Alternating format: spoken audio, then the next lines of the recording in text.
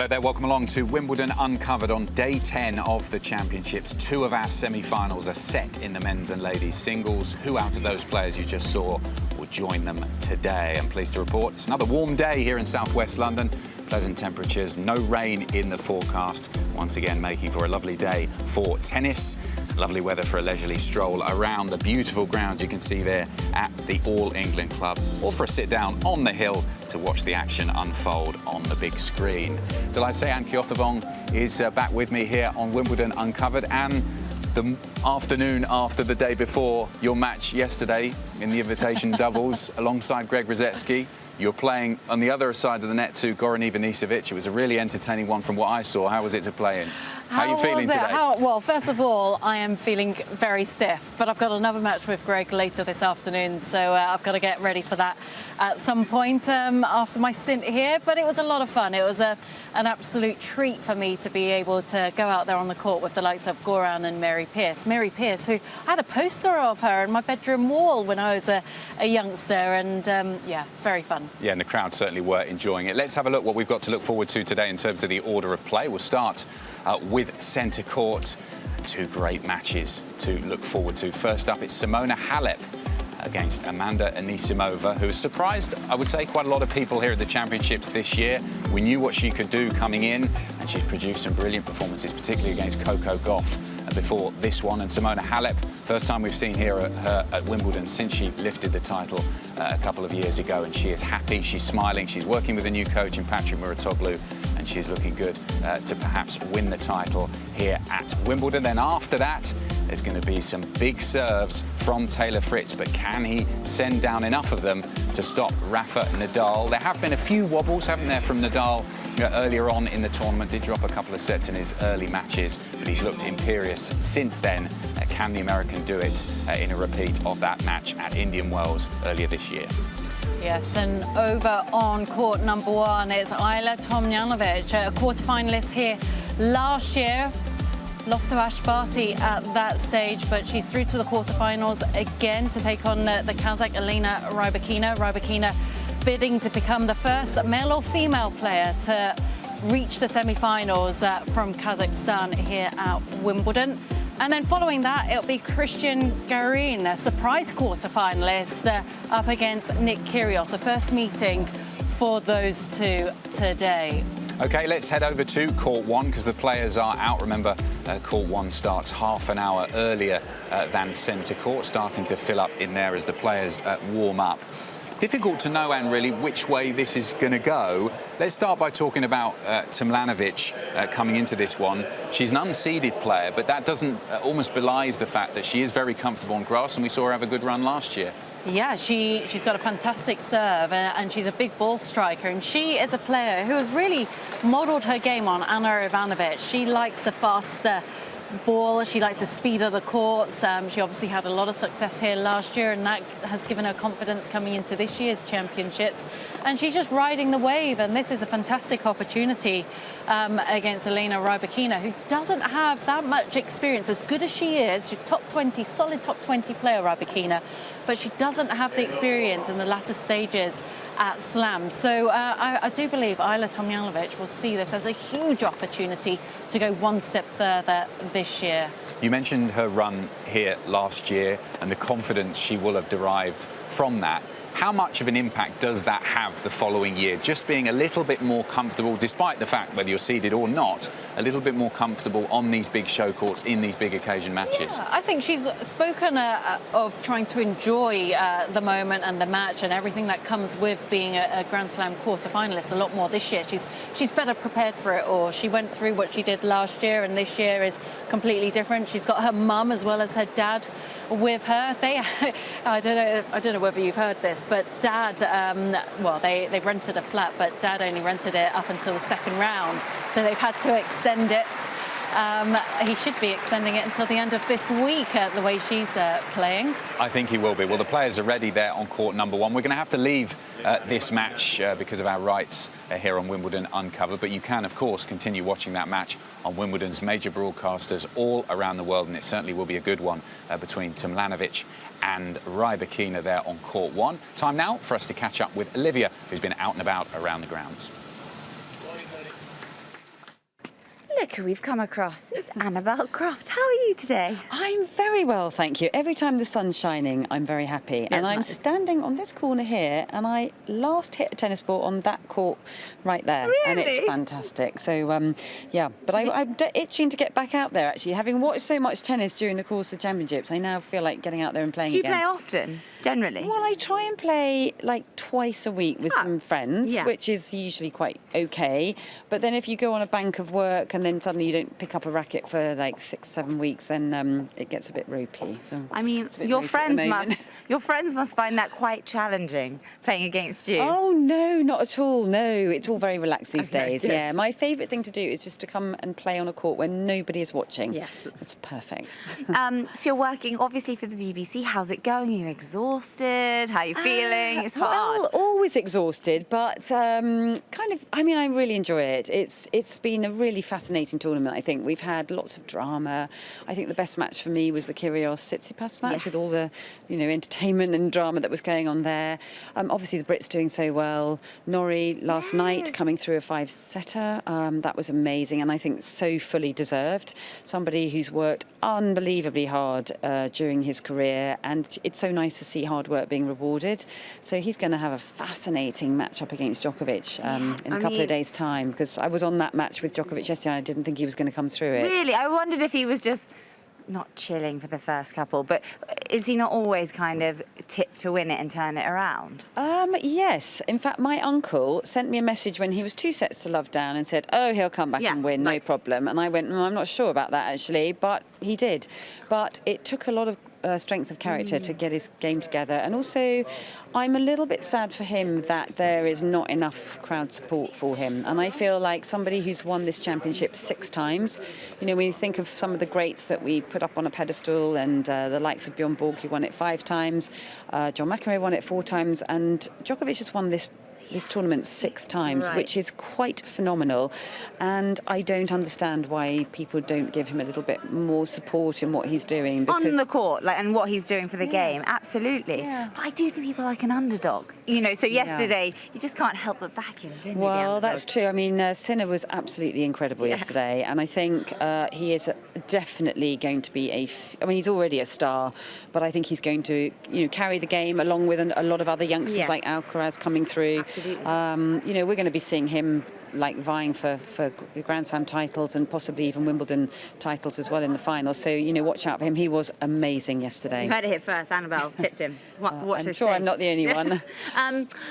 Centre court celebrating 100 years. I mean, if I've said that 1,000 times, I've said it 1,000 times. But it is. Any fond memories or matches you've watched growing up or more recently that stand out? I have many memories, actually. When I was about 11 or 12, I came to Wimbledon for the first time, actually as a schoolgirl with my school, and we all got into you'll be too young to remember this, but they used to have standing room only. Wow. So there used to be this whole middle section, which now has become seats because of health and safety. But back in the day, they used to have standing room only, and it was an unbelievable atmosphere in there, and there would be people dressed up as clowns and all sorts of things. It was just really, really fun. And when I grew up, Bjorn Borg was my absolute hero, so I used to try and get into the grounds and then run to standing room to try to catch a glimpse of Borg. Wow. And then I was able to sort of come back as sort of in the juniors, but still go to watch Bjorn Borg playing on centre court, and I watched him keep winning, and obviously he won it 5 times, but it was just amazing. So I mean, honestly, I could sit here and list so many matches. I mean, when Ivanisevic beat Pat Rafter in the final, that was a very special day. Watching Pat Cash climbing up into the stands, that very famous day. And some of the great finals that the Williams sisters competed in, they were extraordinary. There's so many matches, but I think it's just a very, very special court. It really is. All right, well, I feel like you've given us such brilliant answers. I should let you go and carry on with your busy day's work. You're going to talk all day. I'll give you a little break. I'm doing Curios later on radio, so I'm really looking forward to that. Let's hope there's lots of action on the court that's really enjoyable for you. Yes, I hope so. Thank you. Have a lovely day. You too, Annabelle. Thanks. Bye.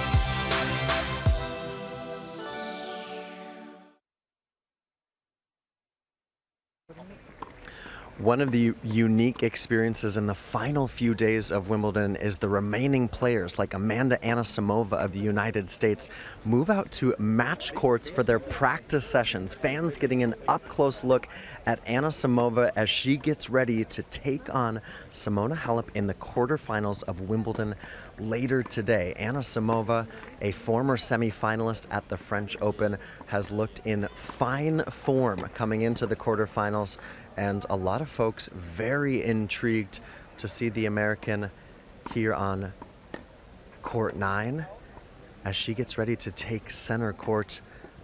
They're first up on center today, and it's going to be an intriguing one itself. The match against Simona Halep, their fourth meeting. Halep leading that head-to-head 2-1, including a really easy win for Halep just a couple weeks ago in Bad Homburg, one of the Wimbledon warm-ups. But Anisimova, I mentioned that fine form, taking out Coco Gauff in the third round on center court, and then beating Harmony Tan, the player who had beaten Serena Williams in the first round. Anisimova, powerful player off of both wings. She's hit 108 winners this tournament in 4 matches, more than any other player, and she's also had a standout 2022. She started the year as the world number 78, and she's made 6 quarterfinals this season and has won 7 matches against top 20 players. One more intriguing aspect of the clash with Simona today is Halep for a long time was working with Darren Cahill, the longtime coach from Australia, and in the last few months it was Anisimova who brought Cahill on. Cahill then stepped away from the tour, but just in the last few days we have seen Darren Cahill out on the practice court with Amanda Anisimova. He's not here today, but for Amanda Anisimova to have some insight from Cahill as she takes on Simona Halep for a spot in the Wimbledon semifinals, that is going to be some absolutely priceless intel for Anisimova to have against Halep. She's on the number 9 court right now. She's going to take to center court later this afternoon to take on Simona Halep for a spot in the Wimbledon semifinals.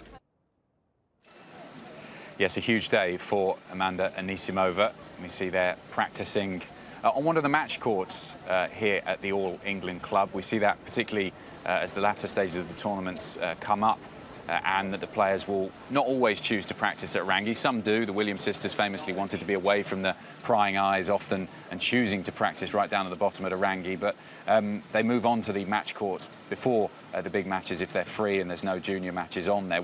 Talk us through that decision. Why do the players do that? Well, first of all, the match courts are in better condition at this stage of the event than the courts down at Orangi. And also, for practical reasons, you're nearer to the locker rooms, so you don't have to walk as far, even though there is an underground tunnel that the players can use if they want to avoid the crowds to get over to Orangi. There is now a golf buggy that transports players from A to B. Back in the day, we had to walk. Nobody walks anymore. They just get on the buggy.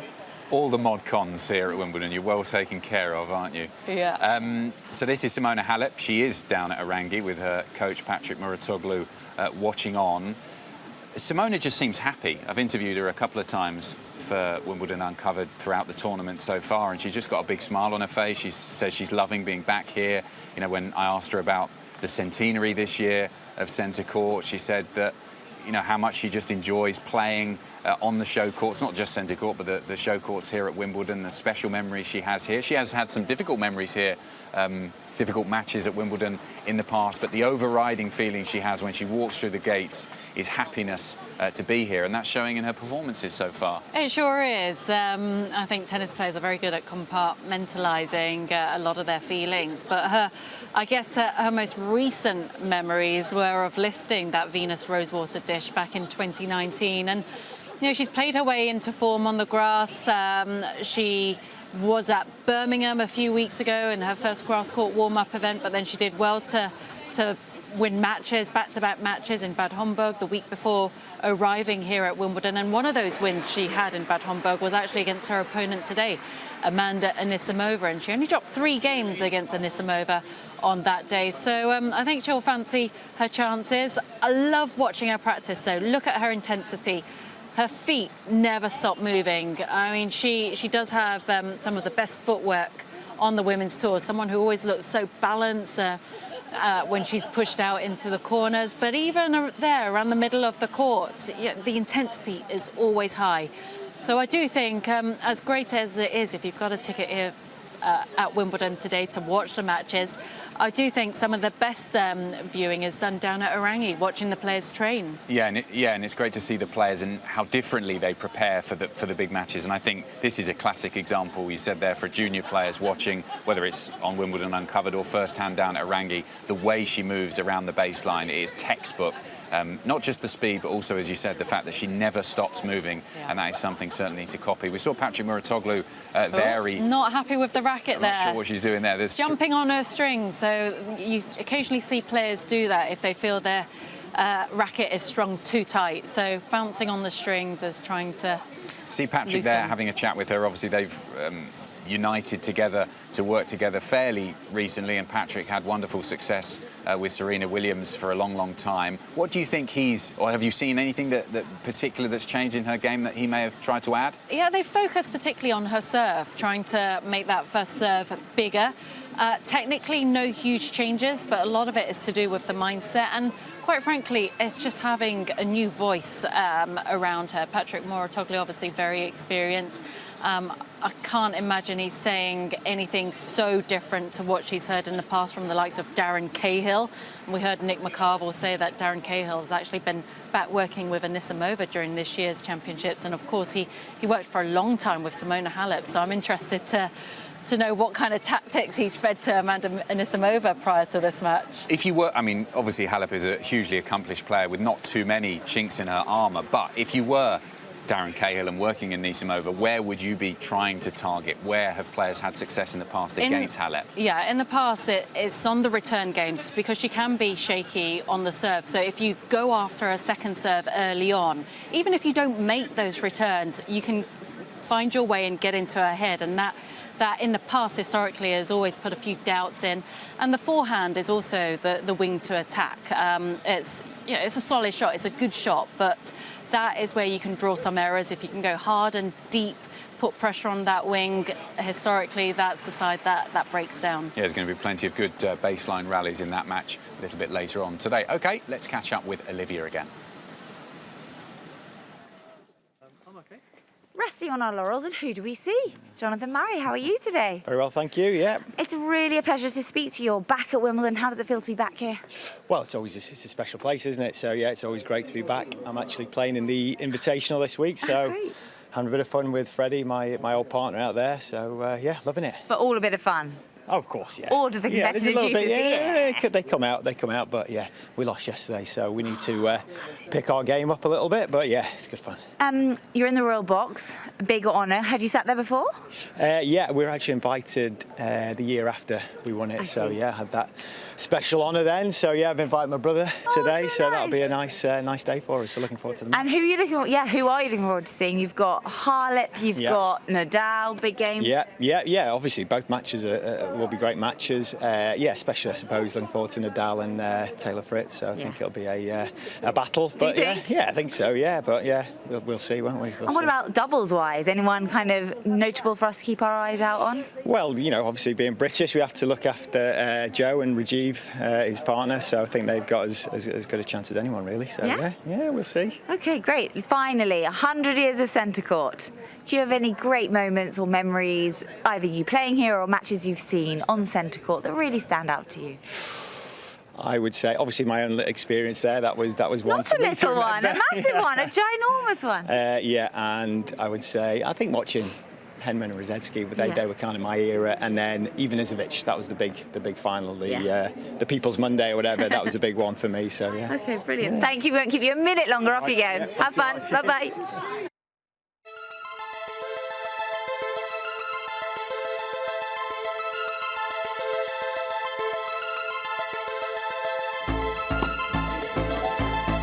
It's quarter-finals day, today and tomorrow, and they've mixed things up this year, the All England Club. Men's and women's on centre court and number one court, as it will be tomorrow. It's a beautiful day. so, Eula Niemeyer leads out Tatiana Maria.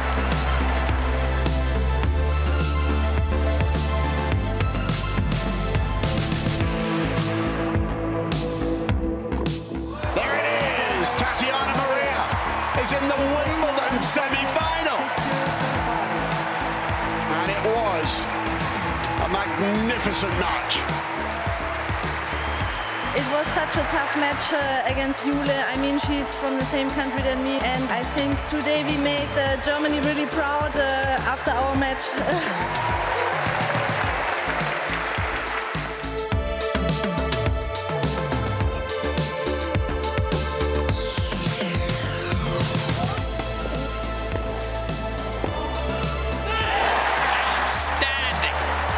This is Sinner at his very, very best.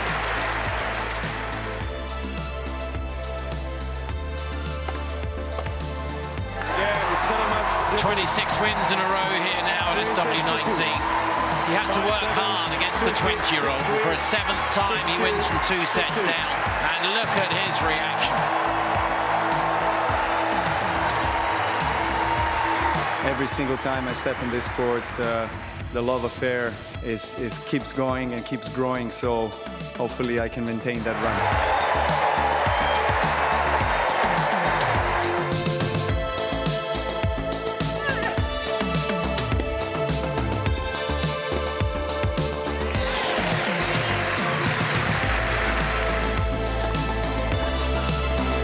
A simply stunning performance from Ons Jabeur as she makes more history.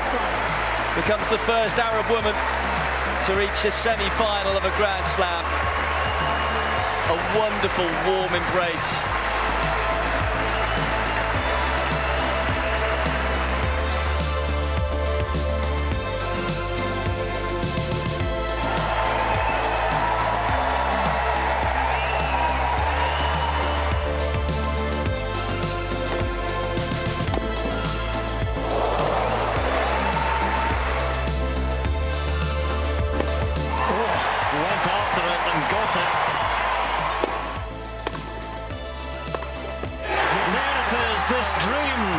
This dream carries on for Cam Norrie, who's taken the long road back in this match, and it leads now to a Wimbledon semi-final. And let him enjoy this moment and the acclaim of the crowd.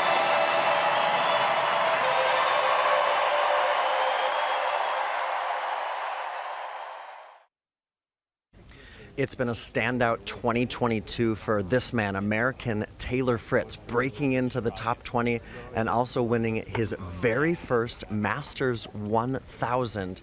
And now he's into his first ever Grand Slam quarterfinal. Fritz currently on the number 10 court, just in the shadow of center court, where he is later today going to do battle with Rafael Nadal. Nadal looking for a 23rd Grand Slam, continuing his run this year, looking so strong in the majors, winning the Australian and the French.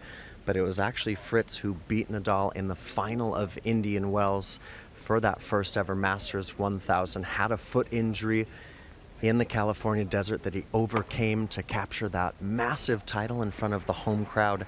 And you can just see the 24-year-old 11th seed getting ready for what you could argue is one of the biggest matches of his life, trying to become the youngest American into the semifinals on the men's side at Wimbledon since Andy Roddick did it in 2005. And with him in the backcourt is Michael Russell, who's been with Taylor now for a bit, and Russell, a former top player himself, employing his own work ethic. Russell was known for how hard he worked on the tennis court, and that's something that he's really imbued with Taylor Fritz in their time together. The serve is going to be very key against Nadal, and the movement and the return that the Spaniard will be pressuring the American with all day. Fritz, we mentioned that strong 2022, the title at Indian Wells. He also got another title at Eastbourne on the grass just a couple weeks ago to boost his confidence coming into Wimbledon, and has paid off in spades. Has not dropped a set in 4 matches played, including a win over Jason Kubler in the previous round, and has just looked like he is a man on a mission. Getting a nice look of that huge serve of Fritz. Again, that's going to be a big weapon for him against Nadal in his first ever Grand Slam quarterfinal. And what an amazing experience for fans here on Court 10, just to see, if they don't have tickets into center court, to see Taylor Fritz getting ready, doing all the little detailed things to get ready for a matchup this afternoon with Rafael Nadal. This is the man that stands in the way of the American Taylor Fritz today. Rafa Nadal making his way through the crowds after his practice session, signing some autographs. But I think, Anne, it's fair to say that it's going to be a tricky one today. Rafa Nadal will not want to take Taylor Fritz lightly at all, because Fritz has weapons, particularly on the serve and the forehand, that can trouble the Spaniard. We've seen that earlier on this year. Yeah, for sure. Taylor Fritz also has the confidence and the belief to beat Rafael Nadal, given that he was able to do so in the final of Indian Wells back in March. He was the first man to beat Rafael Nadal this year after Nadal's success in Australia. So, yeah, Taylor Fritz is someone who backs himself. He backs his game. He's won a lot of matches. Prior to Wimbledon, he won in Eastbourne. So, yeah, I think this is going to be a really tough challenge for Nadal today. Yes, and we have seen in previous years, Nadal can be vulnerable on centre court against those big servers. Lucas Rosol, I remember, a little while ago. Well, that's to come later on centre, but the players are out for the first match. Simona Halep, who we were just talking about, we're watching her at a practice session down at Orangi with Patrick Muratoglu earlier on today, the number 16 seed from Romania against Amanda Anisimova, the 20 seed from the USA. How do you think Anisimova is feeling ahead of this one? Confident. The way she dismissed Harmony Town in the previous round, she was very efficient, hit her way, hit Harmony Town rather off the court, and then in the match before that against Coco Gauff, I was so surprised by the way she was able to turn her game around after a slow start and dismiss Coco Gauff on centre court. You know, this is a young woman who we have been following for a number of years, but let's just listen into the coin toss first. If you want to challenge, please do it quickly. Returns are allowed, but then you have to stop immediately. And another reminder, try not to bounce the racket on the grass. Any questions? Simona, would you like to call it?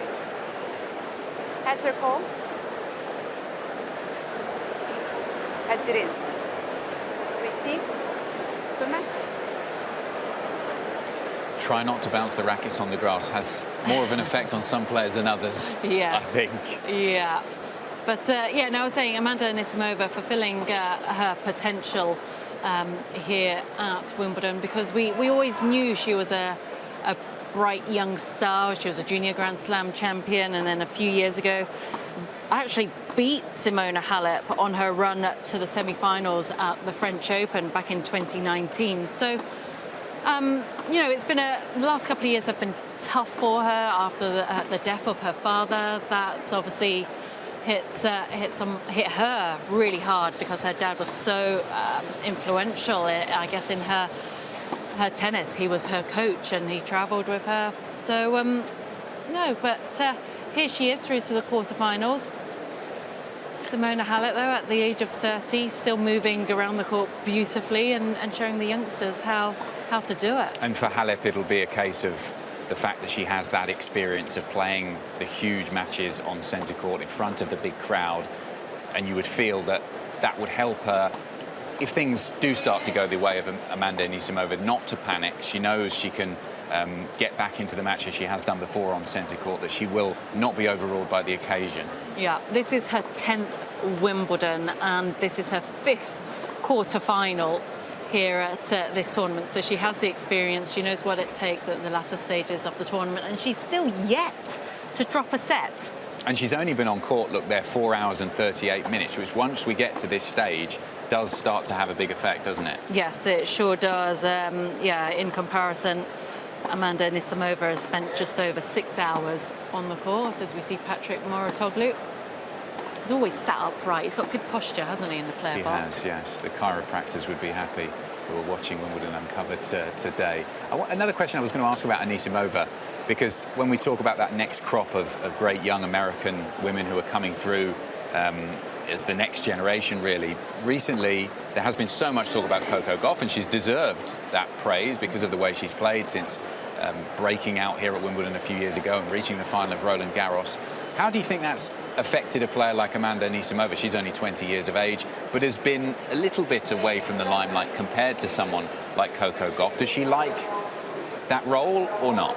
No, I think she'll use it as motivation. Her and Coco Gauff have grown up together. They were on the same junior Fed Cup team. They played against each other in junior slam. So, you know, I think that motivates her to come to each tournament, arrive at each tournament and go further than her compatriots. And, you know, she's got a big game. It's a different style of play to Coco Gauff. Gauff obviously reaching the French Open final, so she has gone that bit further than Anisimova has done at a slam. But just give Amanda Anisimova time, and I'm sure, you know, one day she will be lifting the trophy at one of these slams. She's too good not to. She struck more winners than any other woman in the draw. 108 winners in this tournament. And she has got Halep, 2 very convincing wins against Anisimova, 6-2, 6-1, and then 6-love in that first set of the other match. But she has also managed to beat her too. But I think what I really liked about that match against Coco Gauff was she lost the first set, didn't she, 7-6, but then she was able to not panic and also figure it out tactically to then come storming back and win the next 2 sets. I think it was 6-2, 6-1 in the next 2 sets, which shows a level of maturity and ability to work with what you've got in a match to figure it out. Yeah, she handled herself very well, showed good composure. And she's going to be dangerous against Halep today because she's got that big game, she's got the big serve, she's got the big strikes from the back of the court that can rush a player like Simona Halep. So Halep has to be fully focused out here to give herself a chance to move through to the semi-finals. Some people have been started, because of the way she's been playing and the fact she hasn't dropped a set so far, some people have been saying that Halep perhaps should be the favourite to win the tournament from now because of the experience she has. Would you agree with that? Yeah, look, this match is very much in the balance. There are no secrets out here. It's going to be a case of who can handle the occasion when it really matters and come up with the big points in the big moments. OK, well, that's the scene on centre court, all set for this great match. As I said earlier, sadly, we're going to have to leave this one because of our rights here on Wimbledon Uncovered. But, of course, you can keep watching on Wimbledon's major broadcasters all around the world, and we will keep you right up to date with the score and everything that's going on, not just on centre court, but all around the grounds here at the All England Club, as we always do. Today, a big day for the players and also for the broadcasters covering Wimbledon. And Nick got a behind-the-scenes look in one of the commentary boxes. You must be quite familiar with this scene. It's center court at Wimbledon, but high atop center court. We're on the 5th floor. I want to take you behind the scenes to see some of the commentary. How do you hear it? How do you see it at home? Well, it's up here on this level where some of the commentators, all of the commentators for center court are doing their work, and we're going to head inside the Wimbledon Radio channel. Let's check out, ooh, this is a glamorous radio booth that we're getting a look at. Come on in, guys. And first up, Barry Cowan and team, you ready to commentate? Tell us a little bit about what happens in this booth.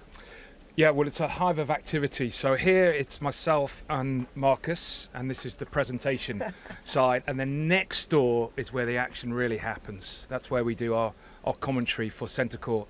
So it's very tight, and but you know what? We have good fun up here. Yeah, you certainly do. And actually, Marcus Buckland, I want to ask you, the presentation versus the center court broadcast, what's the difference there for folks? Okay, so in here, basically, we've got 3 dedicated channels. So we've got center court, where Barry is about to warble for a long, long time. We'll have number 1 court, every ball of every match there. Here, we try and give an overview. So we'll go to centre for the key moments, we'll go to number 1 for the key moments, but we've got a flavour of the courts, we've got a couple of reporters, and we've got a few of the other guys who are actually covering the doubles, the mixed doubles, and the legends. So hopefully we give the full flavour of Wimbledon. Awesome. I love it. Thank you. Thank you. Have a good call. Okay, Barry Cowan, Marcus Buckland. Let's go over to Barry Milnes and Jill Krabus. They are on center court today. They're getting ready for the match. And I also love this, that the Wimbledon Radio, you can find it on Wimbledon.com. You can find it on the app. And this is a pretty spacious radio booth, isn't it, Jill? It is. It's pretty cozy, but we do have a lot of space. Obviously, we need the space for our papers and notes and to prepare for the match. But it is nice, and it's nice being next to the hosts over there, Marcus and Barry. We have some good interactions, but it's a great spot to be. We've got a beautiful view, as you can see, so we can see the action perfectly clear. But it's very nice. Okay, and Barry, tell us a little bit of all the bells and whistles, right? Because you guys are prepping your notes. I love the old school pieces of paper, but you've got some gadgets here to make sure that everything is you can have the best radio broadcast that you want. Yeah, we obviously follow the tour all year, so hopefully you retain some knowledge, but you have to do your prep for each match, and we have a fantastic view here. We call the action as we see it, right in front of us. We don't work off the screens to do that. We are actually following the ball on the court. We've got the royal box round the corner there. We've got different parts of the player box and obviously the fans down at the front, just keeping an eye on it all. But the great thing about radio is playing with sound and all the sounds that go into making up a match. Spectators, players, the sound of the ball, the umpire, but also that amazing moment when you get the hush of 15,000 people just before a huge point, and that is spectacular. What's the challenge for someone like you as the play-by-play guy to make sure that you're detailing every single thing that the fans aren't seeing? A lot of them aren't actually watching the action. I think you develop over the years, you develop a style, you have to almost do it in shorthand, you have to keep your words succinct as best you can, and you can't necessarily describe every forehand and backhand, but you get a read on the play, the point, the way it's being fought out, and hopefully you bring that to it. And also you have time after each point when there's applause to sort of add description, and Jill with her expert comment on that. Okay, expert Jill Krabus. Of course, you're a former player yourself, but tennis on the radio, it's still something I think a lot of people would say, wait, what's going on here? But you've done it for years, both of you have, and I think you love it too. Why do you love this versus the TV product so much? Yeah, I actually started in radio, and I love it because I think luckily I get to work with someone like Barry and a lot of our other hosts that just provide so much great imagery, I think, to the game, which is just a different way to get used to the matches and to get a feel for the courts and what's happening during the matches. And I think finding that balance of being able to create that imagery and bring it to the public, I think I love listening to it on the radio because it's so quick. You're trying to find the action, and I think they bring such flair to their commentary that you get excited and you get involved, and it brings a different kind of tension as well, because when you're not seeing what's actually happening, I feel like it can create more tension and more excitement when you're actually listening to it on the radio, in my opinion. Yeah, I mean, I totally agree. And I think the beauty of all the radio channels at Wimbledon is that, from the presentation to center court to the number one court, you just want to bring the tournament to life for people around the world. It's a very rich palette. You can paint the picture. You can go, just like that somewhere else around the grounds. You get an interview, you get a fan, who perhaps has never been here before, who's just suddenly seen their idol right in front of them. You get all that excitement. We have Rob Nothman kind of guy, out in the queue, is doing an amazing job, of bringing that from the morning, the start of the day, right through. We build it up to the big matches on the show courts, but we also cover, all the action, where the story is really. And, it's just a wonderful team. We've got a lot of experience, from playing point of view, but also broadcasting point of view. And that mix, it's like a family, and we are very privileged to be in this position. Oh, I appreciate that. That was very lovely said. And the last thing you have to do before you go on air is you just hit mic on. Is that right, Jill? We have to put our mics on. That's kind of an important part of the process. Yeah, but just one red button, and we're on, and we're ready to go. All right, well, have a great call. All the matches, and the coverage has been fantastic. And thanks for letting us invade this spacious room. Thanks, Nick. Mind your head behind you. Thanks, guys. Thanks, Nick. Thank you. Thanks. Now at Wimbledon, you really do make friends for life. I chatted to Wayne and Rufus earlier this week, and it's great to catch up again with you, Wayne. How are you today? Yeah, I'm fine. Yeah, we started at 4 o'clock this morning, as we do every morning, and we've brought Rufus with us, and he flies around to make sure all the courts are secure of pigeons, and that's his whole fun time. Yeah. So what we're going to do, we'll probably pop them onto your hand in a moment or so, if you're ready. Yeah. And then what we'll do, you can launch off Rufus to do another patrol if you'd like. I I would love to do that. I'd love to see how he does it. He's such a fine beast of a bird. And what's really great is I'm not scared at all. So that's really great, isn't it? Yeah. I'm actually there's the daily fire alarm test. Yeah. No need for concern. Yeah. That keeps us all safe, just like you keep us all safe. Bit nervous to make eye contact with a fella. Don't know. What do you reckon? Should I not look in his eyes? No, he's fine. When they're young and you first come across them, you don't look at them because it's a threat. But as he's old, he trusts everybody now. Oh, good. So, but when I hand him over to you, if you just make sure you move really slowly, because the only thing that frightens them is sudden movements. Okay, because they're programmed and their vision is different to ours, and if something moves quick, they react to it. Absolutely. Okay. It makes a lot of sense. Yes, it does. Theory, though. Yeah. Versus. Put theory into practice. I'll give it a go. All right. Well, should we do this? Right. Okay. So if we back up over here a little bit. We're backing up. If you walk up over there. This is a beautiful day here at the Championships. Perfect, right? And if you keep your hand just there. Hop on, fella. There you Hello. go. And we'll leave him there, and then if you want him to go, which you probably will on his own accord. Okay. Well, just for memento's sake, we'll just get this on camera because it might never happen again. Thank you so much, Jeff. All right then. Well, you know what, Rufus? Why don't you do your job? You're such a good boy. Whoa! Oh, shame. You didn't take flight. How will I encourage him to go now? Well, we just have to wait. Oh, wow, look at him. But actually, maybe this is good. Yeah, Jeff's got such a good close-up on him. He's he's looking at me. He's giving me the evil eye. Go on, Rufus. If you spotted him... Oh, and he did a poo. We caught a live poo. Wow. And he's off. Watch out, everyone. Oh, and he's gone in the back of that live broadcast over there.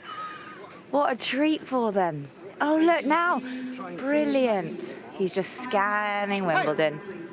Scanning the courts. Oh, Wayne's calling him over. Thank you. Got to compete with the tannoy, which is hard. Here he comes. Oh, heads. Oh, my God. Oh, my God, Jeff. He almost took Jeff. Sorry. You're as quick as a rabbit. Oh my God! Brilliant! What are you feeding him? Quail at the minute. Oh, a bit of... This is my best one yet. Wayne, thank you, Rufus. No, it's been a pleasure, and it's honestly he's really gentle unless you are a rabbit or something. And without, the essence of it is he's a pure predator. He's not fazed by humans at all, but he does like rabbits. But it looks like you're slightly fazed at the minute. I'm not phased. Do you know what? That was just one of the best links we've ever done. That's going on the show reel, let me tell you. If you want to touch him, you can. If you just... This is another one. If you just do it really slowly with your hand where my finger is. Oh, okay. Hello. All right, that's enough for me. Thank you, Wayne. Thank you, Rufus.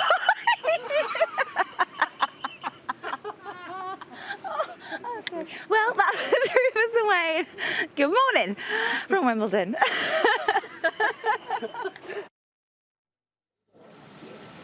Well, after Rufus nearly took the cameraman's head off when he flew back, I don't think she was that reassured when Wayne said, "It's all right, he's nice. No. He's not going to hurt you." I've had a short stint with Rufus and he scares the living daylights out of me. It's the way he looks at you, isn't it?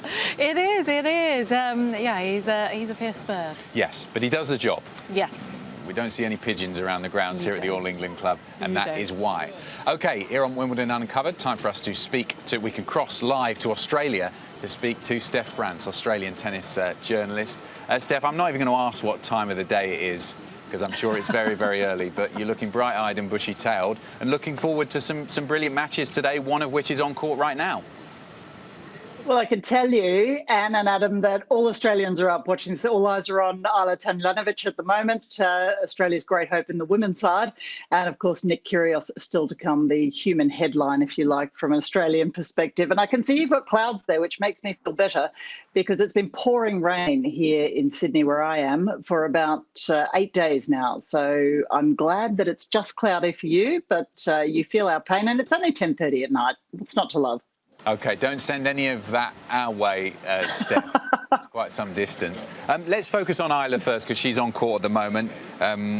she's taken the first set actually 6-4. Great performance, 41 minutes on court to take that first set against Rybakina on court 1. Anne and I, before we came on with you, we were discussing Eula and the fact that she had that great run here last year, and she does look just so comfortable in these big arenas and on the grass here at Wimbledon. It seems to bring the best out of her. I really think, Adam, that Eula's run last year has really helped her. That big court experience will really hold her in good stead this year, and she looks much more comfortable. She is, of course, the highest-ranked Australian female and the first woman to make back-to-back quarterfinal runs since Jelena Dokic, and that was back in 99-2000. Jelena, of course, went on to the semi-finals in 2000, but she's got to be careful in this one because Rybakina can take a match away from you. She's got a big serve, and Eula will need to continue to keep spreading the court to keep Rybakina on the back foot. But Eula's been around Ash Barty, and after she took over the #1 spot from Ash, I think she's learnt a lot from her. And, well, all of Australia's expecting big things from Eula now. Steph, I'm interested to hear, with Eula's game, what is it do you feel that she's improved the most, and what is it that makes her so tough as an opponent to play against? I think, and that her experience is the most, and we've seen her be able to, as I said, spread the court and keep players on that back foot and keep them moving and make them a little bit unsure. And that's something that Eula in the early years couldn't do. And I remember watching her at the US Open, this was about 4 or 5 years ago now, where the confidence didn't seem to be there. And now I think she has that confidence. She's got that belief in herself that she can do this. She's unfazed by the big stage. And I actually think it's her mental space that's going to be her biggest strength so far. Well, Steph, we mentioned that she'd taken the first set 6-4. Let's have a look at some of these stats from this first set. And what do you pick out from here that has seen the difference and been the difference so far for Tomljanovic? Points won behind her first serve and second serve. That is what stands out to me. 85% of points won behind your first serve. You're doing a great job. But when you're winning 3/4 of the points behind your second serve as well, that's going to be a tough day at the office for Elena Rybakina if Eula Tomljanovic keeps that up. You can see Rybakina had no breakpoint opportunities in that opening set, and Eula's numbers are very clean, just 3 unforced errors, 100% record coming forwards, and 9 winners. So yeah, that looks like a clean set of tennis, a classy set of tennis from the Aussie. And Steph, we were listening to Eula in her interview after her last match in the press conference. She was saying as well how she feels, I suppose, at this point of her career, having played so many matches now on grass and had so much success relatively on grass, that she feels comfortable moving on this surface. And as we know, to enjoy success at Wimbledon on any grass court, that's something you have to get right every time. And I love that because that's what's unique about Wimbledon, isn't it? That they have to be comfortable on the grass. And of course, the Australian and US Open, both on hard courts, and they come off the French on clay. But she's coming up against an opponent that had a pretty disappointing grass court season leading up to Wimbledon. And although Rybakina was seeded 17th at Wimbledon, she beat Coco Vandeweghe and then Bianca Andreescu. I think it's a real opportunity for Eula here because that comfort on the grass is what's important. And she's just been, she really looks dominant. And as Anne mentioned, those stats, she's on the offensive. And I think that's important for her to stay on the front foot and keep her opponent wondering what she's going to do. And Eula's really displaying those talents admirably. Steph, just lastly on Tomljanovic before we move on to Nick Kyrgios's match. You mentioned Ash Barty earlier on, and I wanted to talk about the Ash Barty effect.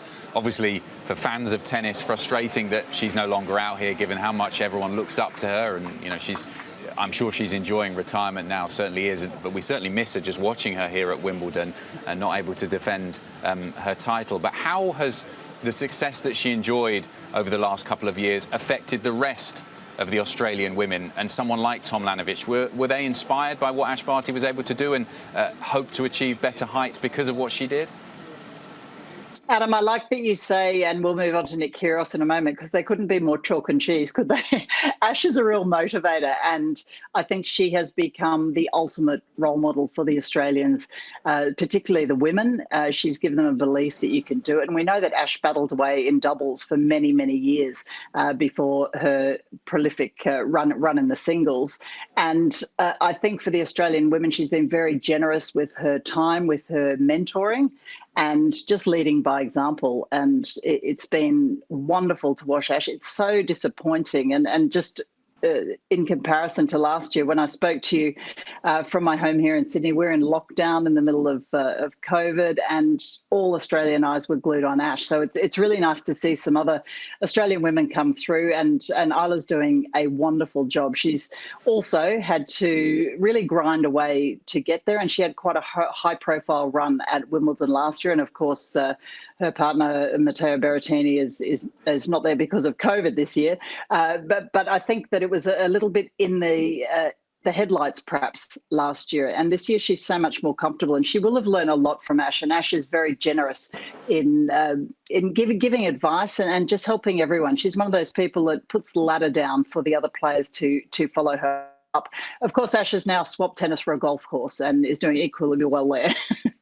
Just lastly, Steph, on Ash Barty, do you think she'll return to tennis, maybe in a different kind of position, whether it's helping younger players, doing more work with Tennis Australia, or perhaps the Billie Jean King Cup team? Do you think that's a possibility?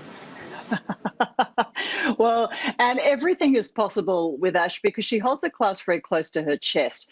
However, with Ash, she never really relished the limelight, and you really get the feeling that her family was important to her. And now, of course, she's engaged and she's very much enjoying life out of the limelight. What I could see Ash doing is coaching younger players and taking on a mentor role, but there's no word as yet as to whether she'll take on any official position. We certainly hope so, because she's much loved here. Steph, great insight as always. Stay there. We're going to focus now on the Nick Kyrgios against Cristian Garin match. We'll speak to you about that in just a few seconds. But Nick is out on the grounds watching Garin warm up.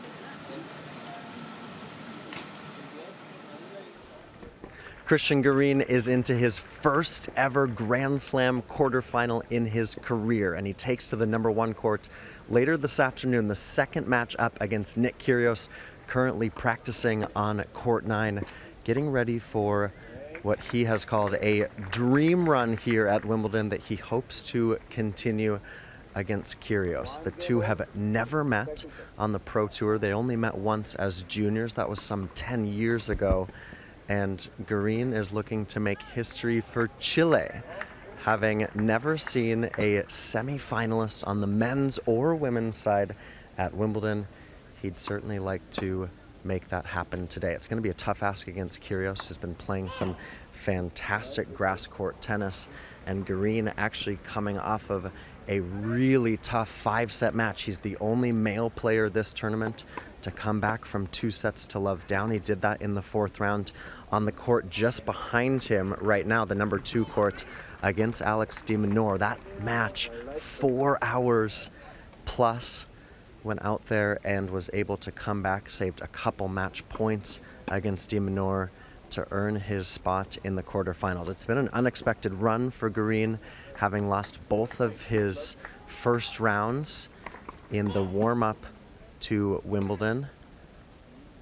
And this is a surface that you wouldn't necessarily usually link up with a South American player. I mentioned the fact that no Chilean man or woman has made the semifinals here at Wimbledon, but he joked after that win over de Minaur that this is now his favorite surface, the grass, and it's certainly been a good surface to him these past 10 days into his first career quarterfinal at a major. Pepe Vendrell is his coach, who's been on court 9 with him today. They just linked up this season, and it obviously is paying dividends. Vendrell for years, for a decade, worked with Roberto Bautista Agut, a former semi-finalist here, one of the top men's players on the ATP.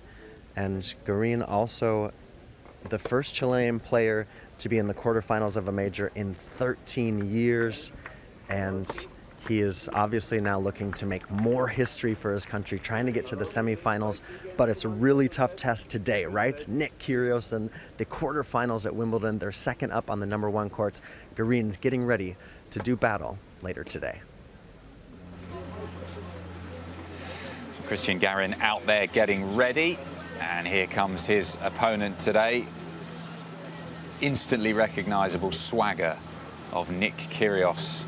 And is it the swagger or the film crew following him everywhere?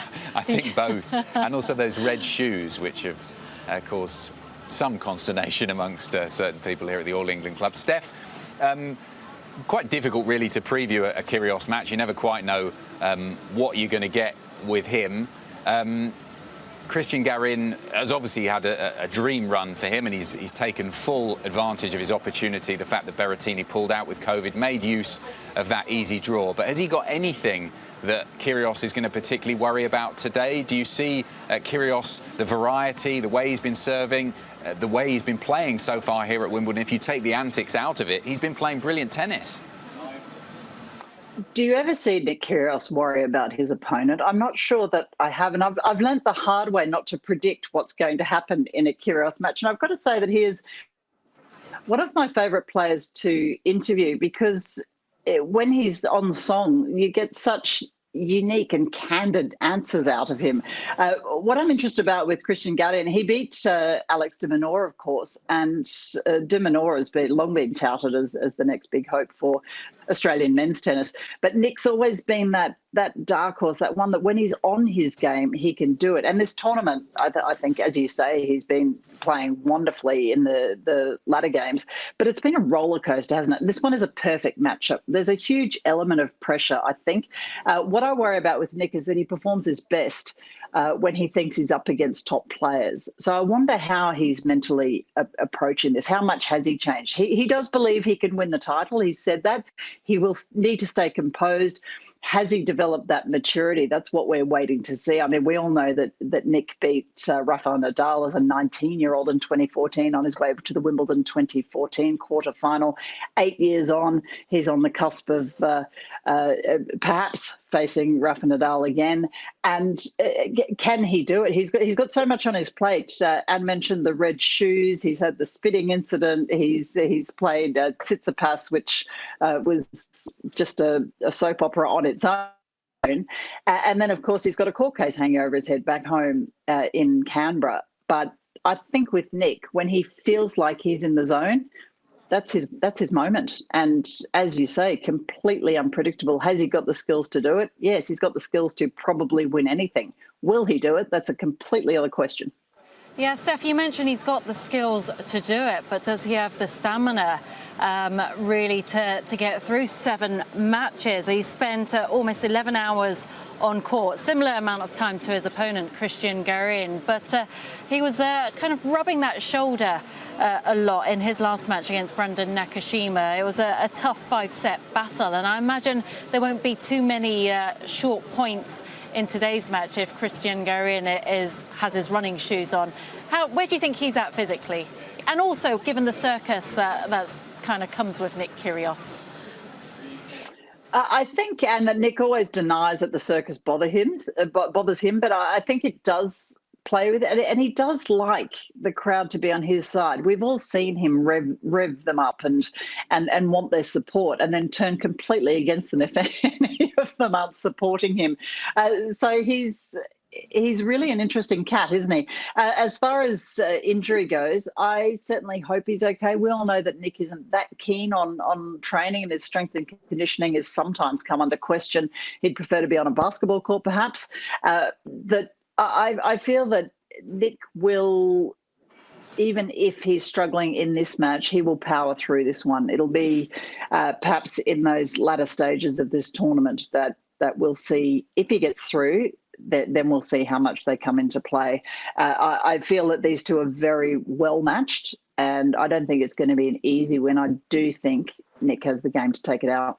Steph, I'm intrigued to get your perspective on how Nick is viewed down there in Australia, because, as we've been saying, he does divide opinion here in the UK. You have to agree that he cuts through to a certain type of sports fan, maybe not a standard tennis fan that you would find in the UK. He attracts people. They love to watch him. You never know what you're going to get. And it is an entertainment product in the end. Is he viewed a similar way back home? Well, he's a showman, isn't he, Adam? You've summed it up perfectly. There's a real love-hate relationship with Curios down under, and we want to love him and we want him to do us proud. I think the behavioural antics disappoint a lot of people. Pure tennis fans have long been sold on his manner of play, and I love watching him play. I particularly like watching him play in doubles because he feels the pressures off and he looks like he's having a lot of fun. But his skill is, at times, it looks second to none. And that's what Australians like to see. It's more the antics and the behaviour outside of the actual shot playing that frustrates a lot of people. And the reaction down here has been, well, he was voted off the island, as it were, on social media about a week ago. And, people were disgusted with how he was playing. Then apparently a lot swung his way during the match with Stefanos Tsitsipas. And I feel like Australians really want him to do well, but he continues to, it's like with a parent, you're proud of them and then their bad behaviour makes you a little bit disappointed. And we know he can succeed. And I think that, well, we're quite weather vane in that manner, that if he's doing well, everyone's supporting him. But it's the behaviour that really frustrates people, because I think that most people, and certainly tennis fans, believe that he can be one of the best. It's just that he perhaps lets himself down. So, yeah, I think you summed it up in the divided opinion. Yeah, hard to disagree with anything you said there. Steph, before we let you go, a prediction on this match? It sounds like you're siding with Curios, only just. It's going to be a close one? I think it'll be close. It may be close. I think it'll go to 4, but I think it's Kyrgios's match, and he's got the game to do it, and he seems to be playing himself into form as he's want to do, and he likes the grass. He likes Wimbledon, and fingers crossed that he keeps his personality in check and he can do it. Yeah, it's certainly going to be entertaining. Steph, thanks as always for speaking to us here at Wimbledon Uncovered. I'm sure we'll speak to you again over the course of the rest of the championships. Just to update you with what's happening on that match on court number 1, Tomljanovic took the first set 6-4, and they're still on serve, relatively early stages of the second set of that quarter-final. Rybakina leading 2-1. It's just gone to 2-all. Tomljanovic has held serve. And then on centre, Simona Halep is having it her way so far, 5-2 with a break. So she is serving for that opening set in less than half an hour against Amanda Anisimova. Time now for us to catch up again with Olivia, who hopefully has recovered from that incident with Rufus earlier. So here I am in the depths of the broadcast centre, and we have found the IBM operations area. Let's see what they get up to, because they play an integral role to the championships.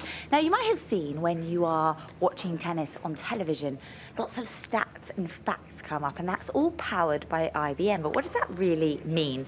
Well, look who I found. Who are you, sir, lurking around the computers? Hello. Hello. So my name's Kevin Farrer. I'm the IBM Partnership Exec to the All England Club. Well, lovely to meet you. You're just the person we need to speak to, actually, because you could probably explain a little bit more about what IBM do here and your very important and integral role to the championships. Of course. So what we do is we collect all of the stats around the tennis. So it's all about data, and the championships creates a lot of data, as you can imagine. So literally stroke by stroke, so the direction of the serve, the speed of the serve, how that serve is returned, forehand, backhand, the rally count, how the points won, is it a forced error, an unforced error. So all of those tennis stats are collected, and then we combine those with other data sources. So you'll be familiar with Hawkeye, and most people are familiar with that for the line challenges, of course. Yeah. But every movement of the ball throughout the rally and the players as well is being tracked. So we start combining those tennis stats with things like the player movement, ball movement, to create insights. And it's those insights that we then put out on the broadcast graphics and on our digital platforms and the official apps. Why? Is it just for interest? What the club want to do, we're here to serve the club. So the club want to engage with fans. And so this is a way of doing it, is through the data and the stats and the insights. Now, before a match, though, you can kind of get an idea of potentially how a match might go based on head-to-head and previous stats that you could have collated over the years. Absolutely. And does that help with kind of predicting an outcome of a match? Or again, is it more for fun, interaction and learning for a viewer? So we are doing a match prediction. So IBM Watson is doing a likelihood to win prediction for all the singles matches. So that's using a combination of, yes, the recent tennis data in terms of match results, but it's also looking at what we call unstructured data as well. So it's looking at the buzz in the media, for example, punditry, and that all gets combined into an algorithm using artificial intelligence and coming up with this likelihood to win prediction. Now, the reason we do that, again, it's about the club wanting to engage with the fans. You know, sports fans love debate, so what we're doing is providing a mechanism for that debate. So we put our prediction out there, the Watson prediction. The fans can see that. They may disagree, they may agree, but what's great for this year is we have an opportunity for them to have their say as well. Yeah, tell us how. So within the official apps and on Wimbledon.com, you can go in and look at a particular match that you think, oh, that's interesting. You can delve down into more detail about why the Watson prediction is what it is. Something we call the win factors. So you can read about that. And again, you may disagree. There's 101 variables as to how a match might turn out. So, and then there is literally a have your say button. So there's a slider. You can say, well, actually, I think player one is much more likely to win this match. So you can move the slider, you can submit your prediction, and then you can see your prediction. There's an aggregated fan prediction for all of those votes for that match, and then there's the Watson prediction. And then you can see how that plays out during the match. And then again, there's a great opportunity for the club to engage with fans. Sometimes Watson's right, sometimes there's an upset. Yeah. So, but again, it's about sparking debate amongst the fans. And that is a lot of fun, actually. And all sports fans do think they're experts, so that is fun for them to get involved. Could you walk us around maybe some of your team, show us exactly what they're doing in a practical sense of collating data? Sure. So here we've got one of our data entry supervisors. This is Aidan. So we've got teams who are collecting those stats, really good tennis players. All the point-by-point data they're collecting. But sometimes, there could be a query on a particular thing. Like I remember last year there was a question mark over an ace. Was that an ace? A fan had put on social media. Actually, they thought they heard the ball hit the racket. But actually, when we've got the capability here to replay in super slow-mo, listen and see actually what had happened. And in that instance, it was the racket hitting the ground rather than the ball hitting the racket. So yeah, there's a combination of the teams here and the teams by the side of the court who are making sure those stats are accurate and fast. They have to be actual tennis enthusiasts who get the game very well. Yes, because they have to interpret the game. So things like a forced error, unforced error, that needs that interpretation, that tennis knowledge. Interesting. So as much as the data is collated, it's done by humans. It's not kind of all done via cameras and computers. It's a combination. Right. It's a combination. Joint effort, team effort. Absolutely, and that's the same with all AI. It's a combination. It's augmenting the human element. So working hand in hand, bringing the different strengths. So yeah, it's about working together. So there's some elements are done by people, and some elements are done by computers and AI. And at the beginning of a match, a spectator, if they're watching at home, will see really nice kind of sentences with kind of info. It's not all just numbers and pie charts, is it? Is someone in here typing that up to kind of put it out there? So again, there's a combination. So some of those insights are done by our team of tennis consultants and data scientists. Other aspects are done by natural language processing, natural language generation. So that's the AI of IBM Watson. So we do a preview sheet for the singles match, so match insights with Watson. That's got a number of elements to it. It's got that likelihood to win prediction that I spoke about, but there is an in the media section as well. I talked about kind of that media buzz. And there's also a by the numbers section. So different fans like to consume things in different ways. Some of them really like the deep stats. Some of them like video content. Some of them engage through social. What we're doing is helping the club to engage with all of those different fans through different ways. So if you want the detail, you can get into the detail. If you want the bite-sized pieces, then we do that as well. Brilliant. You're very, very busy. Thank you so much. I think we'll explore AI a little bit later on. Thank you so much. Pleasure.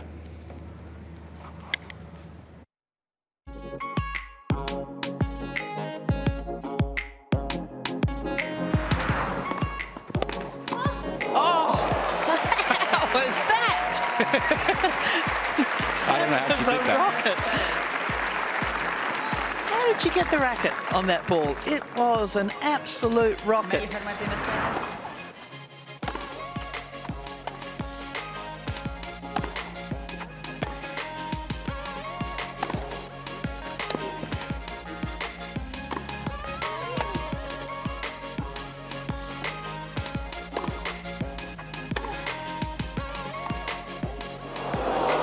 Lovely touch, beaten by the second bounce. Touche. It's usually Maria who's able to hit these deft drop shots. Yes.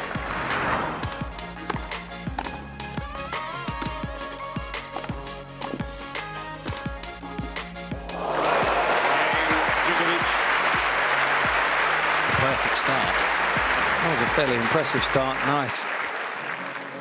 Angled volley here.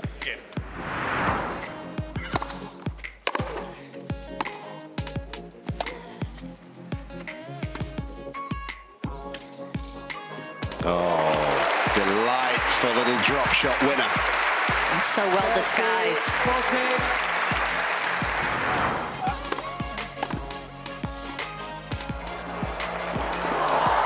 Oh my goodness! This is why the coaches tell you to keep running until it's bounced twice.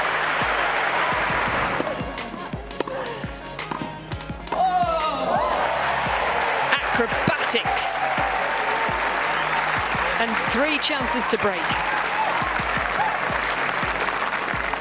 Love 40.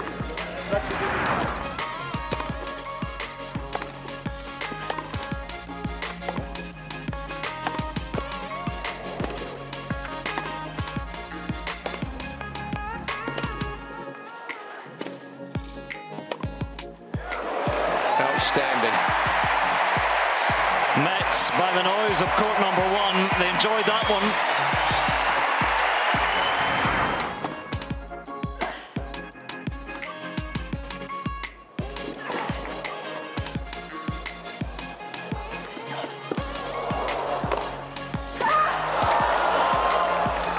Oh, it's one of the points of the tournament. Simply sensational. I think we just saw the best of both players. It's a shame that only one player could win that point. 30-40. When you watch those highlight summaries, you always realise how much you've missed. So much action around the grounds here at the All England Club. This is the action from centre court right now. One-way traffic really for Simona Halep, taking that first set, the number 16 seed against Amanda Anisimova at 6-2.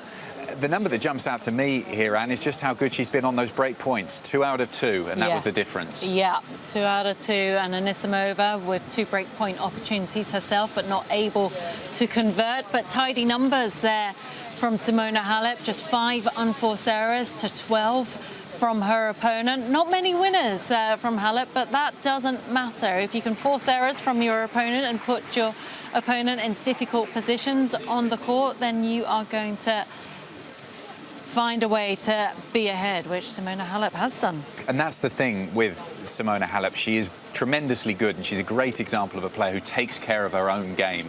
And that's really shown by the unforced error. She never gives it to the opponent, does she? No, you've got to beat her. You've got to find a way to force the errors. You've got to find a way to get that ball past her, but she doesn't make life easy. She moves so well. She's clearly playing with a lot of confidence.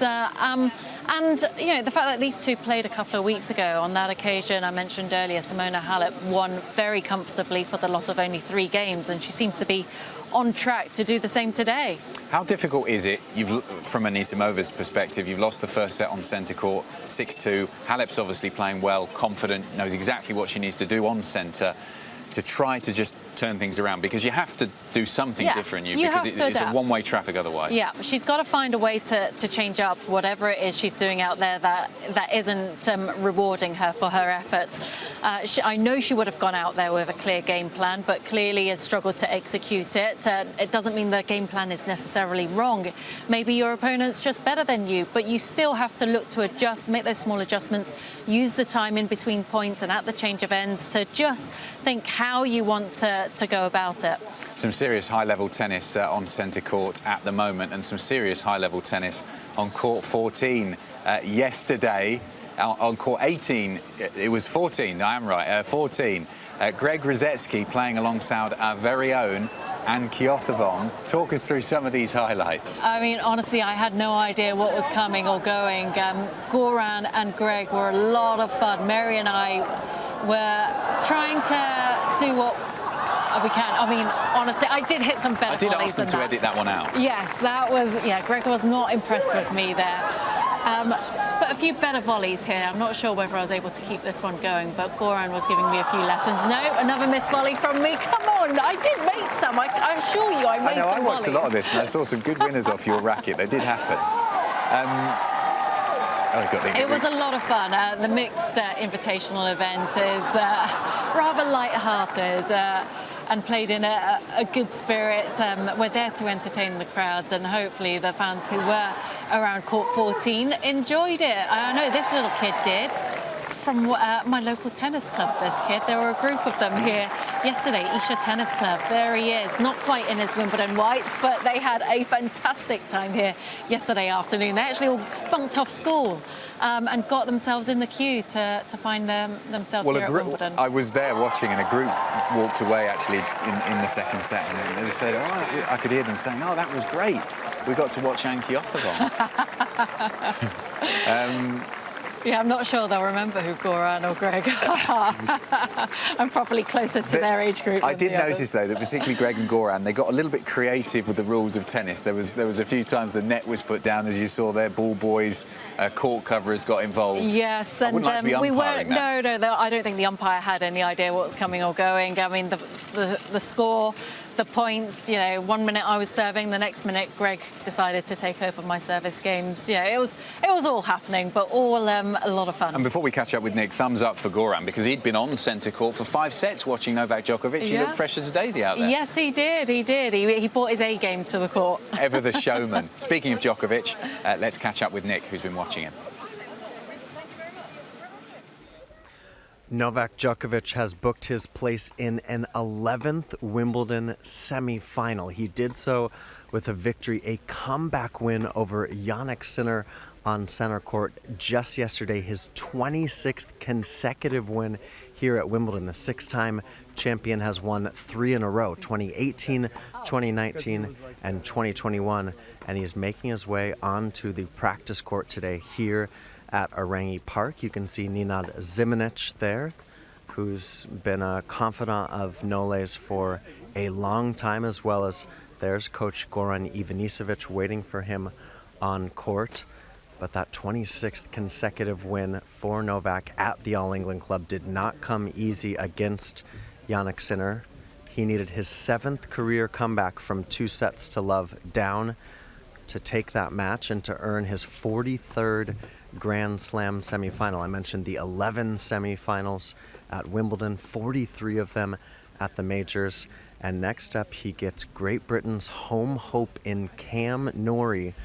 That'll be on Friday in the men's semifinal. Djokovic dominated their only meeting, winning at the ATP finals last year in Turin, 6-2 and 6-1. But Cam Norrie, you could say, has been markedly improved in the last few months, and he certainly will offer Djokovic a challenge to try to get into another Wimbledon final. But today, on a day off for Djokovic, getting onto the practice court with his team and looking to ready himself for another Wimbledon semifinal, his 11th, and Djokovic has continued to make history. He's going to go for a 27th consecutive Wimbledon win. He wants number 28. That would give him the title.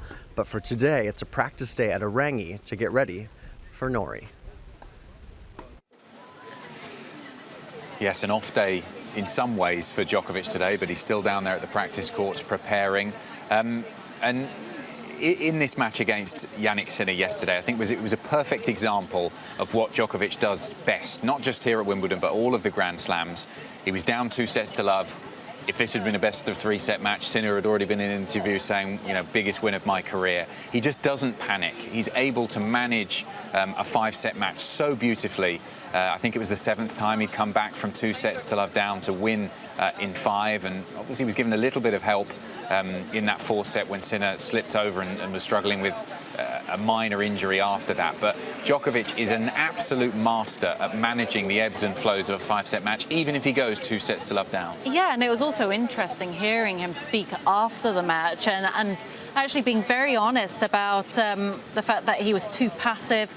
He was doubting himself early on and wasn't staying in the rallies and missing too much. And On a grass court, everything, when things aren't happening straight away, they can feel like you've lost the momentum and everything's slipping away from you very quickly. And for the first 2 sets, yes, Jannik Sinner was the much better player, but Novak Djokovic did use a tactical bathroom break, gave himself a good talking to, good look in the mirror, and came back firing. And as the world #1, as a man with all that, as a top seed here at Wimbledon, and a man with all the experience he possesses, you've still got to back him. He's going to find a way. This tournament is too good of an opportunity for him to add another slam to his tally. And the fact that he's back out there on the practice court, looking to work on some of the things that didn't quite go right yesterday, is a good sign.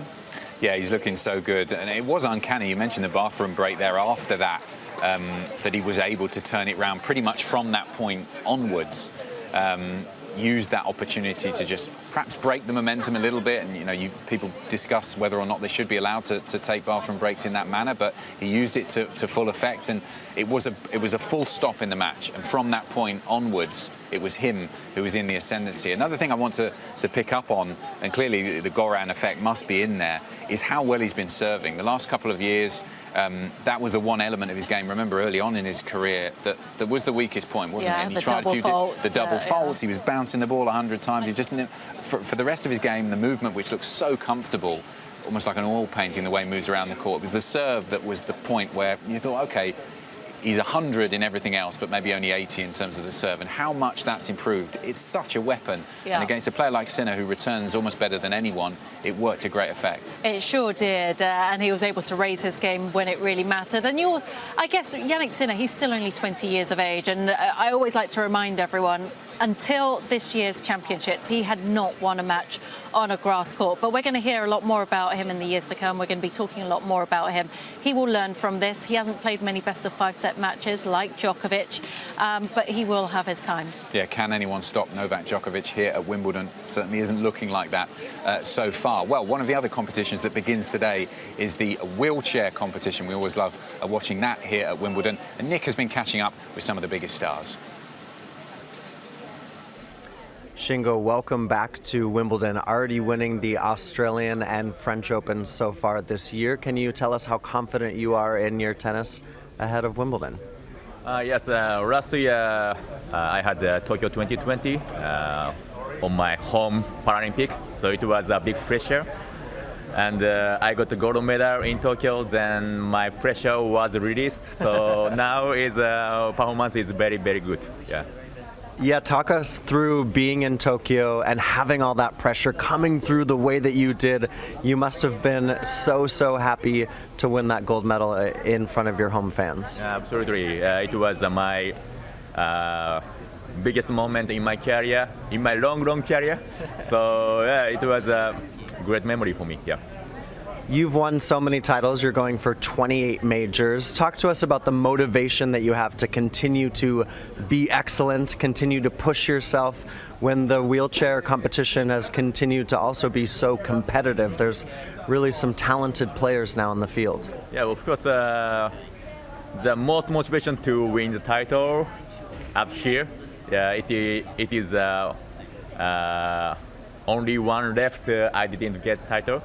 So yeah, Wimbledon is the most motivated title, but I want to improve myself. It is almost a big motivation now. Yeah, you mentioned not having that Wimbledon title. You've won the doubles here. You have yet to win the singles. How will you approach Wimbledon this year for the singles mentally?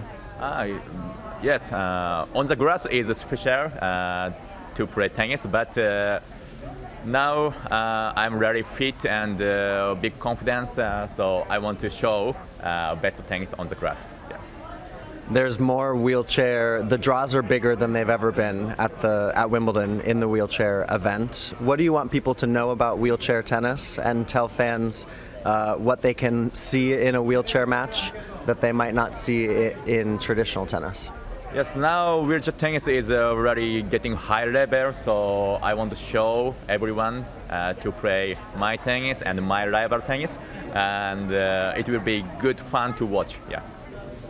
Alfie, welcome back to Wimbledon. First off, I want to ask you, just being a British player, being able to play at this special place, what emotions do you have coming onto the grounds?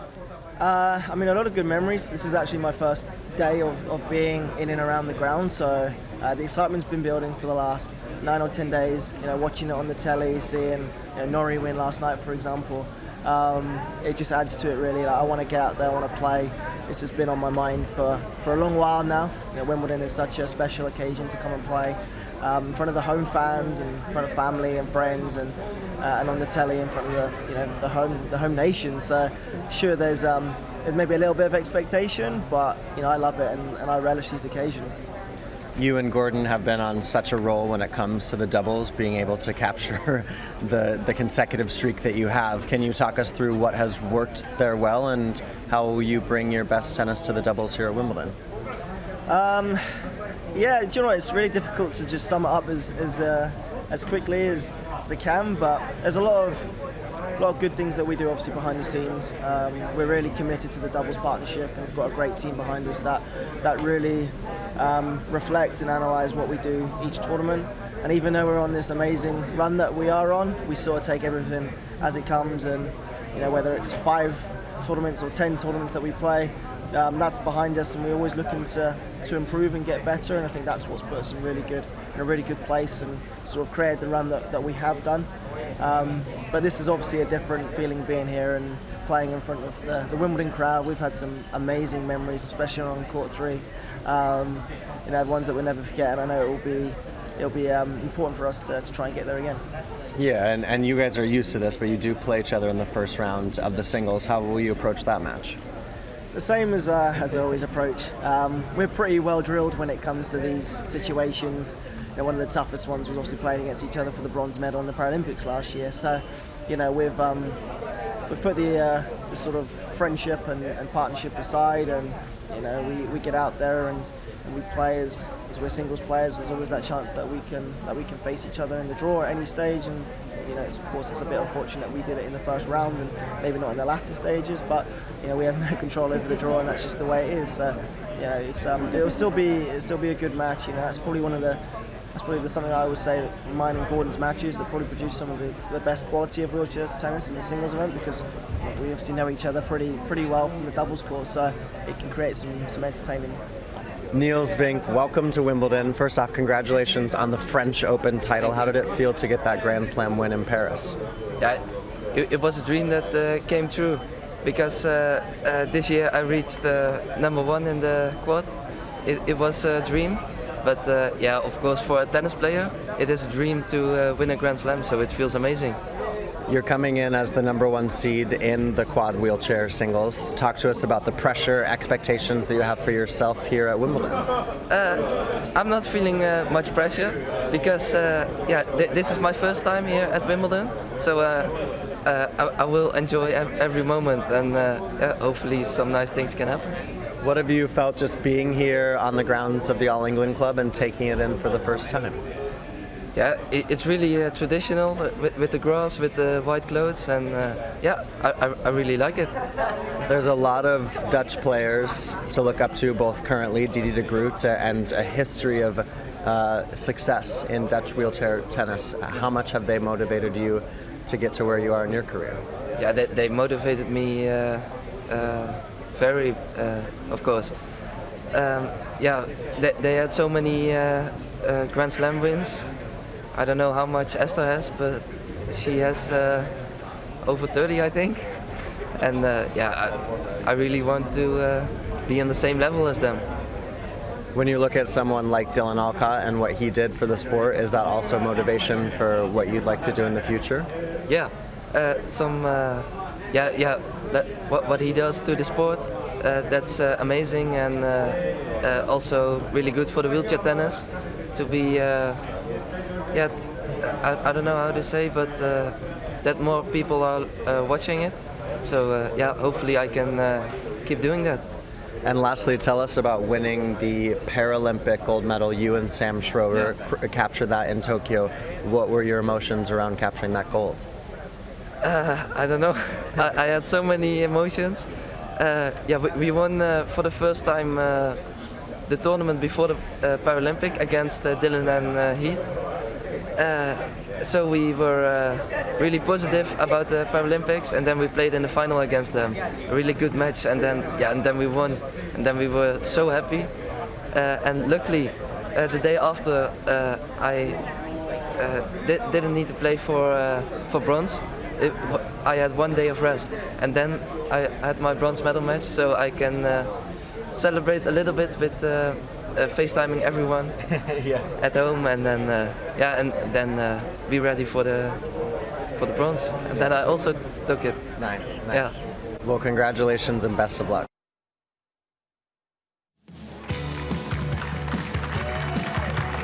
That's really good to see.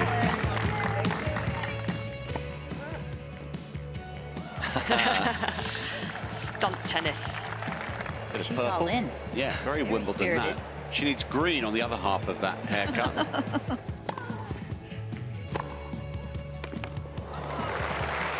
That was a heavy second serve. Oh, he's going to put it away. I didn't see it. He's trousered that one immediately. Are you normally allowed to keep the ball here? No, you have to. If they catch you, they'll lock you away.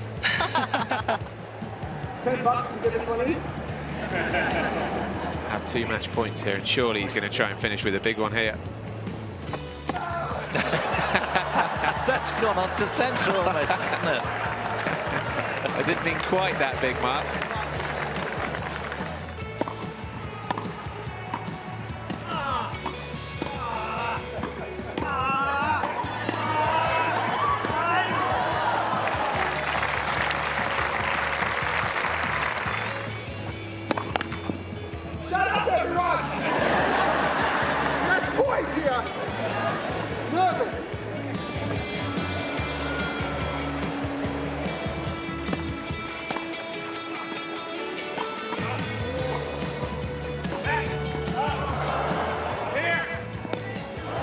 Oh.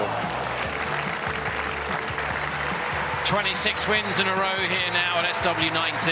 He had to work hard against the 20-year-old, very hard. And for a 7th time, he wins from 2 sets down.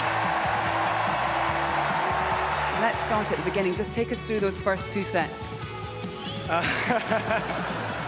Can I take you through the 3rd, 4th, and 5th? We'll get to that point. That's a nice touch too, getting a towel with a signature on it. That'll never get washed.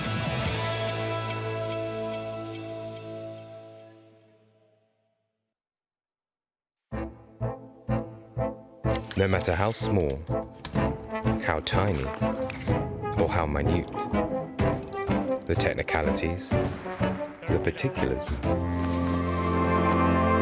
the seemingly insignificant. At Wimbledon, these details matter.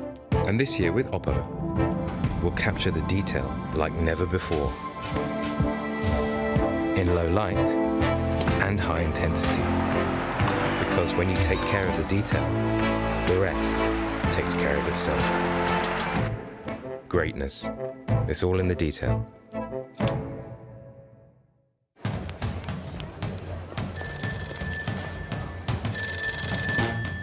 Welcome to the Sip Smith Swansea service at Wimbledon.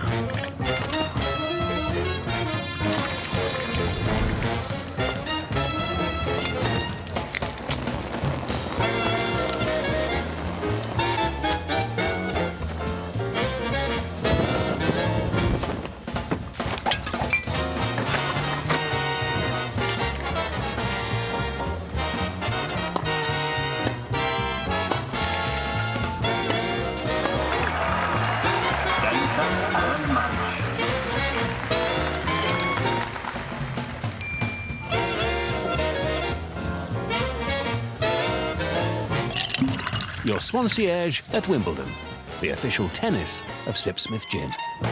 Swansea, like a concierge, but ginier.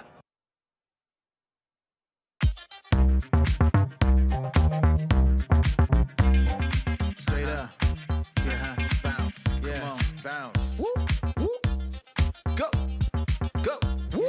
Yeah, it's the kind of vibe I like. Make me wanna ride with the window down all night.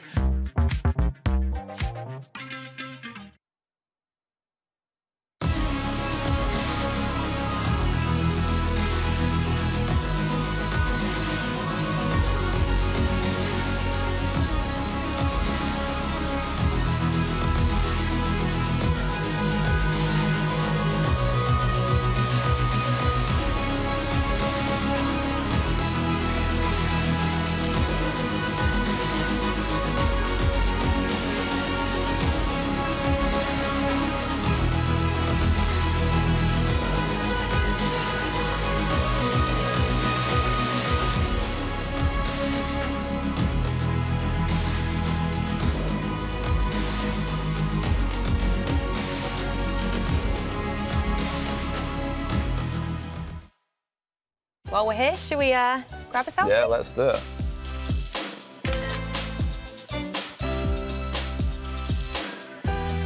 Welcome to Around the Grounds with Amex. I'm back again at the American Express Tennis Fan Experience, and there is so much to do here. Some of the things include sending postcards to your loved ones, you can get your shoes cleaned, and you can even get some tennis-themed nail art.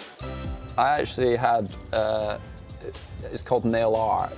Okay. Okay. Yeah, it's this new sort of craze. But yeah, I actually had some tennis balls put on one of my fingers a couple of weeks ago. Yeah, my kids loved it. I might give the strawberries a go. Okay. That sounds pretty nice. Andy, in your career, what's your favourite picture-perfect moment? There is a photo when I was playing Richard Gasquet and I was down 2 sets to love. I basically hit a winning shot and I'm sort of getting very excited, but it's just quite a good photo because, you know, I'm literally in the crowd and I finished the point. For me, that would probably be one that stands out.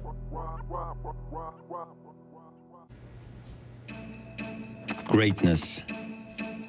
It takes time to evolve and to grow, to strive for relevance in a world that changes fast, to learn how to adapt when the conditions work against us. It's an endeavor to be sharper and smarter, a labor of excellence as old as time itself. A century of relentlessly pushing the boundaries further and further, again and again and again.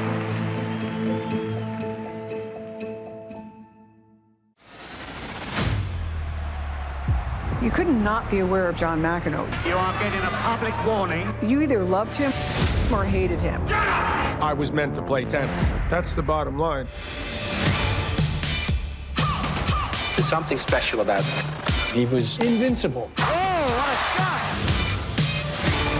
I had the best year in the history of tennis. He's a perfectionist. He could do anything with that tennis ball. I could beat anybody. I felt unstoppable. And I thought, here I come. Tennis has become big business. We got these characters. He said to me, what are you doing later? Because we're gonna party, man. We're gonna have a great time.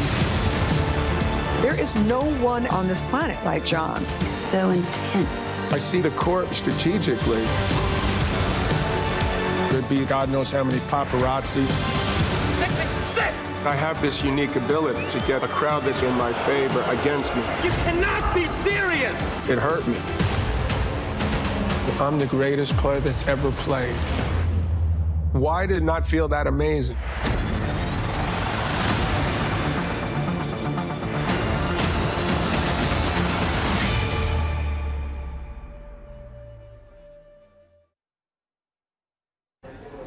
Didier Guru, welcome back to Wimbledon. You've had so much success at this tournament. First off, just how does it feel to be back here, and how are you feeling about your tennis? It's very nice to be back here. I think this year is a little bit different with there not being any points awarded. So for me, I'm going into the tournament a little bit differently, where I know I'm going to lose the points that I earned last year. So either the pressure's going to be off, or it's going to be on because I still have a title defend. But either way, I'm happy to be back here at this fantastic tournament. You're on this amazing run where you've won 6 Grand Slam singles titles in a row. Can you talk to us about your form there in the last 18 months and how you hope to continue it here? Yeah, it has been going really well. At the same time, I know how hard I have to work for it. I know each match there's the opponent, there's myself, there's the outside conditions. So I know that I'm not a robot. So I just try to work as hard as I can, and everything that's happened in the last 18 months has been so special, but also I'm still human, so I forgive myself for whatever happens. Can you talk to us about some of the emotions you had winning the Paralympics the way that you did last year, capturing both the singles and the doubles, and how you reflect on that success from Tokyo now? Tokyo was such an intense tournament. It was the first time that I actually went to the Paralympic Games knowing that I had a chance for those medals. The pressure was on. Like I was just in my shell the whole week. So yeah, it was very intense, and actually managing to do that, like I know I could do it, but I didn't know if I could actually make it, like if I could hold myself together, if I could sort of go take on the challenge and not sort of fail in the nerves, I guess. So yeah, it gave me such confidence that I was able to just do that, like go there, play the matches, and really just even enjoy it a little bit, because that's really hard when there's so much pressure. So yeah, it gave me a lot of confidence, that one.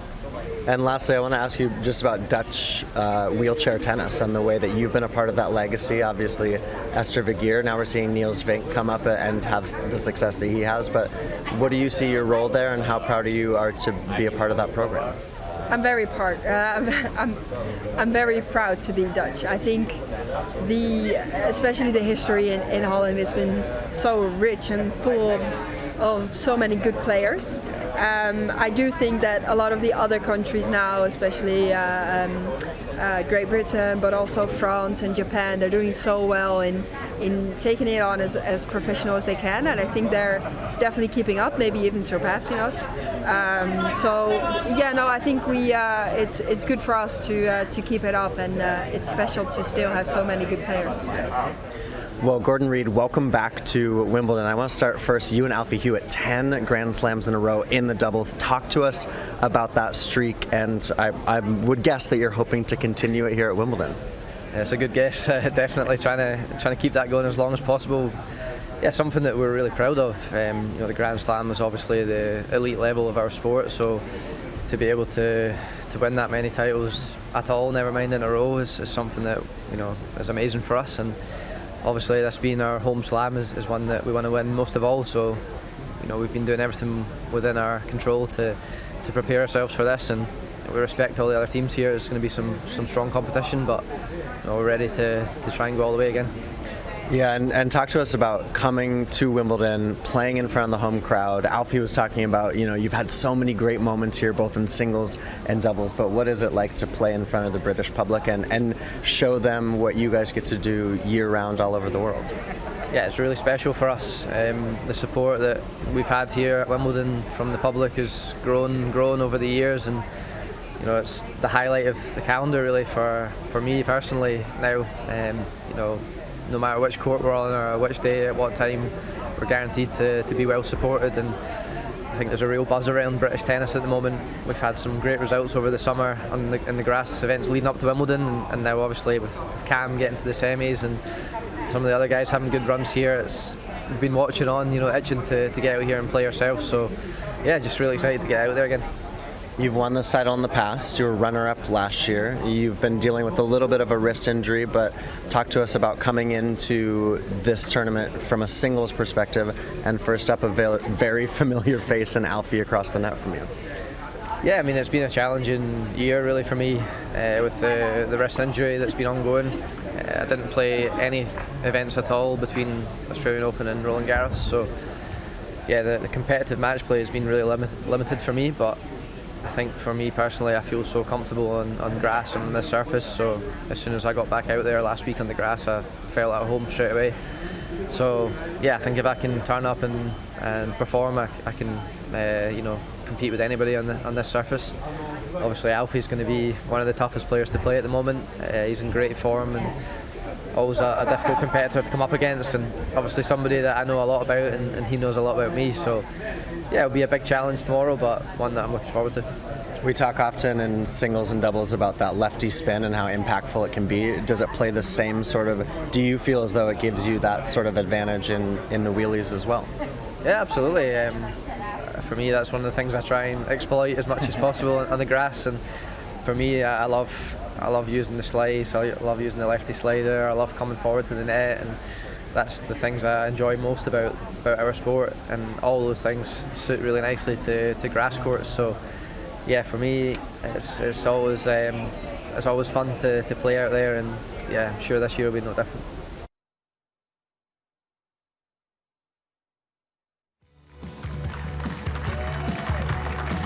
really good to see.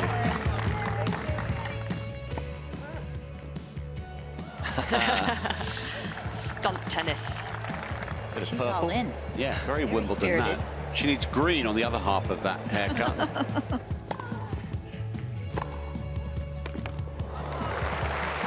That was a heavy second serve. Oh, he's going to put it away. I didn't see it. He's trousered that one immediately. Are you normally allowed to keep the ball here? No, you have to. If they catch you, they'll lock you away.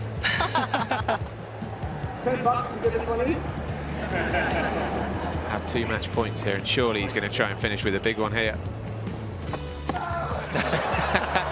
That's gone on to centre almost, hasn't it? I didn't mean quite that big, Mark.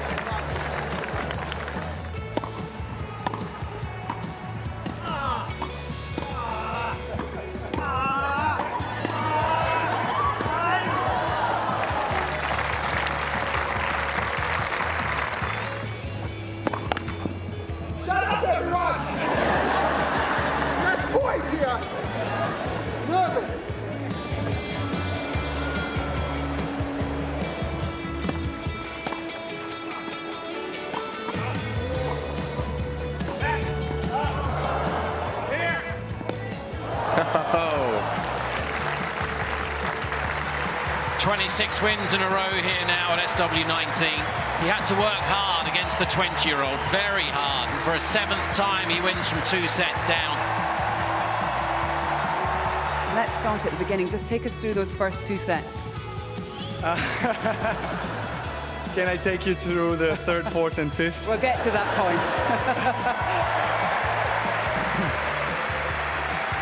That's a nice touch too, getting a towel with a signature on it. That'll never get washed.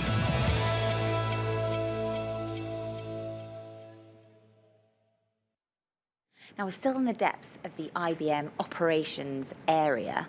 And look at that, 148 miles per hour is the fastest ever recorded serve. Now, these are the types of stats and facts that IBM provide us with. And look who I found, Tyler Seidel. How are you, sir? Doing great today. Such a pleasure to chat to you. Now, we're in the kind of AI portion of your IBM operation. And honestly, that kind of freaks me out. Like, it all sounds a bit extraterrestrial. So could you firstly break down what AI means and its role in recording data for a tennis championship? Yeah, so AI plays a big role in the digital platform that we support here at Wimbledon.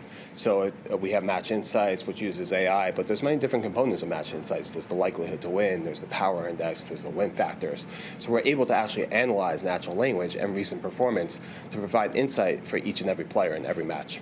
Okay, so could you talk us through kind of your cloud? I mean, literally, I can't even reboot a phone, so this is literally not my subject at all. So talk to me like a real idiot, like I am, about this, and kind of talk us through how it works. Okay, so there's a vast variety and volume of data. Let's start with the data there. It all starts with that. So there's data on the courts, but there's also data off the courts.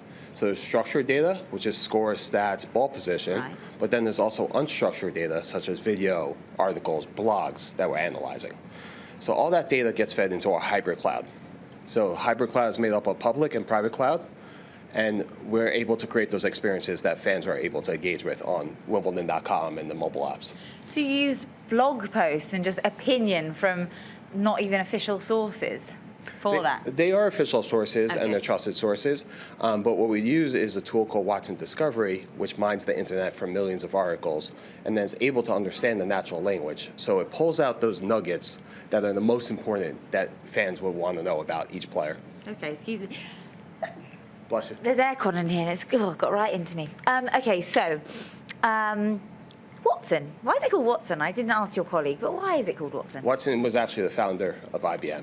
Oh, right. Yes. And you just thought, is it kind of more relatable to the participant if it's got a nice name, not just techie? Well, I think so. Yeah, I think we give the name Watson. Watson is the branding of our AI. So. Okay, so talk to me about all this up there. Yes. Jeff, if you look at this screen, it's a very confusing, but I'm sure interesting graph and table. Yeah, so this is the technical architecture of our digital applications and our digital platforms. So I was going a little bit into the data, which is on the left. So that's all the data input. And then on the right are those experiences that get created from the data. So the apps, we also have IBM Slam Tracker, Power Index, Match Insights, and AI Highlights. And I could dive a little bit deeper into any of those. The Power Index, it's based on 3 different factors. So it's a ranking system that gets updated on a daily basis using AI, but it goes out there for a recent performance, so it analyzes the scores and stats of the recent matches, but it also analyzes what the pundits are saying, so that's where the media comes into play. So is it positive sentiment, is it negative sentiment, but also how much volume is out there about that certain player. Right.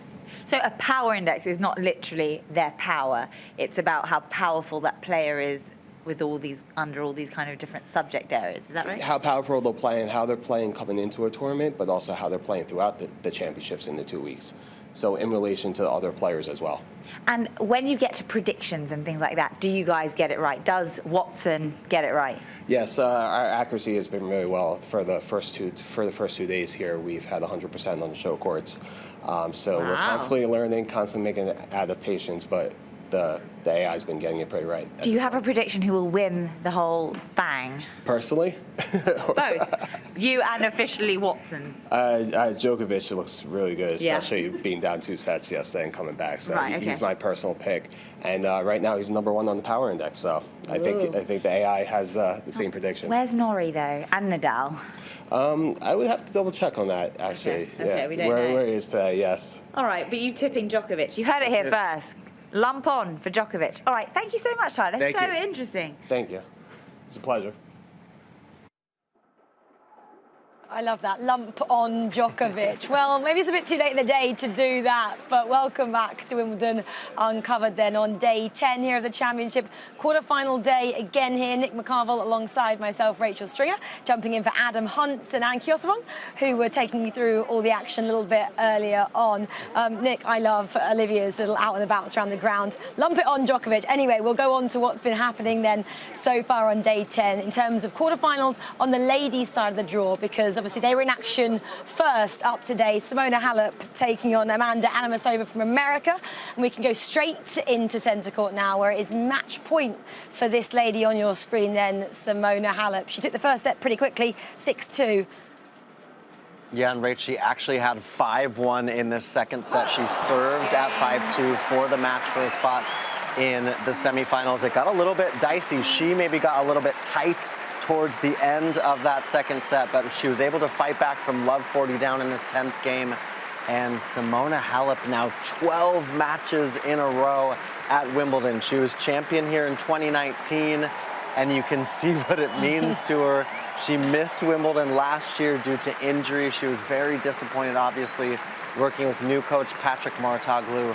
But wow, she has just looked sensational this tournament. Disappointing, I think, today for Anisimova. I think we thought that maybe she would have a little bit more in her challenge, actually shaking her head there, because especially in that second set when Halep did get tight, it felt like Anisimova had a lot of momentum, but not able to get through it today, Rach. But how about Simona Halep? I mean, coming back, she talked about earlier this year, February, March, considering quitting the sport, and she's just found that love for her tennis again, and we love seeing her back into the Final Four.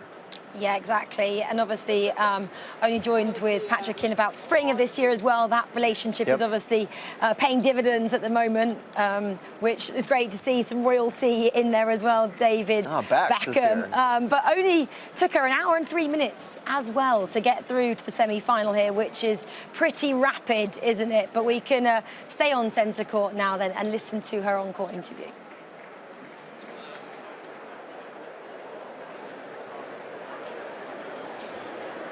Simona, congratulations. You're through to the semi-final once again. But just talk me through how tough you had to be right at the end of this match. Well, thank you. It's great to be back in semi-finals. Well, I'm very emotional right now because it means a lot to be back in the semis. I played a tough opponent today. She could crush the ball in the end. And I didn't know actually what to do, but I just believed in myself. And I said that I have to stay there, strong on my legs, they helped me today. Yeah, I believe till the end that I can win. And you served beautifully as well at the end. That helped you. Yeah, love 40, so I needed my serve.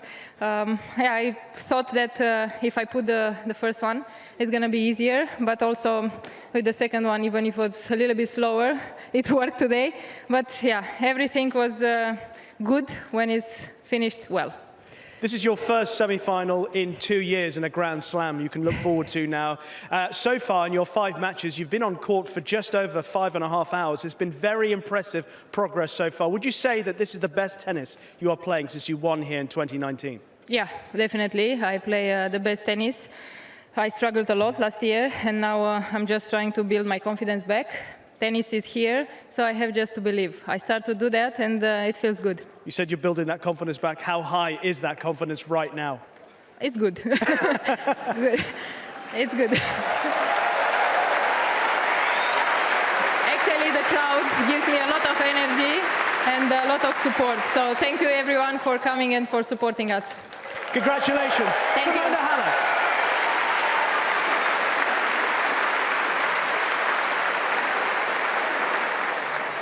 Well, what a great day at the office then for Simona Halep, making her way to the semi-finals here, of course. And we now know who is going to join her as well. We're not going to spoil that party just yet, because we'll show you match point of that in a short while. But Casey Delacroix is joining us now on Wimbledon Uncovered as well, just to chat through the days happening. Casey, thanks for joining us. I mean, it's been a great tournament for Simona Halep. I mean, what a, I guess, run that she's on at the moment. 12 matches unbeaten at Wimbledon. Obviously hasn't been here since 2019 when she lifted the trophy. She looks pretty unstoppable. An hour and 3 minutes on centre court today. Yeah, afternoon to both of you. It's wonderful to be here, and yeah, I'm not overly surprised, to be honest. The first few rounds when I was watching Simona play, I just saw a little bit of twinkle in her footwork, and I always call her Twinkle Toes because obviously she has the most amazing footwork anyway, but I just saw something extra in her this tournament. So I thought today was going to be tough, but it looks like obviously because the Darren Cahill connection as well, but Simona Halep's obviously got through that one, and she's going to be very dangerous from here on in. Yeah, she certainly is, and what I love to, Casey, being able to see Halep back and into the semifinals, but she just seems to, when she is confident, things really come together for her, don't they? Yeah, the self-belief for Simona Halep is just everything. I mean, it is for so many players, but particularly for Halep, and I think I've seen that again alongside all of the great stuff on court, that just inner self-belief that she's got. But we jump around here on Wimbledon Uncovered, don't we? From match to match, and now on centre court we have the next matchup already raring, ready to go. It's Taylor Fritz from America, of course, taking on Rafa Nadal.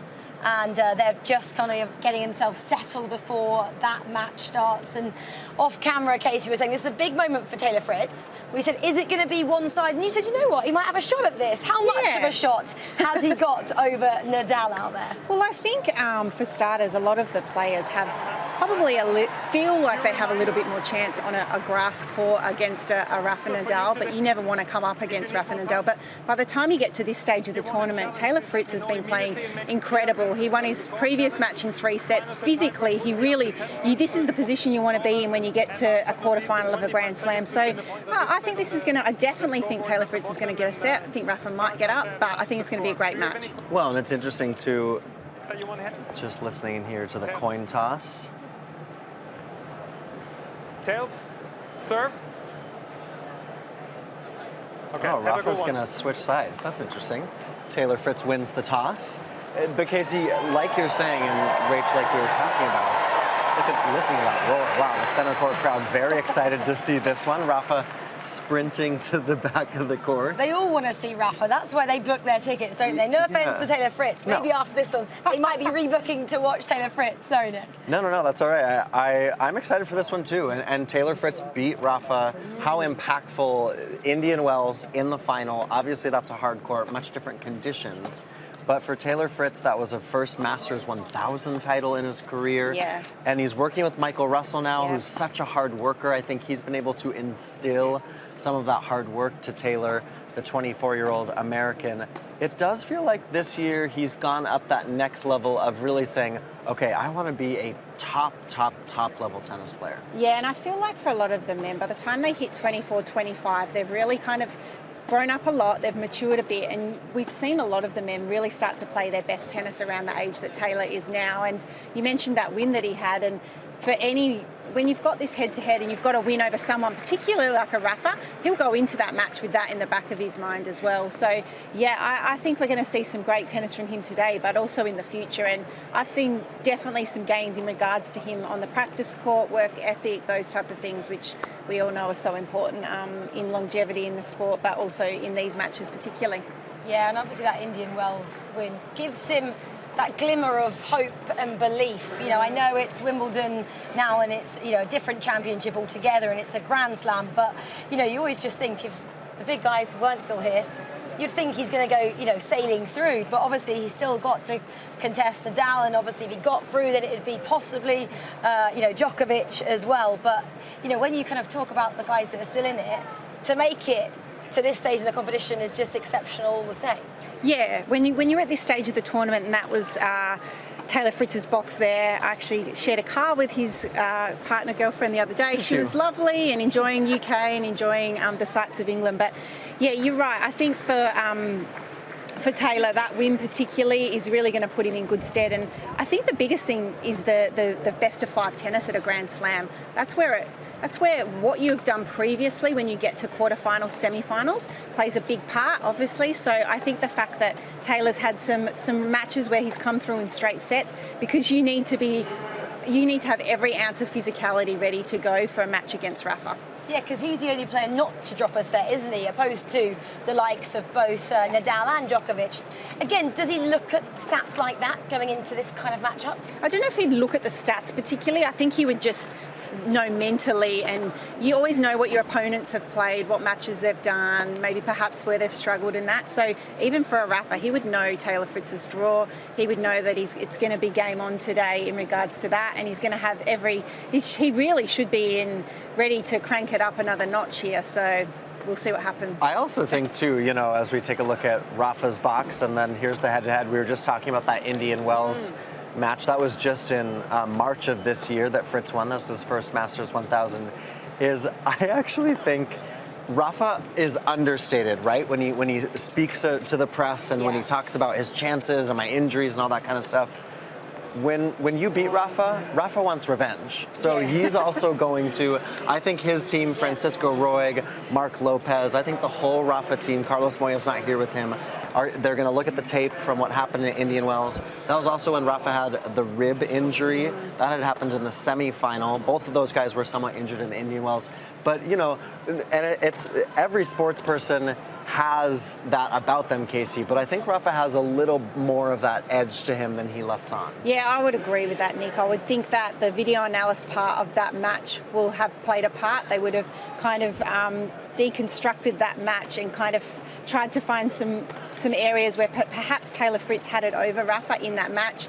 Particularly, we know the injury in that, but you're right. Rafa is one of the biggest competitors going around, so that match will be embedded in the back of his mind as well. And I mean, we're at the quarterfinal stage of Wimbledon, and I mean, let's just talk about Rafa's injuries and what he's been through since Roland Garros. I mean, it was incredible that he won Roland Garros, and then he's had that radio frequency nerve thing that he was doing after Roland Garros. So the fact that he's here and actually playing, I think, is obviously a success to what the operational surgery. It wasn't a surgery, it was like a stem cell. Yeah, something. I'm not a doctor, if you can't tell. Procedure, that's right. But the fact that he is here is just incredible. Yeah. And I mean, he's Rafa. He's incredible in himself, isn't he? I keep saying, doesn't he? You know, stop talking about my body. I'm here, I'm playing. Yes, exactly. That's the end of that. I mean, this is going to get underway on centre court very soon. We can continue for you guys at home watching that on all the major Wimbledon broadcast partners. It's going to be a very exciting matchup for a place in those semi-finals. And again, remember, Taylor Fritz has never even got past this stage before. This is the first for him. And again, Casey, Rafa Nadal will know that and trying to exploit that weakness that he's already kind of making history from himself and going, well, he's never been further than this. And that plays a big part. It's a really good point because I think in any sport, the value of experience and the value of knowledge when you're at this stage of a tournament actually probably gives you an extra 50% in a lot of ways, dealing with the crowd, dealing with the occasion. So I absolutely, obviously Rafa's done it so many times over, but I think that will definitely play a part today. Yeah, and it's also still crazy too that Rafa has that calendar slam alive. He's still going for all of the majors in 2022. So we're very much looking forward to that. And just a few minutes ago on the #1 court, we found out who is going to be taking on Simona Halep in the semifinals, as Elena Rybakina had match points against Eula Tomljanovic. This one went the distance, 3 sets, and it's Rybakina, who's the service ace leader on the women's side this year, ends poignantly and pointedly with an ace there and a nice handshake between the two, as Tomljanovic made her 2nd consecutive quarterfinal. But Rybakina, one of the hardest hitters on tour, Casey.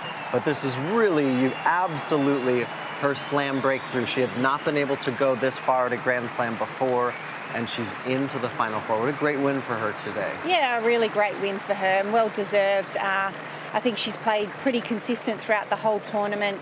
I think it was a really great opportunity for both of these young women out here today.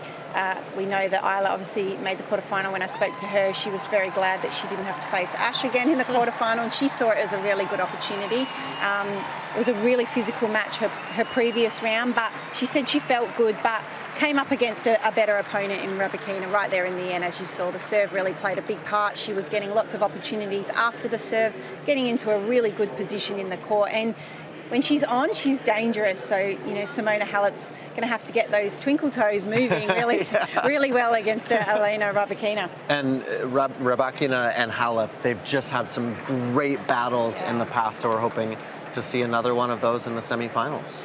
Well, it's the 16th and 17th seed then in that semi-final. I wouldn't have really expected to be saying that when it's Simona Halep, the 16th seed, but that is your semi-final then completed in terms of the ladies' side of things. And we can hear that on-court interview then after that 3-set thriller out there on court 1.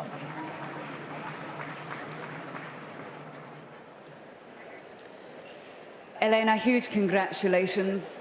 You are through to your first ever Grand Slam semi-final. A great day for you and your country.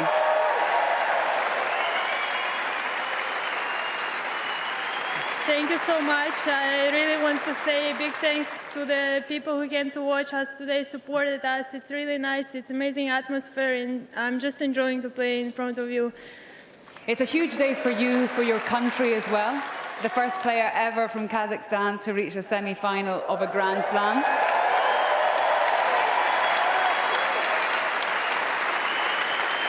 And Elena, this is what you dreamed of when you were a little girl. Try and sum up the emotions of what it means to you. It's amazing, and I'm really happy that I got through the semi-final, and it was a really tough match, and I heard all the support. Also, I know that some juniors are here supporting me, so yeah, thank you so much. It's just amazing.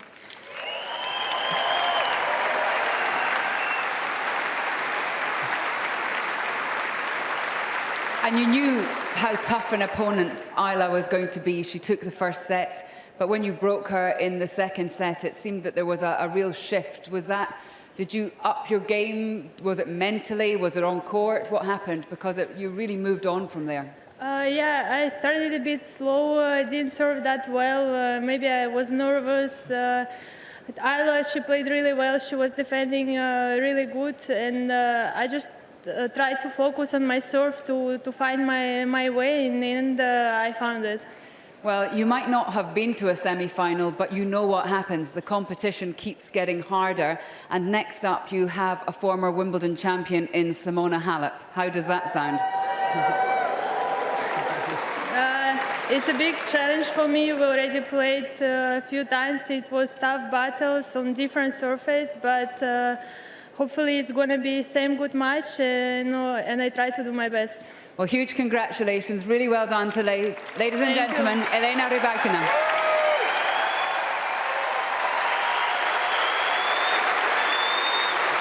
Well for the young 23-year-old then. She set up another encounter with Simona Halep in that semi-final. It's going to be quite the affair, isn't it? On Ladies' Day, as we like to call it, on Thursday here at the All England Club.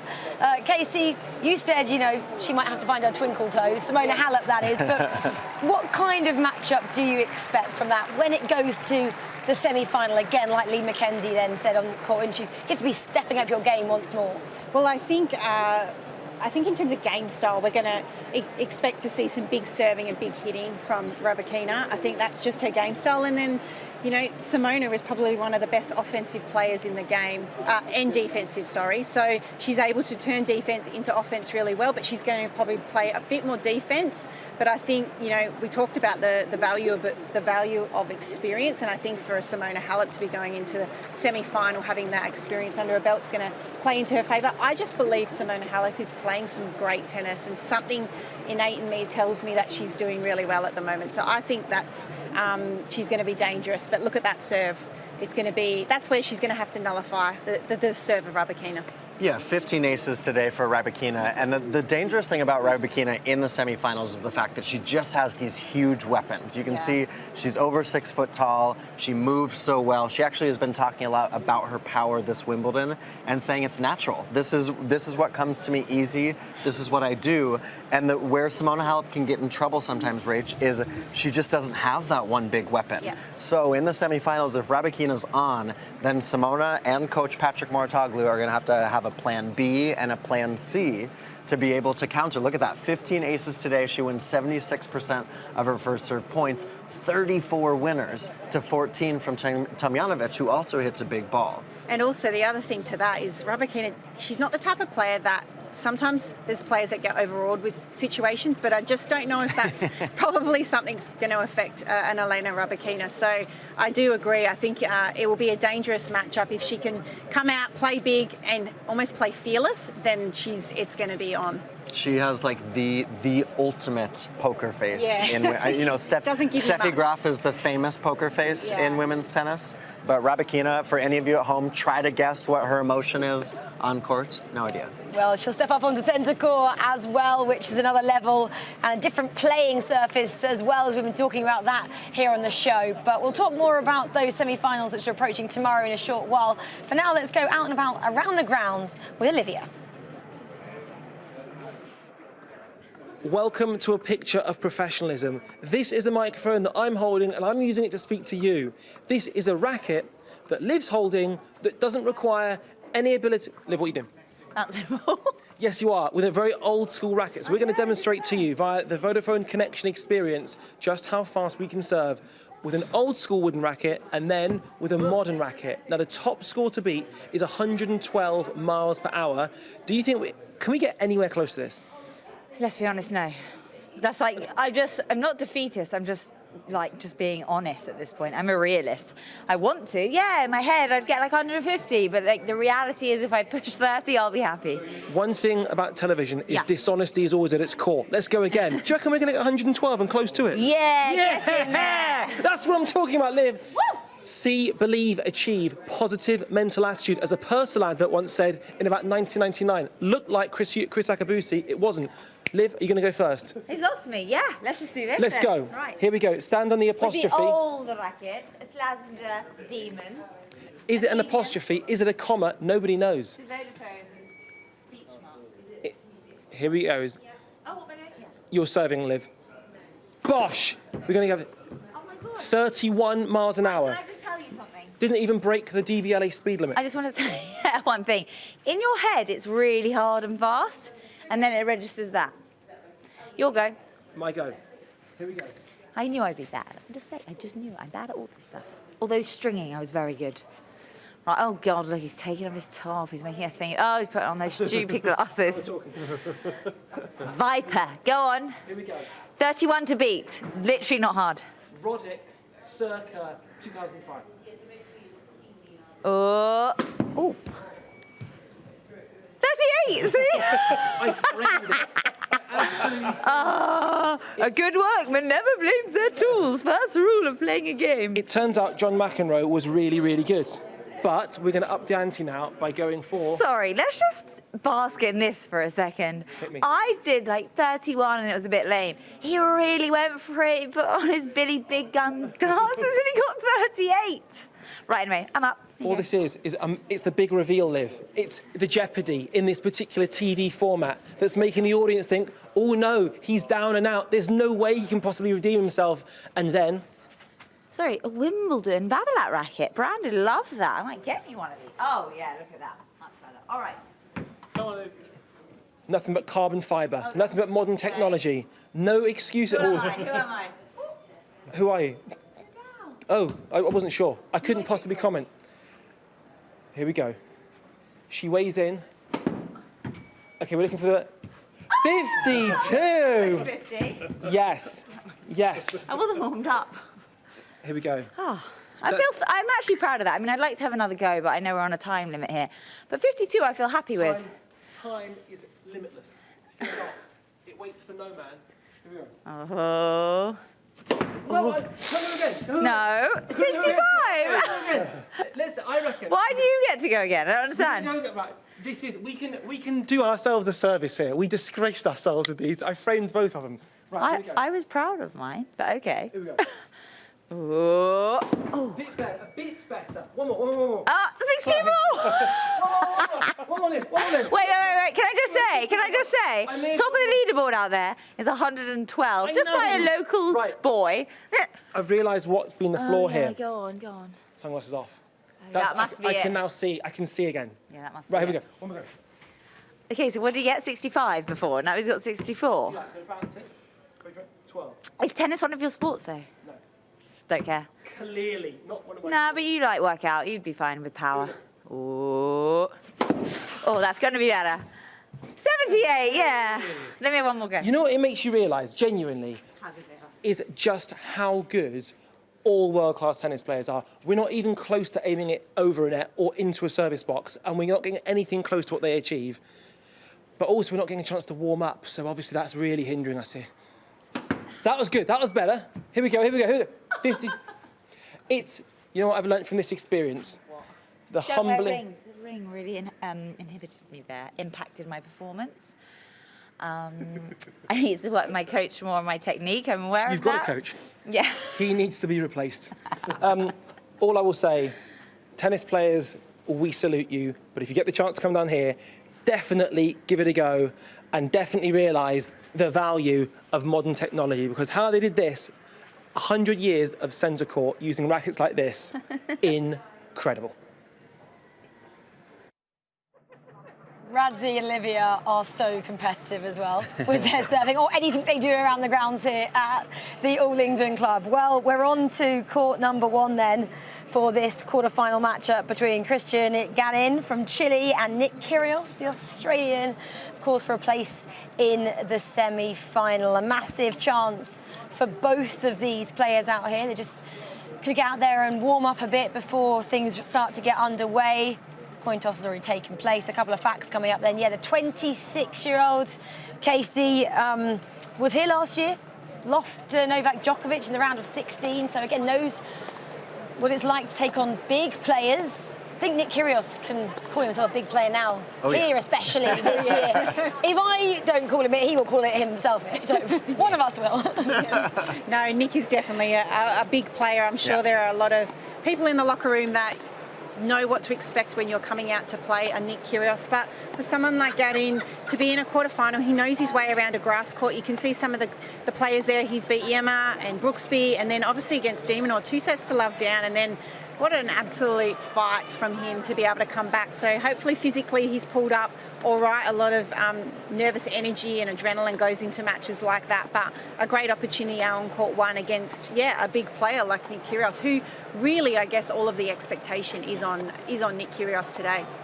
Yeah, and you know that comeback for Garin against de Minaur, he was down match points, down 2 sets to love before Djokovic came back against Sinner yesterday. They're the only 2 men so far this tournament to come from 2 sets to love down. And Garin saying after a little bit in jest that grass is now his favorite surface. Obviously, he is more of a dirt baller. But today it's kind of a whole nother level of test against Nick Kyrgios. They've never played as pros. They played as juniors almost 10 years ago.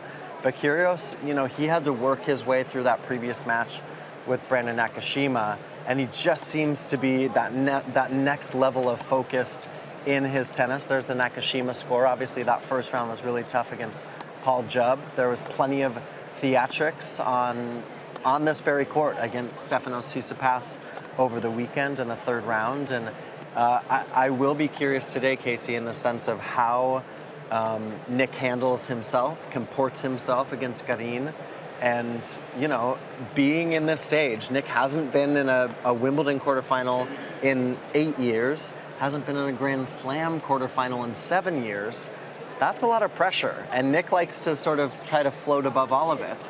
But this is a huge opportunity for him, too. It is, and it's, when we did a fact check, it is kind of crazy that he's been such a good player for so long, but really, he hasn't really been in a quarterfinal, as you said, for 8 years, which is extraordinary. But I think with Nick, the win at the Australian Open in the men's doubles, I think has really kick-started this year off really well for Nick. Him and Thanasi winning in Australia was a really big deal. And I think when you win any Grand Slam event, it's a win for your confidence and it's a win for your tennis. But let's talk about Nick's tennis, because I agree, you never kind of know what's going to happen with Nick, you know, in terms of the crowd, the atmosphere and that. But in terms of his tennis, it's actually been quite incredible. Some of the stuff that he's been able to come up with under pressure, some of the aces break points down where he just picks his spot and he just walks up to the line and he's like, bang, bang, save that break point.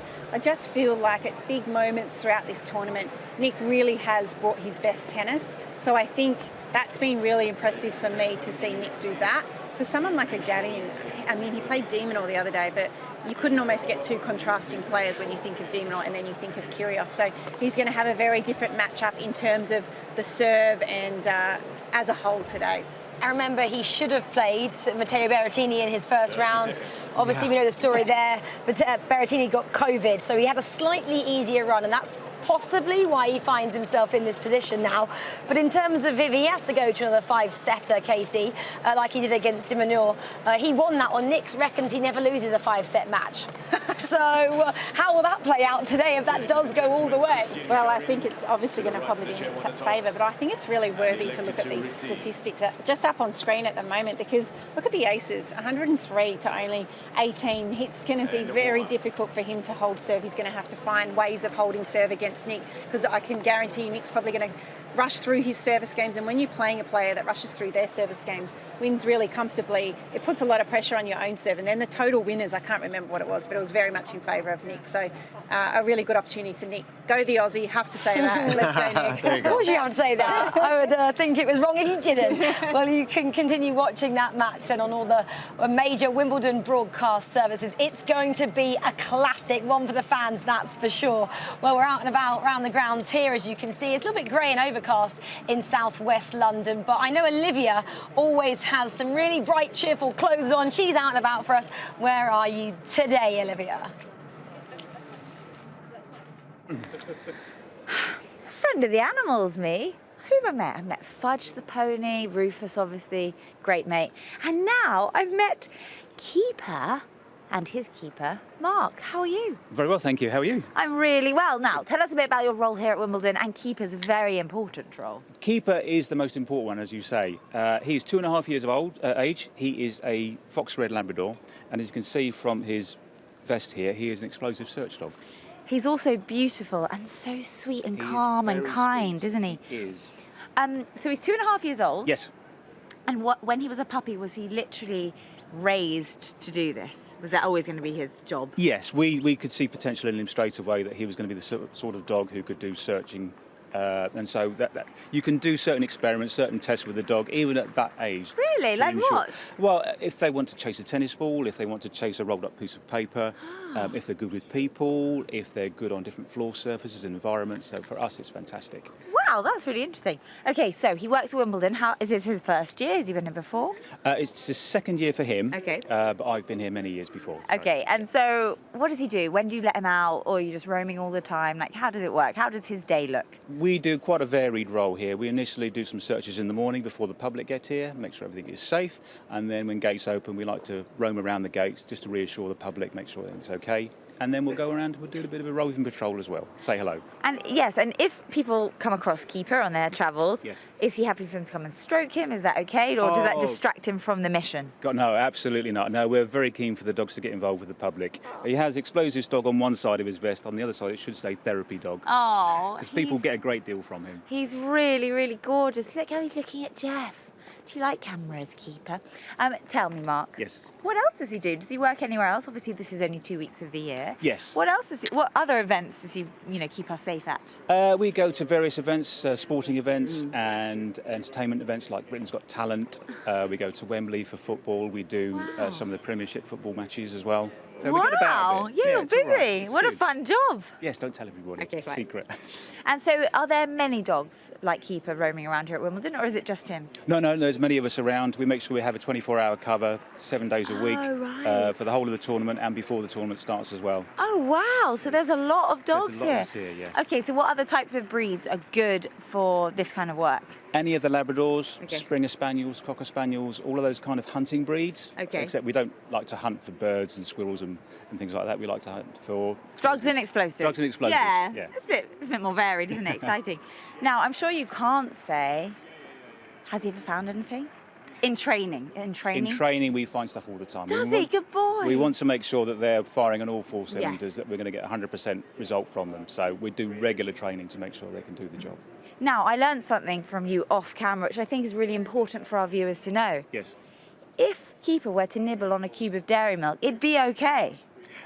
Oh, That myth. Generally. No, I'm not saying generally. encourage it, but don't No. freak out if it's like a dairy Don't milk. freak out. No, it depends on the size Or of other the brands, dog. obviously. It depends on the size of the dog. It depends what kind of chocolate it is. Okay. But don't freak out if it happens. I Okay. will go onto the website, look at Dr. Google. and it will Calmly, tell you, yeah. Yes, tell you how much poisonous stuff is in some of the darker chocolates. That is one of those things you hear, isn't it, growing up? Like it's like an absolute hard, Yes. terrifying no. Yes. But he'd be all right if he got a lick of an ice cream, a chocolate ice cream or something. Generally, yes. Okay, good. Oh, gosh, yeah. What does he like to eat? What's his favourite kind Oh, gosh, of... I should really be saying dog food, shouldn't I? But pizza, pasta, Oh, well, I'll rice. tell you what, there's a lovely pizza oven around the back. Do you buy him a That'd be pizza at the end lovely. of the That'd day? be great. Thank you. We'd love you for it. He likes pizza. I know, and strawberries. Oh, he's in the right place for that, isn't Yes. it? Yeah, he found out the other day he likes strawberries. I All never right. knew. I never knew. But is that good for him? Why not? Vitamin Strawberries C? are fine. Yeah, They're mostly water, so they're fine. Some fruits you have to avoid. You have to avoid. Going back to the chocolate, we have to avoid raisins and grapes and things like that. But Well, we should all avoid those. Just sugar, bullets of sugar, yeah, those. that's true. Oh, look at Keeper. Can I go down and stroke him a course you little can, bit? Oh, He's delightful. hello, boy. Do you know Very what? good with children. I'm not a child. I'm actually a fully grown adult. It might surprise you. I was going to say, and members of staff as well. Oh. We get frequent calls from some of the officers saying, can we have a dog down, please, to give our office workers some therapy. They need a bit of therapy. I get it. And, this morning I was holding Rufus the hawk, and let me tell you, I was not finding it as relaxing or Really? calming, yeah. Oh, I love working with Rufus. What do you think? Can you say something to the camera? I might say there's something to eat. Do you want to say woof woof and bye-bye? Go on, bye-bye.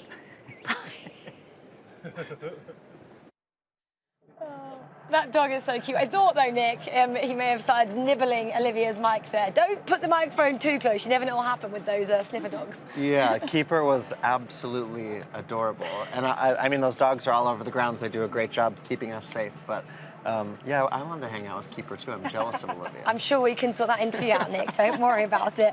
Well, Casey is still with us, and obviously we saw a little bit earlier Simona Halep go through to the semi-finals here. Obviously, she's champion back in 2019, and she's looking to recreate that form that she speaks about as being one of the best experiences of her life there. And we now know who she set up a match with in that semi-final, Elena Rybakina as well, which I think will be really a great, new matchups for the people who don't particularly know the young 23-year-old kind of coming through, seeing what she's made of. But in terms of, we've spoken about it already, what that matchup is going to be like, what will it be like for the fans to watch as well? What will they see out there? Yeah, it's a good point in a sense that I think the women's game is transforming in... we've got Iga Swiatek, obviously, as a world number one, but there's this breadth of other women players that a lot of the fans probably haven't seen a lot of before. So they'll get a chance to see Elena Rybakina, who is a tall, determined, feisty player, and she's going to be tough. But I think I think as a fan, it's exciting to see a player like Simona Halep. When she won Wimbledon in 2019, it was crazy in Romania, wasn't it? It was just huge. Massive. It was massive news, and I have no doubt that she would want to experience that again. Even actually, Nick, walking in today to the grounds, there was some fans outside of Rangi going, I've just seen Simona Halep, I've just got her autograph. So you can see the kind of star she is around here at the All England Club, and you never know, she might go all the way. We might create a new star in the form of Elena. Well, and like Casey's saying, and you're agreeing there, I mean, Simona, anywhere she goes in the world, whether it's Indian Wells, Toronto, Australia, or Wimbledon, the Romanian fans find her, and she finds them, which is really cool. I also love, Rach, and Casey, I want your perspective on this, is the women's draw, there were so many upsets, there were so many question marks as to who was going to come through. But we've got a fantastic Final Four. Ons Jabeur against Tatiana Maria, who's just been such an inspiring story. And now Elena Rybakina, a player that we've been waiting to have a big slam breakthrough, against Simona Halep, who's now won 12 Wimbledon matches in a row. And then we have a Tatiana Maria, who's a mum of two. Yes. So we've got the most diverse range of probably personalities and also players, which is so exciting for the game, I believe. That's why I love the women's game. And I think a lot of people had this thought that if it wasn't Iga Swiatek, who else was going to win? But we do. We have this great 4 women now that have a real opportunity, and I'm excited for Ons Jabeur. I mean, we've all wanted to see some, Ash, I guess, tendencies with the slice and the variety, and we see that with Ons, and it's been great to see Tatiana Maria just come through. But yeah, it's a really great 4 semi-finalists, and I'm really excited for Ladies' Day on Thursday to be able to see these 4 women really show the world and the global tennis fans what they can bring. What was the conversation about Ons and Tatiana being barbecue buddies? Do you know much about that, Casey? Well, Ons is just, they're both lovely, but Ons seems to be friends with everyone because she's just got that personality. I was saying to Nick the other day when I first arrived, hadn't seen her for years, but she came up to me and she just wanted to check in, and she's just that type of person. So I think we can all respect Ons for the player she is, but also the person. But yeah, not sure that they'll be too friendly come Thursday, but maybe have a barbecue after, but not when they hit that court, because they're playing for a place in the Wimbledon final, which is awesome. Yeah, that's a massive deal for all the 4 ladies back in this, and it is Ladies' Day tomorrow, so we're excited for you guys to come back and join that. Well, Casey, we're going to say goodbye to you. Oh, thank you for having me. Thanks so much for joining us. It's been absolutely loved it. Thanks for your insights. And we hope that Nick does the job for you out there on court 1 and gets Aussie into those semi-finals. But we were speaking about the Simona Halep match, which took place on centre court a short while ago against Amanda Anisimova, of course, and we know the result of that one. But if you guys didn't quite catch it, well, here's that second set for you to enjoy right now.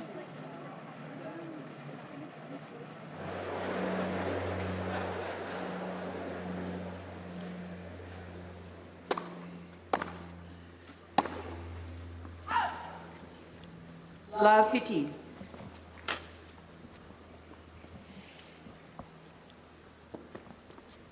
To me, slow down here.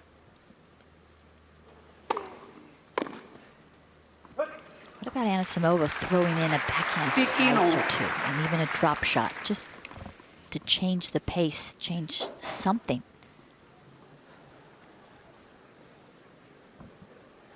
I don't think that's her game.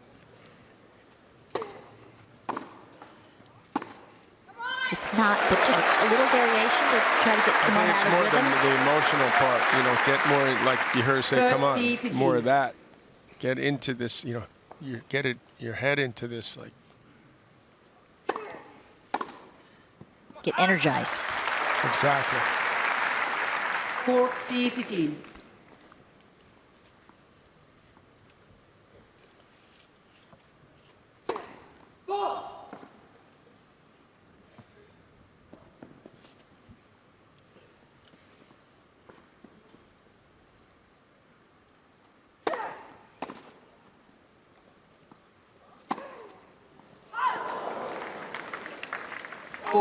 Good second serve, 102 miles an hour.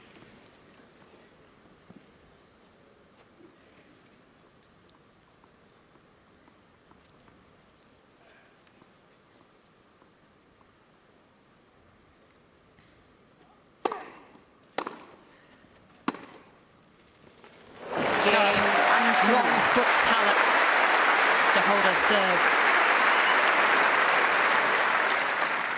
First game, second set. You know, she's missed a fair amount of balls she normally makes. Is it because she's nervous? To a degree. Is it because of Halep's speed? Yes, to a degree. But you got to be disciplined. You know, hit the ball as hard. Maybe give yourself a little more margin. You know, for time until you find your groove, and then really start going for it. She did a better job that previous game.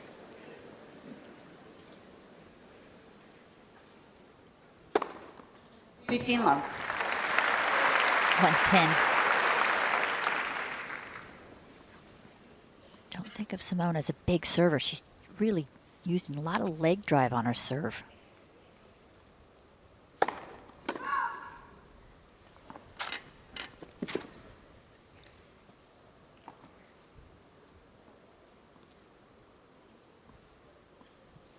So gusty.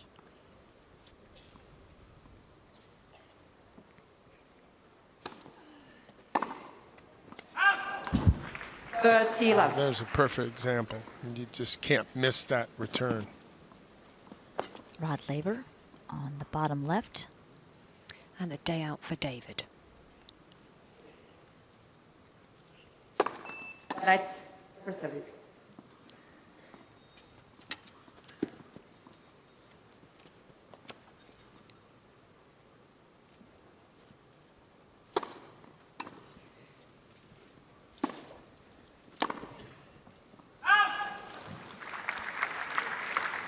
Love.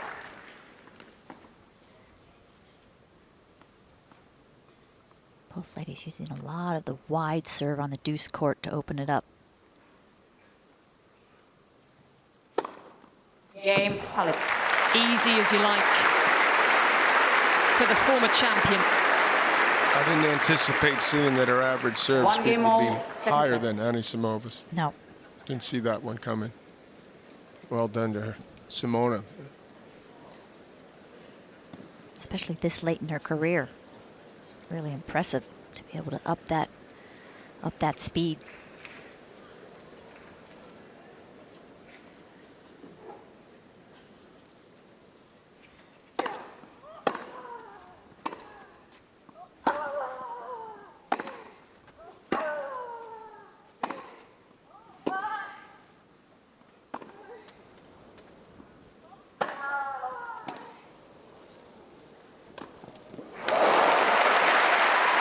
So quick, so wily.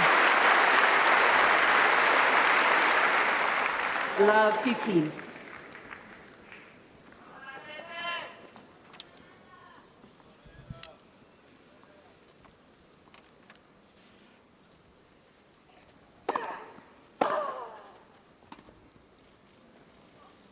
So that's just not her thing, and that was not a good drop shot. She has a good drop shot, just has to use it at the right time. And Simona is actually backed up on her return, it looks like. Giving herself more time to react.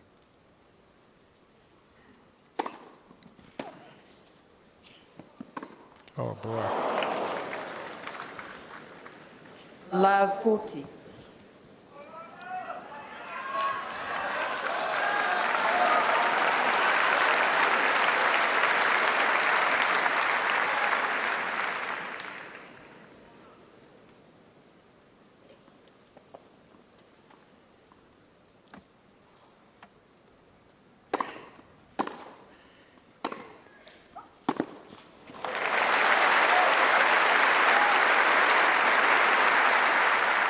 $15, $14.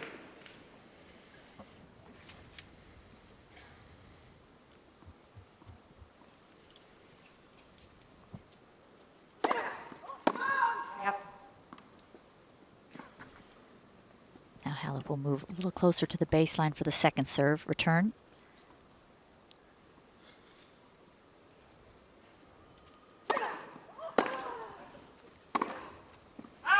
It's all going awry for Amanda Anisimova. And the American is desperately searching for a way into this quarterfinal. 2-1 second set, and by 1 set to 1. Halep with the break again. Do you try to hit through this? Because it seems like it's at some point you got to realize that you're not hitting the ball as well as you want, and the ball's flying on you. And she's hit a lot of backhands deep, and you're like, how about a little more topspin? How's that for an idea? But it seems like other times they say, well, keep hitting your shots. Eventually they'll start falling. I mean, that's to me like the dilemma. She's not quite sure what to do now. It's very hard when Halep is playing this well, because Simona Halep is naturally a counterpuncher, gets so many balls back in play, but she's been able to, over the years, create an offensive game. So she's so stingy with the unforced errors and covers the court so well. Her opponents start to press. Yeah, she's doing a great job of that. Credit the champ from 3 years ago, playing like a champion right now. And with great intensity. Great focus. I don't feel that from Anisimova at the moment. She's striding around the court, Simona ladies Halep. and gentlemen. She can sense that this could be over fairly quickly. Let's first service.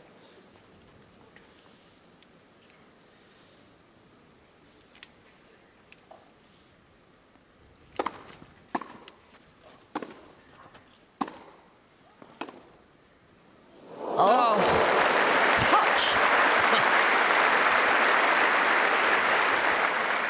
15 love. Cleared the net cord by millimeters. I guess she meant that shot.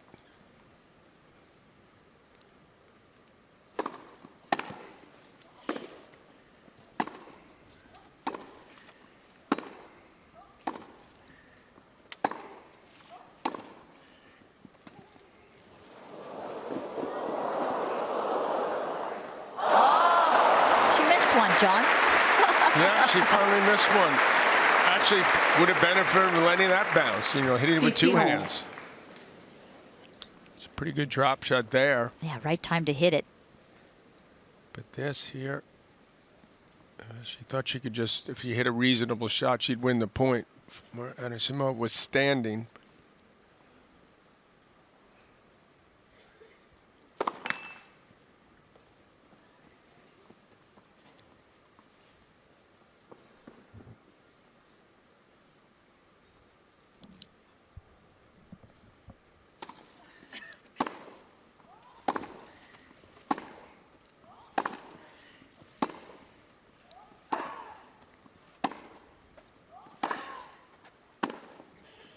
So Anisimova tried to pull back. Looked like she was 30-15. Trying to lock down. Second serve points won for Halep. The championship 57% today, 83. And it's gone in the wrong direction for Anisimova.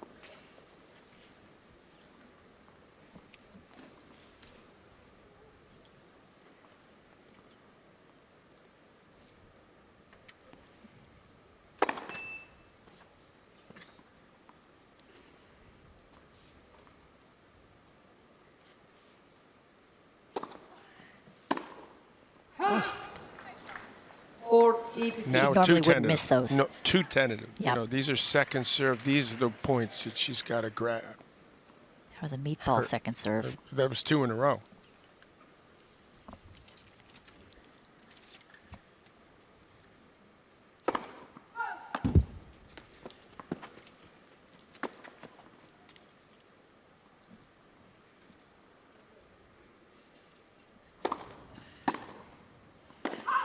Game, Halep.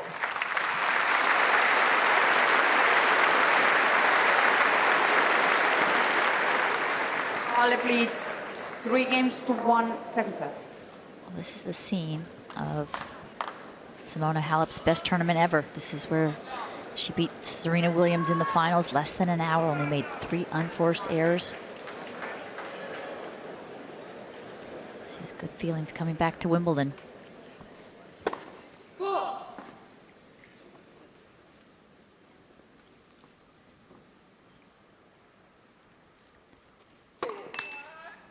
boy.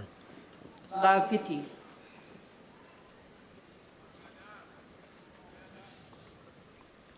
Coach Andis Juska.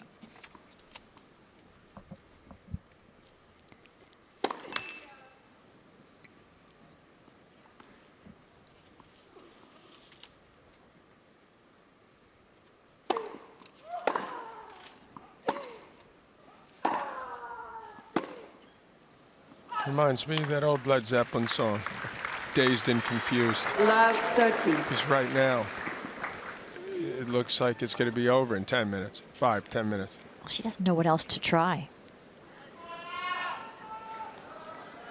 I'd like to see some real emotion from Anisimova to try to get the crowd to help her, maybe.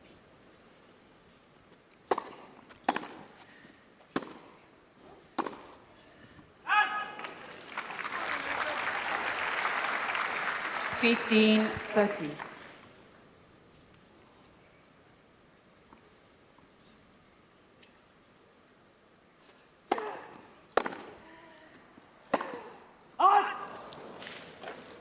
$15, 40. 21st unforced error, 6 for Halep. And more break points for the former champion.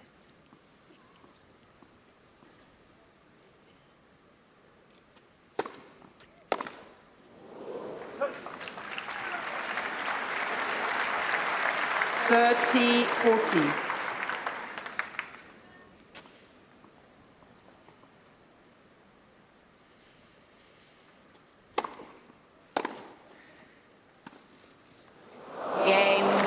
Well, the American is free falling through this quarterfinal. The frustration is beginning to bubble over. 4 games to 1 second set, and by 1 Well, this second. is a shame because it's pretty much like the worst possible feeling in the world. You go from the best to the worst. That's why she's looking like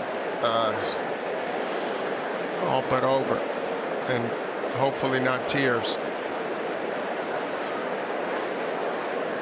Looking very rattled. You walk out in the center court, you're thinking this is the greatest, unbelievable. And now, right now, you just want to hide. I've seen Halep do this to so many opponents. But just her consistency and intensity, point-by-point engagement. Time. This is where Anisimova, I think, needs a plan B in her game. Yeah. Well, I think any player should have at least 2 or 3. Subtle changes, if nothing else. Just keep battling. That's first and foremost. Thank you, ladies and gentlemen. Ready for play.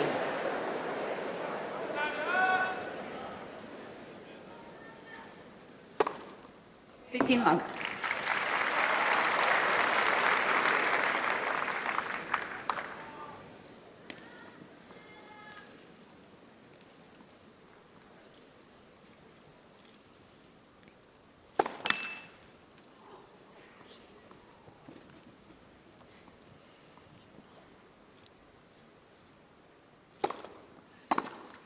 $30 love.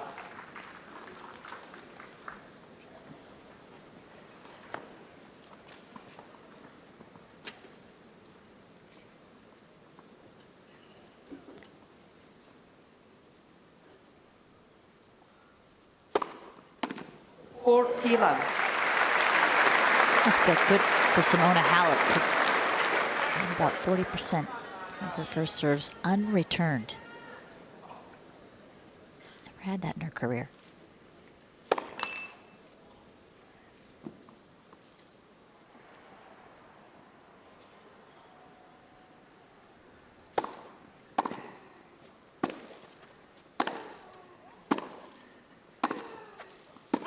Game. These are just easy points, easy games for Simona Halep.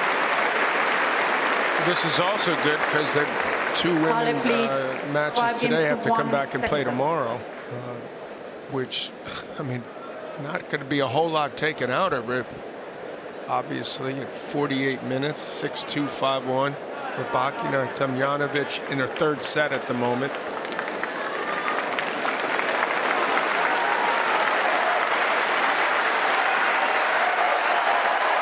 Thank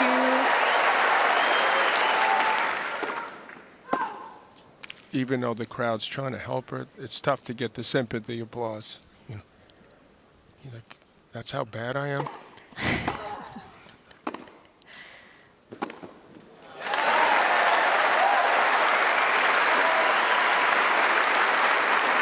15 love.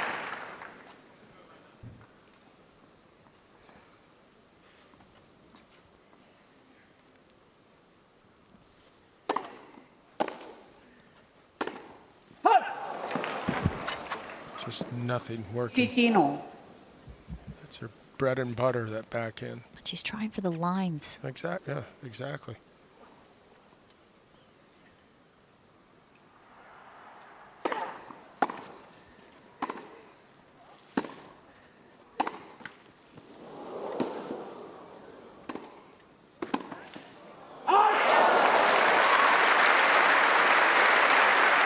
At least make her serve it out. 30-15.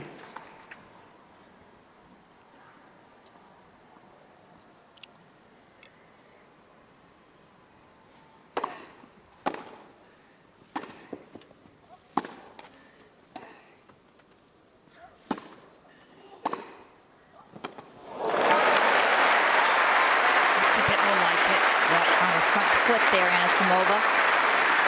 40-15.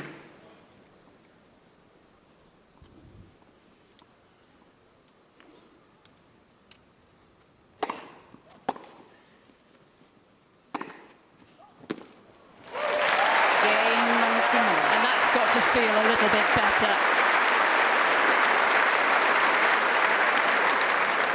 Halep leads 5 games to 2 second set. And But by Simona 1 set Halep alone. will come out and serve for a place in the semi-finals.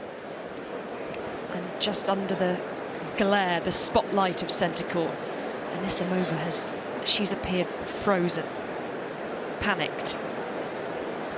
Not the first or the last that will feel that.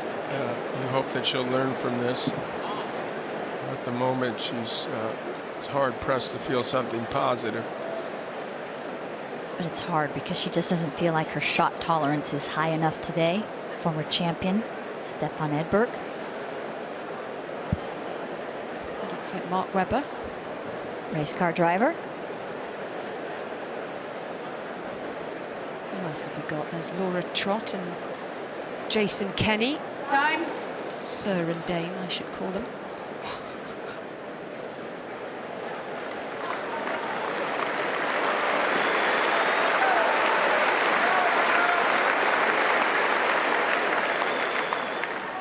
So serving for a place in the Wimbledon semi-finals once again.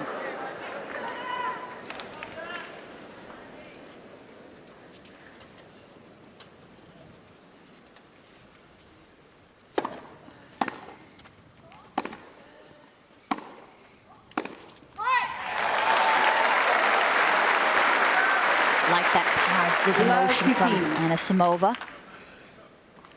Try to make, somehow make Halep feel the pressure to close it out.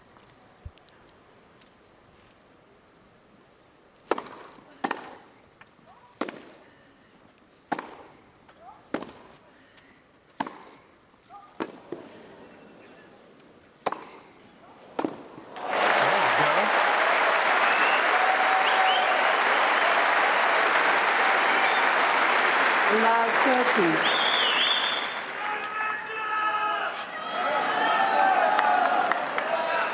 Please.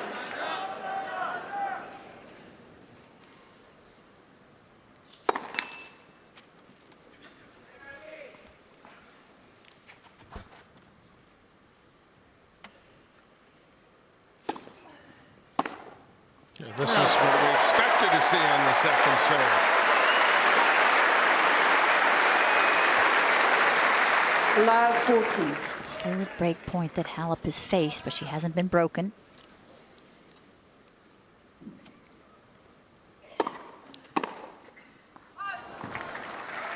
15-40.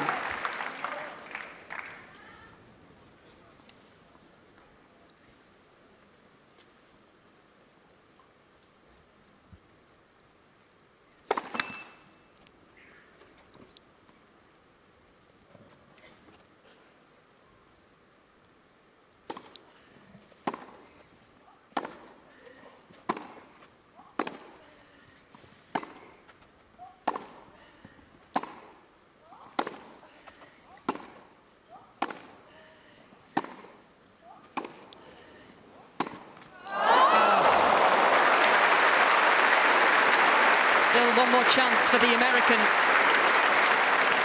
30-40.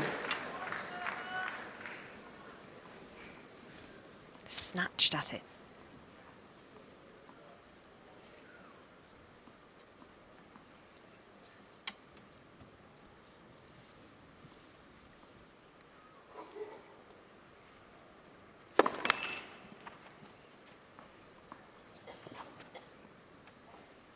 Threatening.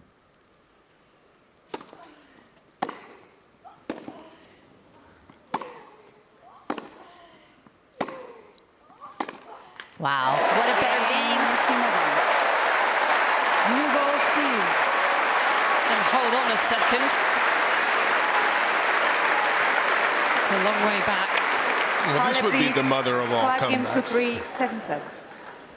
Now Anisimova will be serving with new balls, but that was just more controlled. The right tempo, calibrated those ground strokes beautifully, still maintained the depth, had more consistency from Anisimova. She was right on top of the baseline, striking the ball early.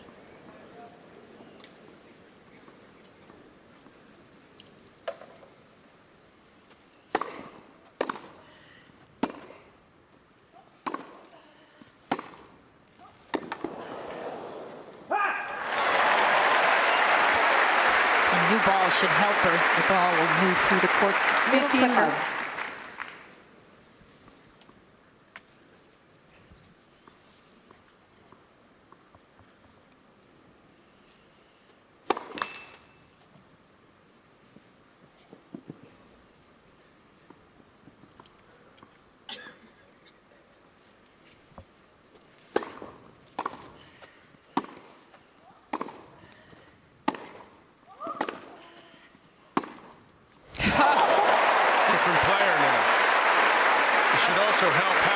She serves again, which it looks like she's going to have to. But all of a sudden, out of nowhere, Anisimova on a run. A switch has flipped.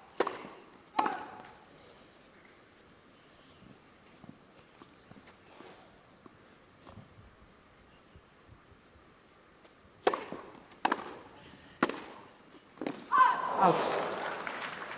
30-50.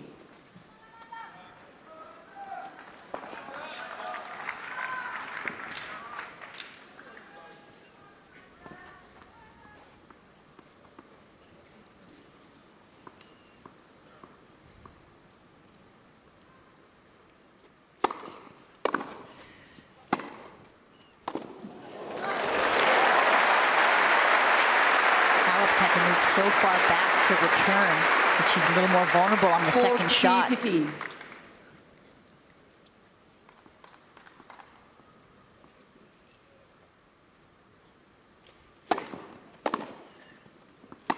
Game. Well, it's amazing what an imminent exit will do.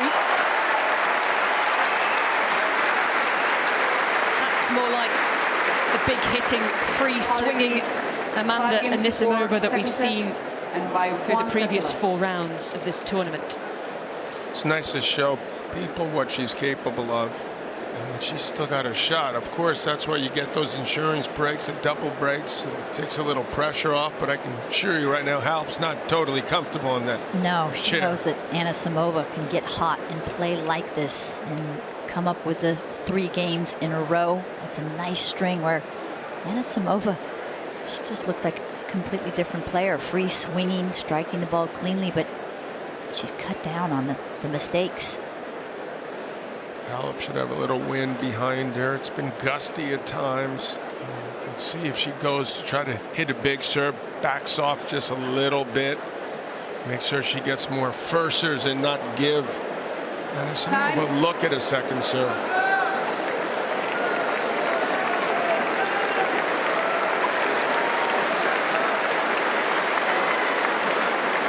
She's burned through one of her breaks for the second time this set.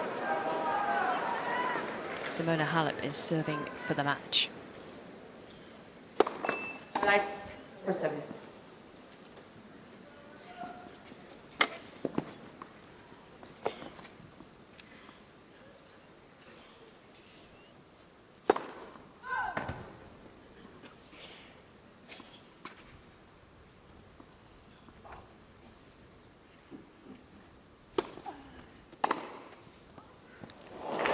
Simona Halep is challenging the ball on the right baseline. The ball is holding. Well, certainly dropped about a foot wherever it hit. Ball did not bounce. Probably the line. That's where the brown spots are now.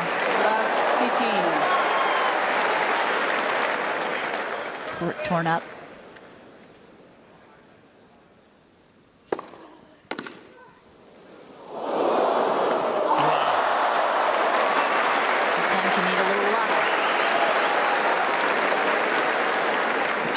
Frame. Love 13. What a turn of events. Simona Halep has 2 chances remaining. You never know. That's why they play.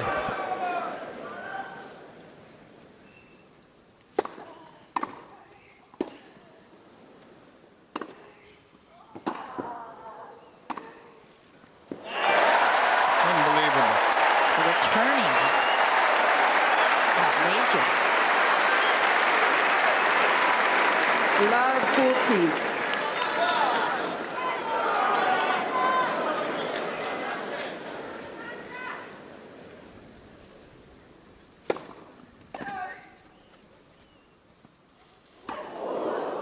Oh. 15-14.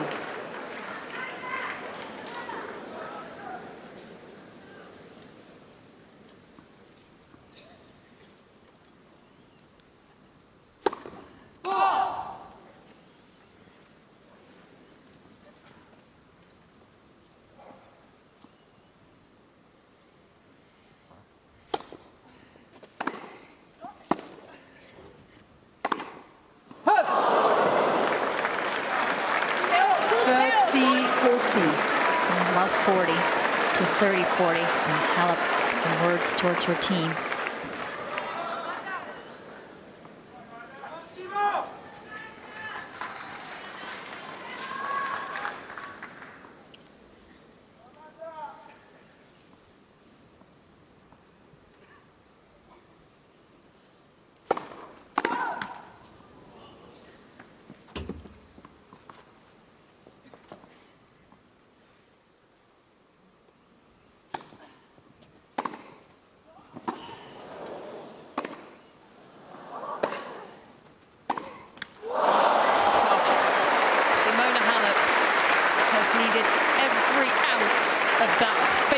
Fighting spirit.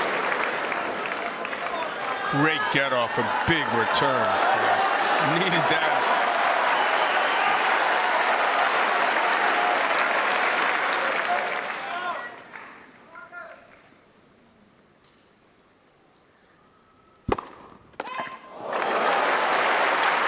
Clutch serve. Biggest one of the day. Match point. Advantage, Halep. Match point.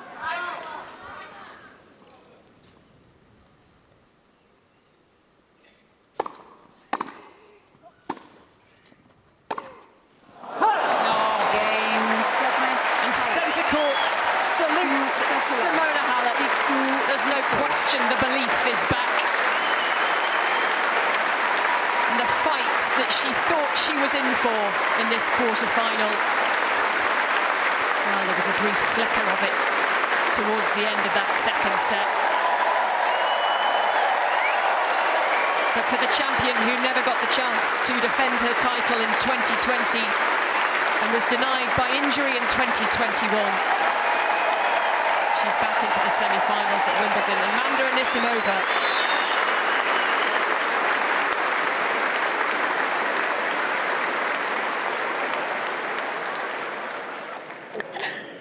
Radzi. Yes. Olivia, have you had a pre-prandial? Because you've had a good afternoon so far here, I see. I'm just kidding, but yes, I've collected up a lot of plastic cups. Now, if you've been here at the championships, you'll see they're using these amazing reusable drinks cups, coffee cups, to keep you hydrated all day using the same cup to save the planet, obviously. There's no iron hydration, remember that always. But the amazing thing is, so when you get your first drink, you get charged £1 extra. When you take that cup back, you get that £1 back, unless you get a bit of money for charity. Yeah, so go back to the bar or the coffee shop and you can return your cup and you get your £1 deposit back. Or you can pop it in one of these green bins here. They have it. So, in case you can't imagine what a cup looks like when it goes into a bin, I'll say it again just for audio purposes. In case you can't imagine what a cup looks like when it goes into a bin, it looks like this. Oi. Oh, that's live telly. That's live. Gutted. Let's go again from the top. Oh. Oh. One more. Wait for it. Oh. No, it's like no, no good. bad. There. Oh. We can all tell that wasn't going. Unbelievable. Now, we can't put this one away because this is producer James's and he'll be apoplectic if he loses £1. So this one is staying safe. It's true. It's really true. And just quickly, also in terms of bottles as well, there's a great thing. If you don't just want £1 or £1 to charity, you can scale that ambition up.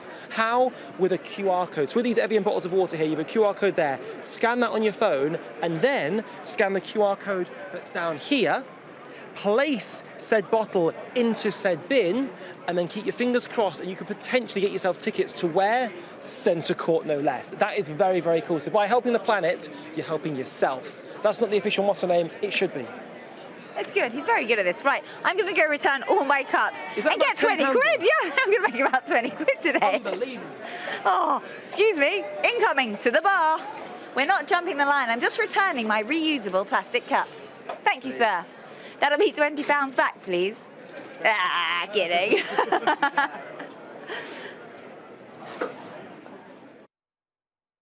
Ons Jabeur has made history this Wimbledon, advancing to the semifinals, the first of her career. She's also the first Arab or North African player to get that far at a Grand Slam, and she earned that spot in the Final Four just yesterday. She had a comeback win on center court over Marie Buzkova, and we're catching up with her today as she's on the Arangi practice court facility. She's on court 4, and I love this. You can see how relaxed she is going through the motions of her day off practice to get ready for the semifinals. But she's been on this court pretty much every practice session. Ons has been here, and she spoke openly after her win yesterday about how happy she was to get into the semifinals, to come back against Marie Buzkova, and said that she woke up after that first set, felt like she was not in the match the way that she wanted to be on center court, and was able to come back, having lost the first set of the tournament, to be able to, there's a little peace sign for our camera from Ons, I love that. She was able to come back and beat Marie Buzkova 6-1, 6-1 in the second and third sets. But that peace sign actually is a sign that Jabeur is just taking all of this in stride. She's relaxed. She's happy to be in Wimbledon still. She's the highest remaining seed. There's a lot of pressure on her, obviously, but she likes her chances here. She's talked about from the very first press conference she had with the world's media, I want to win Wimbledon, especially after crashing out in the first round at the French Open. She and Tatiana Maria, they're good friends. She's an aunt figure in a sort of way to Charlotte and Cecilia, the two young daughters of Tatiana Maria.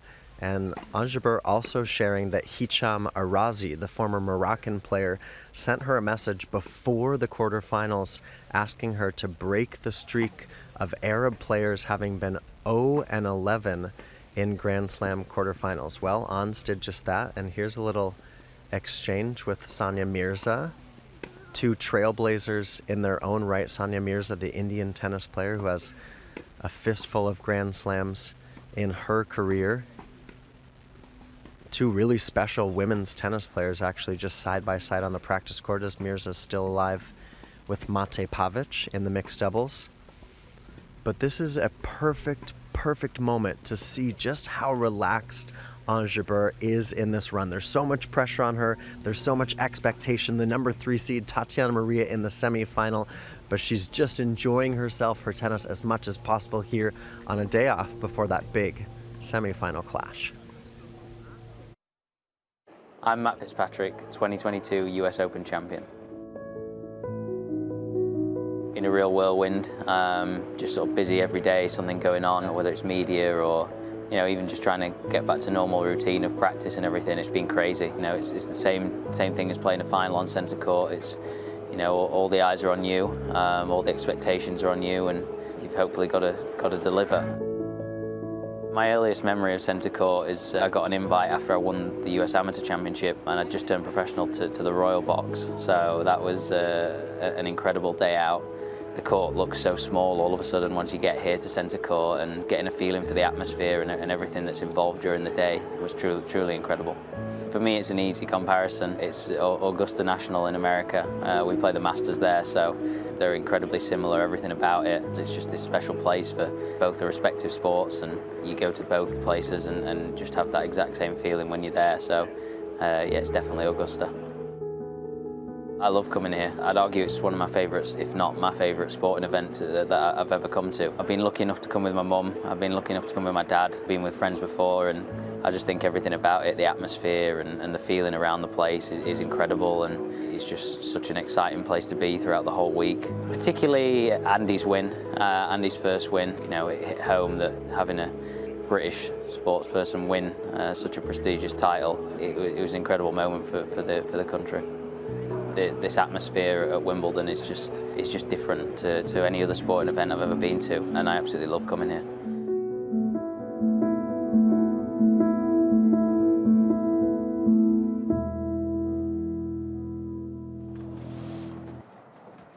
Yeah, he loves his tennis, doesn't he, Matt Fitzpatrick? We've seen him here at Wimbledon a few times. Scrubs up well in this suit. What a performance from him at Brookline, the country club there, to win the US Open. He's one of those people who is so humble, works tremendously hard. If you don't know much about Matt Fitzpatrick, look how much he pours into his game. He loves the stats, learning everything he possibly can about his swing and his golf game to squeeze every last drop out of it, and he's been richly rewarded with the US Open. And he also, as we heard there in that interview, loves picking things up from other sports, particularly tennis. Seen him in the Royal Box a few times. What is it about tennis and golf? Because there's a real synergy. A lot of former players play golf to a very high level and vice versa. Well, I think golf is one of those fabulous crossover sports that sports people from other disciplines love to play. I think perhaps because it's a game for life. You can play it in latter ages too. It's not as physically demanding perhaps, but I mean, so many tennis players are great at golf. Look at Andy Murray, he plays all the time. Tim absolutely Henman. Loves it. Tim Henman's a great player. I mean, you could just keep going down Barty. the list. Rafa Nadal, little bit agricultural, shall we say, with the swing. If you've ever seen Rafa Nadal swing the club, probably not one you're going to be copying, but he's a scratch golfer, so he gets it done. Wow. His hand-eye coordination Well, is Ash is absolutely currently fabulous. competing at in New York. Ash Barty, yeah. Golf is one of those sports that has tremendous crossover to all different. I mean, work a lot in football, and loads of footballers love playing golf too. And what the point I was going to make about Matt Fitzpatrick is, and I think sports people do this all across. Roger Federer said how he's had conversations with Tiger Woods about achieving success at the highest level. He's spoken in that interview and in other interviews in the past about trying to pick little things from other sports. How can I improve my golf game by watching a tennis player on centre court? And to your point there, because ultimately tennis players, even though they might have a team with them, they're individuals. And so you're kind of learning on the job. And just because you do something the way you do it doesn't mean I should necessarily adopt that. So looking at other sports, it's exactly what they did with Team GB. So Team GB has taken the best from British gymnastics, British diving, swimming, rowing, etc. to try and make this hub of training. I remember Federer saying, or Tiger saying about Federer, about the physical preparation as well, looking at how Federer has been able to keep himself at tip-top shape. I know he's injured at the moment, but relatively tip-top shape without too many injuries over the course of his career. and Tiger was saying how he's incorporated some of those things into his own physical preparation. And I remember when I'm not sure which year it was, when Federer won, he said the night before he was on child duty because his family was staying in one of the houses just down the road. And he said to his wife, on the night of the final, I shouldn't really stay up tonight looking after the kids. And she said, well, the agreement was ahead of it, you would do.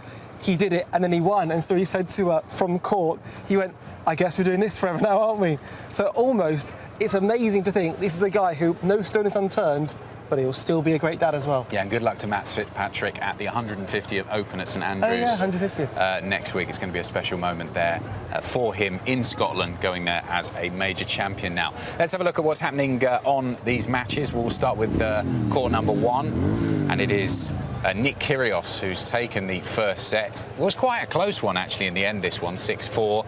But I think you can see there the serving that has been the real key for the Aussie. 5 aces. I mean, Garin hasn't got the biggest serve, really, in terms of the men's game, but borne out in the stats there. And interesting to see that Curios, other than total winners, and I suppose they were equal on unforced errors, Curios winning every single other statistical category, which, if you're a fan of Nick Kyrgios and the Aussies, pretty good to see. I'm going to chuck it out there. For me, that is the match happening in Wimbledon right now. If I could watch any match, I'd be on court number 1. But it isn't the only match going on. There's plenty of action, including on the centre court, I have to say, with Nadal and Fritz, and things aren't currently going according to the form book, but they are for Nick Kyrgios fans. 6-4 in the first set, and he's just warming up nicely, is Nick. And for him to go deep in this, for him to get through to that final, I mean, the headlines are just going to grow and grow. Yes, and just to update there, as we saw, he's won the first set 6-4, and he's still on serve, but leading 2-1 in the early stages of the second set. So that's court 1. Let's have a check-in on what's happened on centre court. First set done there as well. And there is an upset brewing. We did wonder how Taylor Fritz would get on against Rafa Nadal. He beat him, remember, in the final at Indian Wells on the hard courts earlier on this year. The 5th major, as Greg Rosetsky said yesterday. It's a big, big tournament, that one, out there in California in the desert. Taylor Fritz winning it, the biggest title of his career so far. And that really set him on his way, racing up the rankings. He's the 11th seed here. And Anne and I were saying when we came on air today that this was going to be a tricky one for Nadal. The way that Fritz plays is awkward. On a grass court, the ball skids through with that big serve. And Rafa would have to be at his best to try to eke something out here, even though he is clearly the favourite to win it, the number 2 seed, and having won those 2 Grand Slam titles already this year in Australia and then the French Open. But quite comfortable there, really, for the Americans, 6-3. And the exact reflected performance in terms of the Kyrgios situation, where Rafa is down on stats and everything, bar total winners and net approaches points won. So it's a dominating performance from Taylor Fritz. I'll be curious to know how well he handles the pressure as this goes deep, as we kind of spoke in a fair bit of depth yesterday about the idea that the reason Djokovic, and you pointed out to me, has won so many is because the further into a match it goes, the greater the likelihood that it's going to win because of, well, a number of reasons, but the same is possibly true of Nadal as well. He's not going to panic. Yeah, and just to pick out 2 of those numbers there for Taylor Fritz, 4 aces and 66% of first serves in. Generally accepted that over 60% of first serves in is the number you're trying to hit in a tennis match. And if Fritz is able to do that, there's not a great deal that Rafa Nadal is going to be able to do. I know he's a great returner, but when you've got a player with a weapon, you know, Fritz able to hit down those serves with such power and accuracy and get over 60%, over 65% in, doesn't matter who's down the other end, they're going to struggle. I wonder if part of the reason for this is that, as we were kind of speaking about the stats there, you could see, I think, a physio of Rafa was approaching him then. I wasn't sure if there was a slight injury. We've got a few monitors that we can look at, and we've got the action going on behind us, which is why the Henman Hill is absolutely rammed. And so I'll be curious to know if Rafa, this is 100% Rafa. We saw an injury with regards to one of the matches yesterday. OK, no, I was checking to see if there's a physio coming out. No, there isn't. But could there be almost a chapter turn? Could there be a dramatic moment in this one, mate, a physiological one? We shall have to wait and see. That's what's happening on court right now on centre court and court number 1. Earlier today on centre court, Simona Halep. Great performance from her against Amanda Anisimova, the 20 seed from the USA, who had beaten, remember, Coco Gauff earlier on in the tournament as well. Halep winning 6-2, 6-4. Here she is speaking after the match in the press conference. I'm really happy to be back in semis here in Wimbledon.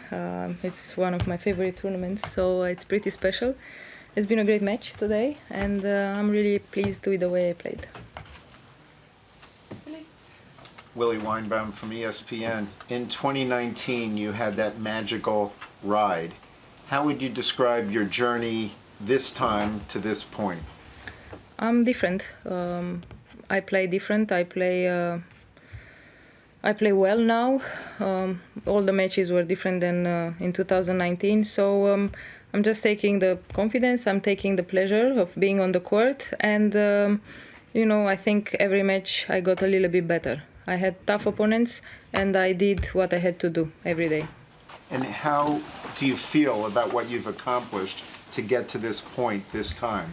I feel super happy about it. I struggled a lot, as I said many times, and now being in the semis of a Grand Slam, it means a lot. I will take it. I will give myself the credit that I've been really good this period of 2-3 months. I work hard, and it's just joy to be back in the semi-final of a Grand Slam, really. Hi, Simona, George from Press Association. You play again tomorrow, which I guess would ordinarily be a challenge, but you've been racing through your matches, so I'm guessing you're feeling pretty fresh and ready to go. Yeah, I feel ready to go. I feel good physically, mentally as well. I feel ready for tomorrow, and it's the same thing for her. She played today also. So yeah, I'm not thinking about these things. I'm just thinking that I have a very nice chance to play semis in Wimbledon. Hi, Simona. Congratulations, Catherine Whittaker, Tennis Podcast. Wimbledon's a place of tradition, and one of the traditions is the defending champion gets to open centre court the following year. For 3 years, you haven't been able to enjoy that for different circumstances every year. One way to ensure that you do get to enjoy that tradition that you've earned is to win the title again. Is that something that's been on your mind at all? At the start of the tournament, I said this because I've been asked. It's the only chance that I can open this tournament is to win again. So I'm in the semis, but I'm still far. So I will take tomorrow as a new challenge, a big challenge, and I will give my best. If there is a chance to win this tournament, I will take it. I will work hard to take it. Simon Campbell from Guardian. Congratulations. What were you thinking when she started slashing winners all over the place towards the end? It was not easy at all because I feel like she played without thinking that she has something to lose. So every ball was really hard hit. But I refused that she's going to come at 5-all. So even if I was 0-40, I was hard a little bit on myself, and I pumped myself. I served very well. And I believe that I can finish the match 6-4. I really believed it. Hi, Simona. Amanda was talking earlier about how she got quite upset and quite emotional at one stage in the game. We were watching her on the TV with her head in a towel, and she seemed to be crying. I just wondered how you feel being at the other end of the court in that instance as a human. I know you've got to be ruthless in professional tennis and everything, but does it affect you at all when you see an opponent in that kind of state? I'm not seeing what the opponent is doing because I'm really focused on myself, and I always done that.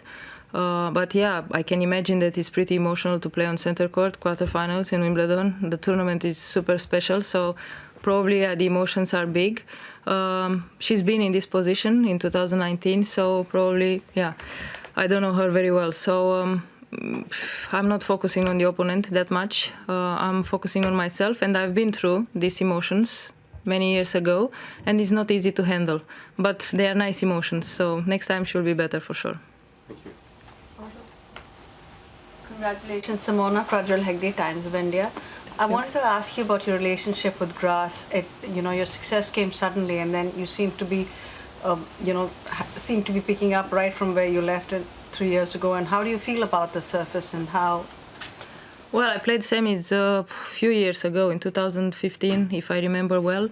Then a few quarterfinals. So I always had a good feeling with grass. But yes, in 2019 I started to feel really connected with it, and I feel safe on my feet. So this helps me to be able to move relaxed, and to feel the game. So I really feel the game now. Facundo Lugones is the coach of Cam Norrie. He's got a big smile on his face because his charge is into the semifinals. But, Coach, you guys want more, obviously. I know that. First up, congratulations on the run so far. And how are you feeling about the way that Cam has been able to make this deep run at Wimbledon? Yeah, I'm very, very pleased with him and the way he handled everything. I think that was the toughest challenge he was facing the last couple of days, to be able to take it just like another match and play his game. And I think he did that, and that's why he's through the semifinals. Let's talk about that quarterfinal against David Goffin. 5 sets, just really tough physically. What was the key, do you think, both tennis-wise and mentally for Cam to be able to win that match? I think mentally the biggest thing for Cam was to stay patient and allow himself to find the level. It took him about an hour and a half to 2 hours to get settled in the match. And then tennis-wise, he started to return better, started to use the backhand through the middle a little more and take the angles away, and then started to execute everything in the 4th and the 5th, and that was the key. Talk us through a little bit of your partnership with Cam, right? You guys go back to your TCU days as Horned Frogs, and the fact that you're now working with him as a coach. You're the ATP Coach of the Year last year for the success that you guys had as partners, but why did you want to work with Cam, and where do you see his potential taking him? Well, his potential is always, you never know until you're done with your career, but I think the way he's working and the way he's handling things and improving on every aspect is very promising, and there's a lot more to gain, a lot more to improve, so that's a good part. And yeah, I always believed in him, and I never planned this, but it was a good opportunity that he offered me to work with him, and we went with it, and here we are, so it's a pretty cool experience. A lot of people say they're surprised that Cam has been able to get to where he is. Indian Wells title, top 10, now first Wimbledon semifinal. Has it surprised you at all? And if not, then why so? I mean, yes, because obviously it surprised me because you have to do it, but I never had doubts that he could do it, you know? But yeah, it's very fun to watch and to be part of it and watch him push every single day to achieve more and more, and the more he gets, the hungrier he gets, so that's the best part. He wants more all the time, so it's really good to be part of it. How do you see the challenge of Novak Djokovic in the semifinals? I know he and Cam played in a very different conditions, right, in the ATP finals last year indoors in Italy. What will you guys draw from that match, if at all, and what are the keys for Cam to have success there? Yeah, I mean, for Cam, the biggest thing will be to try to impose himself and be able to execute his game and not have deeps in concentration. I think the other day at the beginning he was a little bit lost, so he can't do that on Friday. He's going to have to raise the level and just try to impose himself and execute everything and stay focused for 4 or 5 hours. Has it been enjoyable, this whole thing? I mean, I'm thinking about, you know, the hill being packed with people supporting Cam and the atmosphere inside number 1 court playing on center court. How much have you enjoyed it? Yeah, I enjoyed everything. It's nice to, when you work so hard, you do it for these moments, and it's nice that he's able to enjoy them and still perform at the level he's performing. And yeah, you always want more of this, so we're going to have to keep working this hard and keep enjoying and learning from everything. Thanks, Coach. Thank you, guys. Thanks. Very nice, thank you. What a journey he's been on. An incredible one. And that relationship for Facundo Lugones there and Cam Norrie has really worked so far. We see some players in the top of the game, they go after the big name coaches, you know, Patrick Muratoglu working with Simona Halep, Darren Cahill, Murray working with the Van Lendl. Like, they go after top former players or big name coaches to help them with their game. That's one route, and it's worked for a lot of players, clearly worked for those players that I described there. But also sometimes players like to work with someone who's just their friend, someone they know, someone they're comfortable around. For people who don't know the backstory, Lugones and Cam met at Texas Christian University in the States. They both played on the same college team there. They struck up a friendship, played together on the same team, and then they're now a partnership, coach and player. After that, Lugones obviously is a good player. He did play a little bit professionally earlier on in his career, but it has turned that into a coaching career. We were talking about golf earlier, and sometimes you see that with caddies and players. Sometimes it's players working with a superstar caddy who's helped some of the greats in the game previously, and sometimes they're caddied by just someone who's a childhood friend. Look at Rory McIlroy and his coach Harry Diamond, who's an accomplished caddy, but also just a friend of him that makes him feel comfortable on the golf course. And I think that's the same thing on court, and that's certainly working for Cam Norrie. Just being in that tight-knit group, we're all friends, and get the best out of each other. I wonder if it's as important off the court as it is on the court, and the idea that who are you flying to a different country with, your friend, possibly sharing rooms, maybe not now necessarily at the level that Cam's at, but certainly initially from a financial standpoint, someone that supports you, someone that knows you, someone that knows your family, can perhaps call your loved ones and say, let's not speak to him tonight, he's a little bit, whatever the case may be, because it's not just a coach he is, there's so much else that Yeah, and it goes can on. be travelling the tour for however many weeks a year. It can be a lonely place, it can be a difficult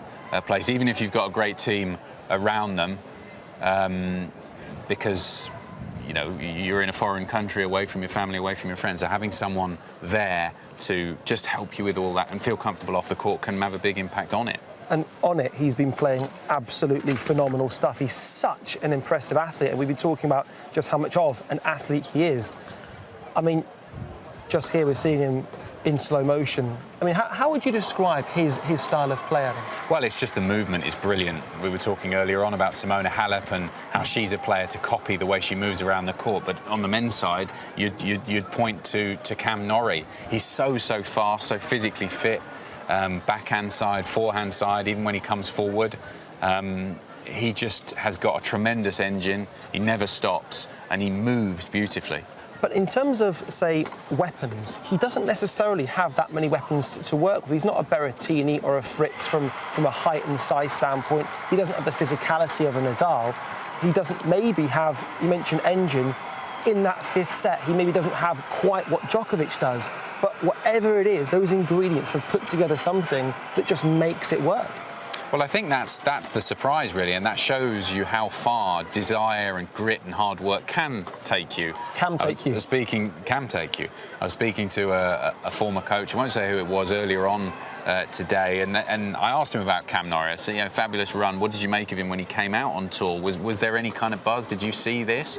And he said, to be honest, no. When he cracked the top 100, he got to about 60 or 70 in the world, and he said, oh, the discussion was, he's almost overachieving having got that far to make it to 60 or 70 in the world. That's probably going to be his ceiling. He'll play in the Grand Slams, might get through second, third, fourth round, maybe if he's gets a good run going, but that's going to be it. But since then, he's massively over-exceeded expectations without that raw talent that we see from some other players, and that just has to be credit to his hard work, determination, willing to learn and modify his game, and also the willingness to play a lot of tournaments. That's the other thing, is you see the number of tournaments he plays over the course of the year. We talked about travelling. He goes left, right and centre, absolutely all over the place, picking up ranking points, improving his game, and that's seen him steadily climb the rankings and be rewarded with a spot in the top 10 in the world. And just on a personal level, I've been lucky enough to interview him a few times, and actually at Queen's I interviewed him. It was late at night before the final, and he said, no worries guys, take your time. And I thought, what a guy. So he's incredibly humble and personable off the court, when he'd have been more than excused to have been a little bit forward and say, no, if you don't get it done in the next whatever, then I'm off. He's not like that at all, and I think he's a brilliant ambassador for the sport. And were he to do the unthinkable in this tournament, I'll tell you what, he will have deserved every single credit that he gets, because he's a great guy. He saw it was you, Radzi, and he couldn't let you go without an interview, could he, without talking to you? He saw how desperate I was. Yeah. He thought, whatever, this guy's got some serious issues, we need to help him out with an interview. And actually, he's also very honest on camera, you know. He gives you answers, really insightful answers. And I think to your point about that transition from 60 in the world to top 10, that doesn't happen. If you're 19, 20, 21 years old, fine. He's not at that point. And I'd love to speak to him about what he thinks has been responsible for that transition. Yeah, I mean, it's testament to the value of hard work. OK, enough from us for just a few seconds. Let's catch up with Rachel and Nick. Well, the ladies' singles semi-finals are set. They'll take place tomorrow on Ladies' Day here. Nick, let's talk then about these two matchups. They're going to be epic. Let's go with the top one first. Elena Rybakina taking on Simona Halep, the only ladies player who's actually had a championship here before, back in 2019. Of course, what are you making of this one? Oh, I'm so excited for this matchup. They're two very different players. Simona Halep gets everything back. She's physical. She moves well on court. Rybakina is the service leader on tour this year, but also hits off of both wings with such power, Rachel. So we're gonna have to watch out for that. They've played twice. They've played 3 times before. Two of those matches were completed. Both of those were absolute barn burner 3-setters that Simona Halep won, including at the U.S. Open last year. Dubai 2020, that was maybe the match of the year. So they could really have a great match. I think the key for Rybakina is the serve, and the key for Halep is just to stay locked in. 12 matches in a row from that 2019 title. She hadn't played here since then. So it's the momentum of Halep against the power of Rybakina. A new occasion as well for Rybakina. You know, will that get the better of her, do you think? She's got the best poker face in tennis right now. I mean, Steffi Graf is the most famous poker face in tennis, but Rybakina, it just doesn't seem to faze her. We've been waiting for her Grand Slam breakthrough. She's had really great results on the WTA, but I don't necessarily see her being fazed. But I think you're right in the sense that Simona's been here before. It's her 9th Grand Slam semifinal. She's a former champion here, so she feels at home on center court. Yeah, well, the winner of that semi-final, of course, will play the winner of the next semi-final, Ons Jabeur, taking on Tatiana Maria. And I think this one is maybe going to be the fans' favourite, isn't it, just because of the storylines in it? Yeah, absolutely. I mean, the story of Tatiana Maria, the story of Ons Jabeur, they're both trailblazers in their own rights. But Rach, this one is going to be so fun. The craftiness, the way they both slice and dice, they move the ball around the court. They can do anything with a tennis ball, with a tennis racket, use it as a feather, as a wand, whatever they want to do with the ball, they can. I think Ons Jabeur is the one who packs a little bit more power, so she's going to look to open up that forehand and go after Tatiana Maria.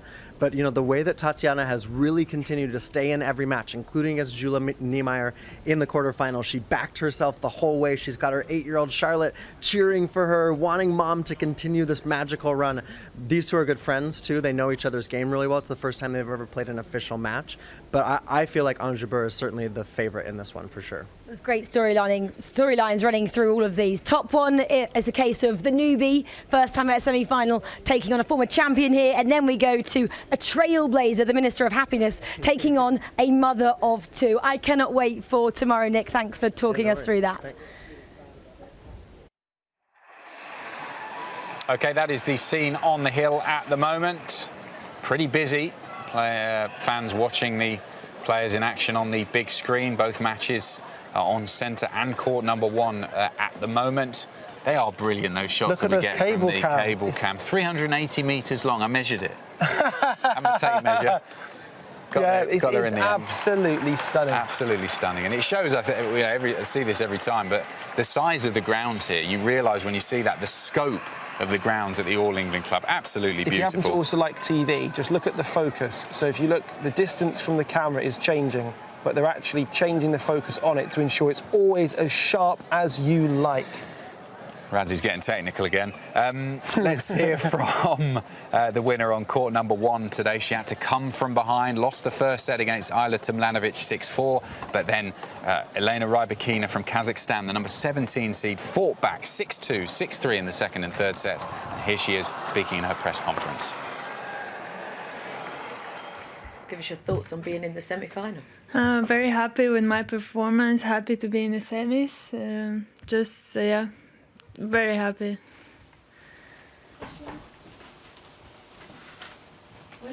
Willie Weinbaum from ESPN, congratulations. Thank you. You mentioned how happy you are to be in the semifinals. What do you envision it will be like for you when you step on the court to play the semifinal? I'm just gonna try to do my best, try to enjoy, because I'm playing against a great champion. We had tough battles before, and I hope that I can show my best, and it's gonna go my way. How would you describe your journey to this point? Good matches. I think I did my best. As I said, I wasn't in the greatest physical conditions and didn't have good preparation. But overall, I think I did my best. And it's just for me still keep improving, working, and tomorrow I just try to enjoy. Aki from Smash Magazine. Congratulations first. And even though you said you are very happy when you won today, you seemed very calm and you looked very, just. I didn't see big emotion from you when you won today. So what did you go through your mind when you won today's match? I mean, I'm just very calm person and I'm not showing my emotions. It's been always like this, and of course I'm full of emotions inside, and I just know that it's still, I have a match tomorrow, so I'm just trying to focus, forget already what happened now, and just keep preparing for the next match. Hi Elena, I believe you've talked about it in the past, but I was wondering, how uncertain were things after you finished school and you wanted to start on the tour? I believe you had did you have some financial issues, or you thought about going to college? What was that like in those days? Yes, of course, you always doubt if you're going to be professional or not, because I was finishing school and I was going actually every day when I was home. So it was not an easy decision because, of course, financially it's difficult. It's a very expensive sport, and like all the parents, my parents, they were worried if something happens, if you get injured. Of course, you want your kid to study and not to risk. But I think we made a good choice, and I'm very happy that I'm playing now. Was it a difficult decision to when Kazakhstan approached you? Was that a difficult decision? I think it was very good timing because they were looking for the player. I was looking for some help, and they believed in me. So I think it was very good combination. We just find each other. How do you think the move from Russia to Kazakhstan helped your tennis? I mean, they believed in me. They made everything possible for me to keep playing, keep improving. I had all the conditions to practice and everything, so of course it helped a lot, and they're still helping and supporting me, so I'm really happy that I'm representing Kazakhstan already for a long time. And do you feel Kazakh, or do you feel Russian, or how do you feel? I mean, it's a tough question. I was born in Russia, but of course I'm representing Kazakhstan, and it's already a long journey for me. I was playing Olympics, Fed Cup before, so I got so much help and support. So I'm feeling just the support of the people. I'm very happy to represent Kazakhstan because I think I'm also bringing some results which are very good for the sport in Kazakhstan. So yeah, it's just very, for me it's a tough question just to say exactly what I feel. Kosuke from the Asahi Shimbun, congratulations. I read in the article that when you were young, you were doing gymnastics and figure skating, and I just want to confirm, was it 6 years old, and is your parents also very tall that they advised you to switch? No, my parents, they're not super tall. I think I'm even taller than my dad, but yes, I did gymnastics and ice skating when I was little with my sister. 3-4 years, but for these sports I was too tall already. They told me from the beginning.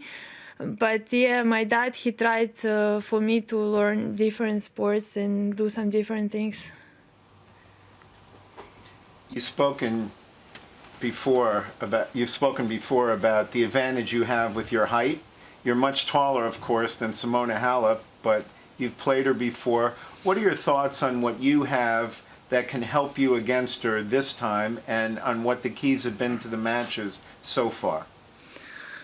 I think that the key, of course, is my serve, aggressive game, and she's a great champion. She's moving really well, reading the game, and I just try to do my best, focus on things which I can control, my serve, my shots, emotions, because also you got quite nervous if you're up, down, no matter what's happening. It's just to stay calm, to keep playing point by point. Hi Elena, congratulations. Jules from the Press Association. You're through to the semi-finals now, obviously. I wondered though, when Wimbledon announced a couple of months ago that Russians and Belarusians couldn't play, was there any concerns from yourself? Because obviously you was born in Russia. You might not be allowed to play, I mean, when I heard this, of course, this is not something you want to hear, because we are playing sport, and everybody wants to compete. They were not choosing where they're born, so of course I feel it for them, because everybody wants to compete at the biggest tournament at Wimbledon, and yeah, I just hope that next year it's going to be back to normal. Yeah, I mean, I appreciate it. Well, that was earlier on court one, and I have to say we were kind of both surprised it went the way it did. I thought Tomljanovic was going to take that, especially after the first set. Yeah, we said this on air when Anne and I were on. Did you? This shows the problem with making predictions, because you always end up being wrong, especially if you're me. Yeah, I agree with you. When Tomljanovic took that first set, I thought, given the way she played last year, she was looking good on grass this year as well, that she would take that one in straight sets. But fair play to Rybakina to battle back and win it in 3. And court one's had some fantastic action today. 2 Australians have been in action. Also Nick Kyrgios as well, the Mr. Headline man. Part of the reason, I'm sure, why so many people are sat on Henman Hill enjoying the action here.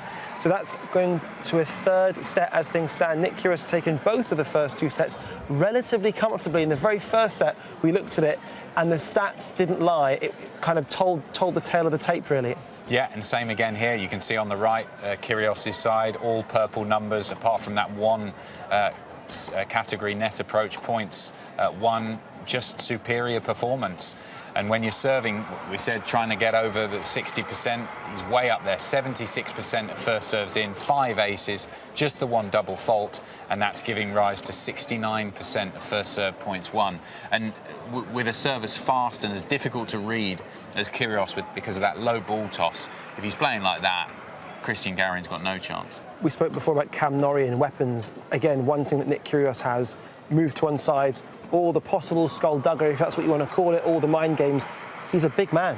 So he's coming at it from a very different height than someone like Cam Norrie is. He doesn't have to necessarily be quite as dynamic and athletic across the court as Cam, and it's working. This, for me, it's an exciting time in tennis, because things happen in moments. Careers are almost formed in moments. Could this be the time that Nick Kyrgios gets crowned Wimbledon champion? And it's interesting, we saw in his last match, what really worked for Nakashima is the fact, we talked about it on air, didn't we, that Nakashima was just so calm, there was nothing, he was giving him nothing, it was like a flat line, and Kyrgios wasn't quite able to deal with that, you know, having lost the first couple of sets. He likes it if he gets something back from the opponent, something to G him up, as he got you know, in bucket loads from Tsitsipas the previous match. And from what we've seen so far, it's similar to that with Christian Garin, is not giving him quite as much down the other end, perhaps not as Iceman as Nakashima, but in a similar vein. But Kyrgios has clearly learnt from that experience, because today he's generating the energy himself. That's an interesting point. I wonder if there's almost a culture, sort of a nationality culture. So Nakashima, American, but by way of Japanese descent, can often be quite stoic in their approach to sport and competition, very humble people. Let's say possibly Brits, maybe not quite so much. And so I wonder, actually, say, we're obviously seeing Rafa Nadal's also playing, Spanish people traditionally can be quite fiery perhaps on court and very passionate. So I would wonder from country to country how you challenge that, and if it's easier for some countries than others to try and be that water to the fire that you mentioned yesterday. Well, there was a good line, wasn't there, from Nick when he was shouting at his box earlier on in the match, there's 5 of you in there, give me something. Yeah, he certainly brings the fire. You mentioned fiery Spaniards. There's one of those on centre court right now, and he is fighting back. Rafa Nadal, we said he lost the first set against Taylor Fritz 6-3. Great performance from the American there. And it was close-fought thing in the second set. Nadal just squeaking it 7-5. Similar again, really, from Fritz, more in terms of the aces, less double faults. But I think where Rafa improved his numbers was getting more first serves in, 66%, and that gave rise to 72% of first serve points won. So that is, we talked about it with Djokovic, and it's the same with Nadal. They're just masters of figuring out what do we need to do to win these matches over 5 sets. He'll have looked at the first set, thought about it, what did I do wrong? He's able to sense where the improvements need to be made. It's a bit like a Formula One car that goes into the pits and little modifications are made, and Rafa and Djokovic are amazing at that. They acquire data, and it's almost as though the first set they're happy to throw away because it's not about winning, it's about learning. They learn their opponent and then they strike. They learn where they're weak, how they're feeling. But in terms of weakness, something that does worry me about Rafa Nadal is his physio has come out on more than one occasion now. I do wonder if there is a problem with him. And obviously coming into this, there was a conversation about his foot, about what sort of health that would be in. Until this point, it hasn't seemed to be an issue. Will that potentially unfold into something that becomes a talking point? Yeah, we'll have to wait and see. We'll keep you right up to date with both of those matches here on Wimbledon Uncovered. We heard from Elena Rybakina from Kazakhstan earlier on in her press conference. If you did miss that match, it was a great one, wasn't it, against Eula Tomljanovic? First up on court number 1. We can show you some of the highlights here. We'll join it at 1 set all, and we can join it in that 3rd set. Rybakina to come back, serve well, and try to recreate some momentum for herself.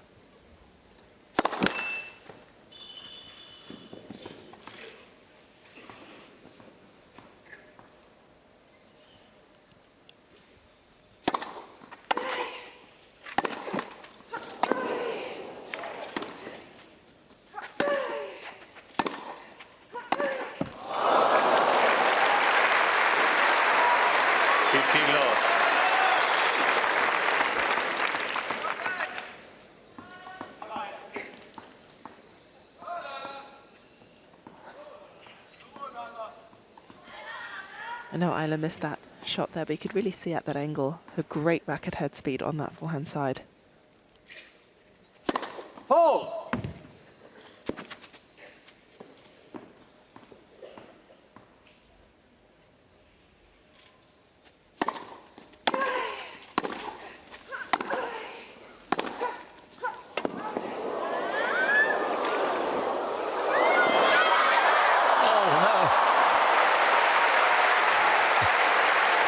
So lucky to get away with that. But even preceding that last little section, those were rocket monster balls being hit. But yeah, no, that drop was not disguised at all, but she did such a good job, Rybakina, there in responding with her hands at the net with that volley. It was a great chance for Tomljanovic.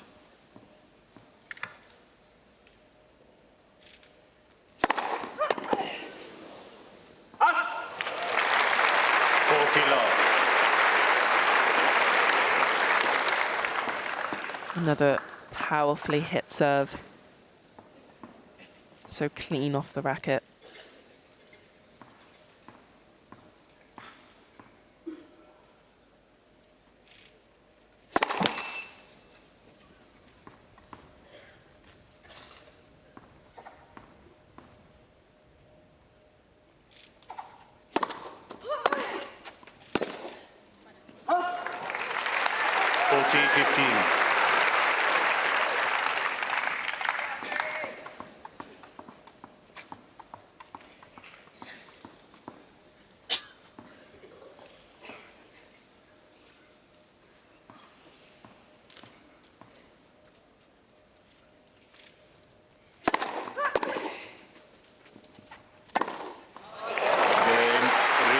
Powerful end to the game. And it's 4-1. Rybakina leads 4-1, final set.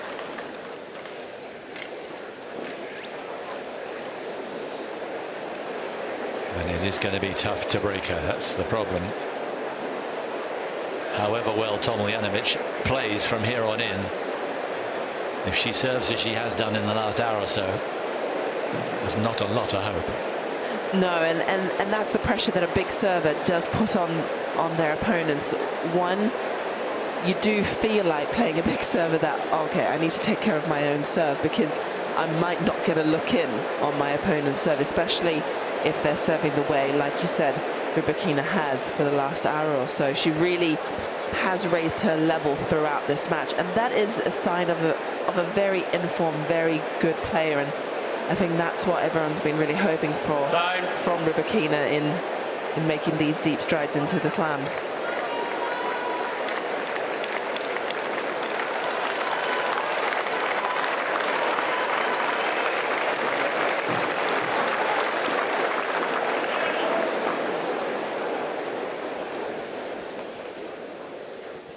You may not seem it, but it is only one break in this third set.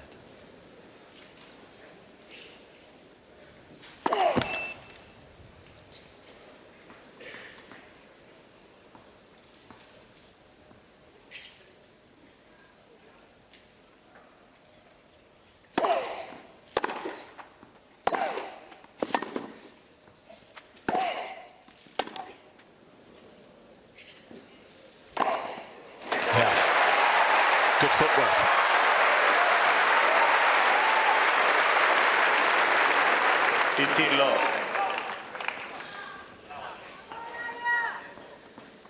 Again, big hitting from Eula, and definitely did not take anything off on that last ball to put it away.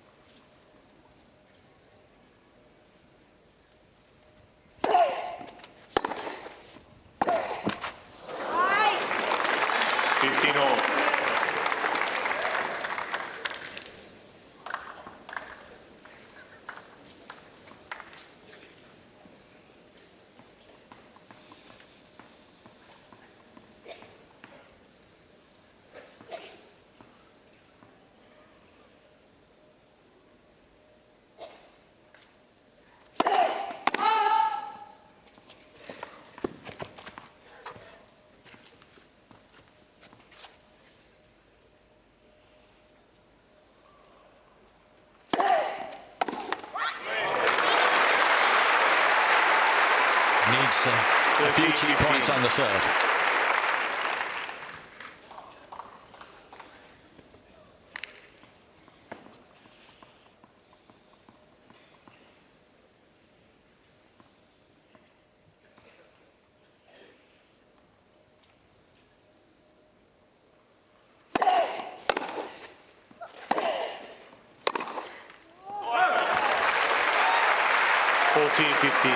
Keeping it deep. And as long as she keeps it as deep as that, then there's going to be less trouble coming at her. We can definitely feel that both players are not as tight in their game. There's definitely more errors creeping in on both sides of the net. Oh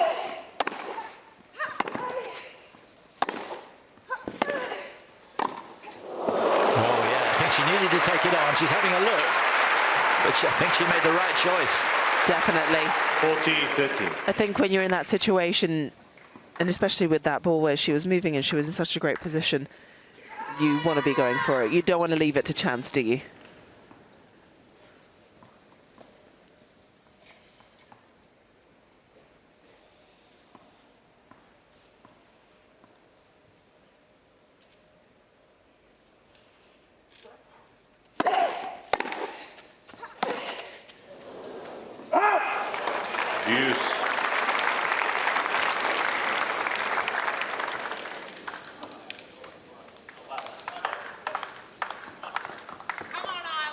Huge point here.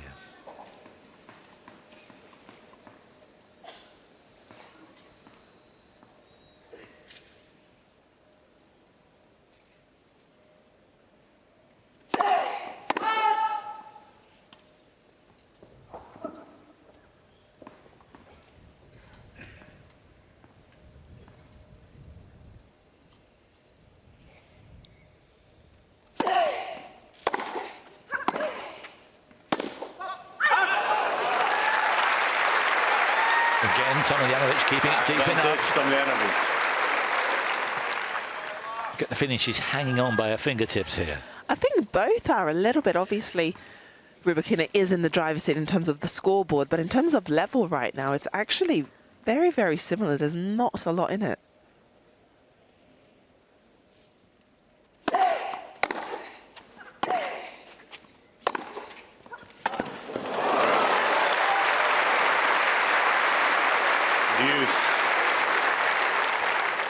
Both are having moments of big hitting, great shots, good point building, and then both are littering actually currently this part of the match with quite a lot of errors from both sides. So I don't think the momentum is quite with anyone right now.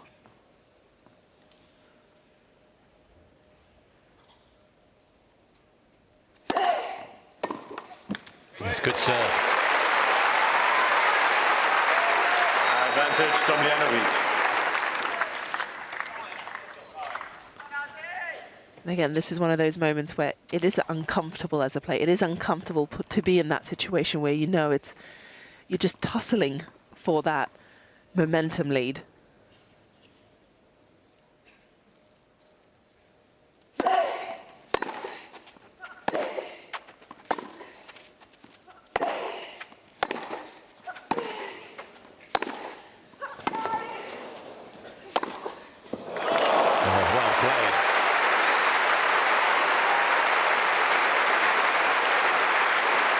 Yes, if you look down at the score sheet, Rybakina's won 8 of the last 9 games, but right now, for the last 10-15 minutes, it doesn't seem like that.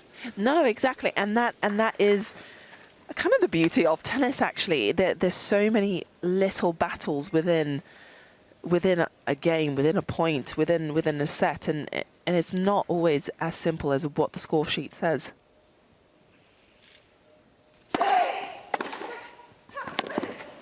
It's a great return. Advantage Rybakina. The way that Rybakina's been serving, this is virtually match point.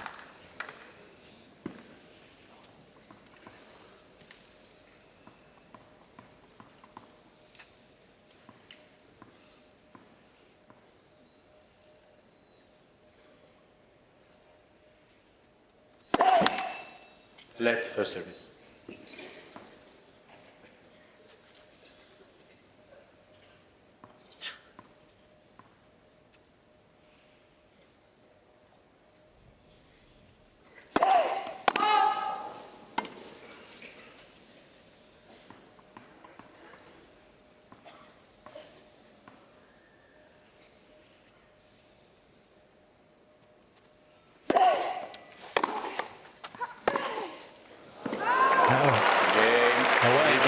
She may follow that ball out as well.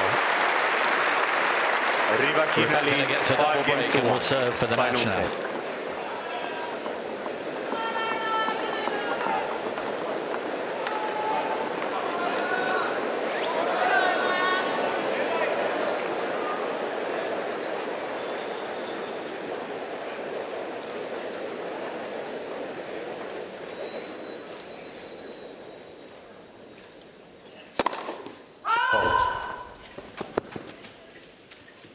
Elena Rybakina is challenging the call on the right service line. The ball was called fault.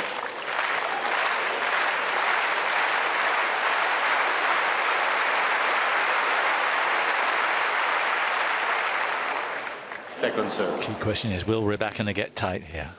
The double break advantage helps a lot.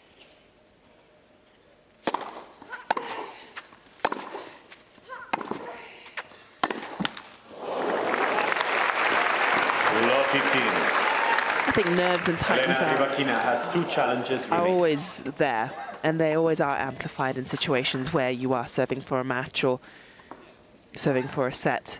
But I think it's just about how you play through that, how you're able to keep things present and more in line with the process of what got you this far and what will get you further.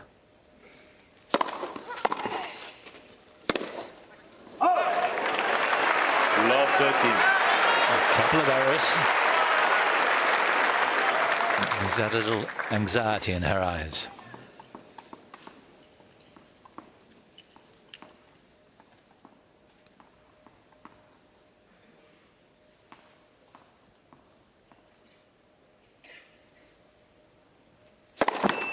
Let for service.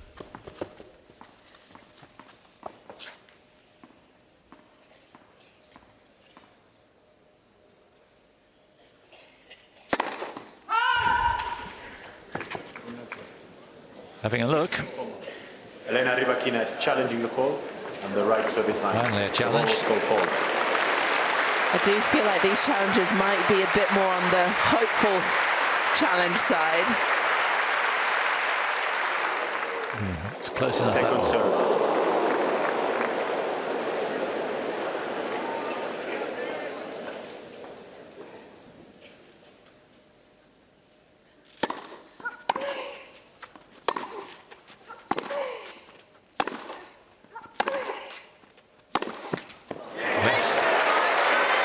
Exactly what Tomljanovic is looking for. Love 40. 3 errors and 3 chances to get the first. Elena Rybakina has back. 1 challenge remaining. I think possibly Rybakina was hoping for an easy game here to serve it out. She was, I think, hoping to do it just on her serve and hasn't quite maybe committed to having to win this game, win this match, as she's been doing well in this match so far. And a big part of that has been not just in her service game, it's been the way she's been playing the points.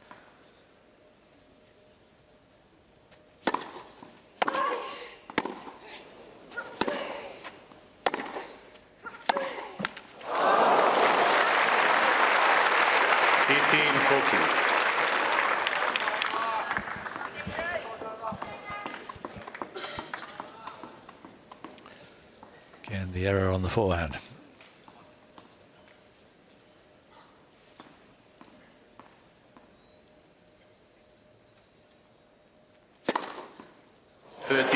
Smack on the line.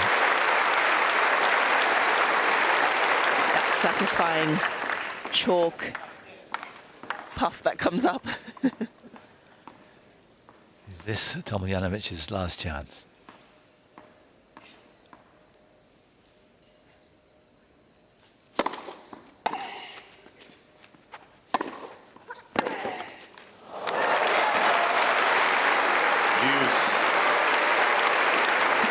From Rybakina, they're coming back from love 40 down. Although obviously she hit 1 ace and a good point there, but the point before, she worked for it. She really worked for it.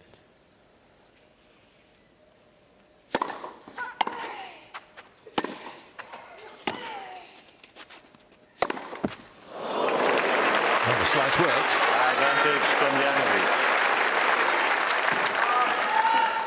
So she has got another chance.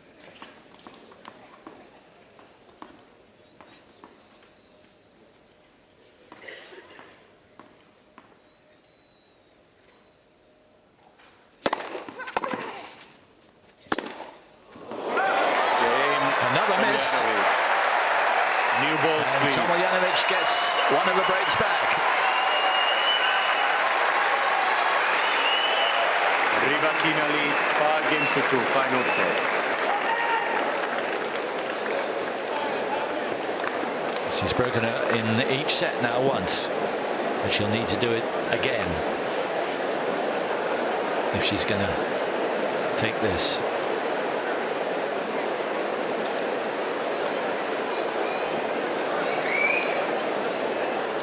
Hear the buzz in the crowd.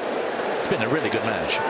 It has. I really do think it has, and it's been a match with maybe, if looking from the outside, you would think, oh, not a lot of variation, but actually there has been. You've really seen how both players have had to adapt to try and get ahead in this game, and I think it's been a great show of obviously power, of clean hitting, big hitting, but also the way competitive tennis goes. Now, can she hold here and put a little bit more pressure on the Rybakina serve?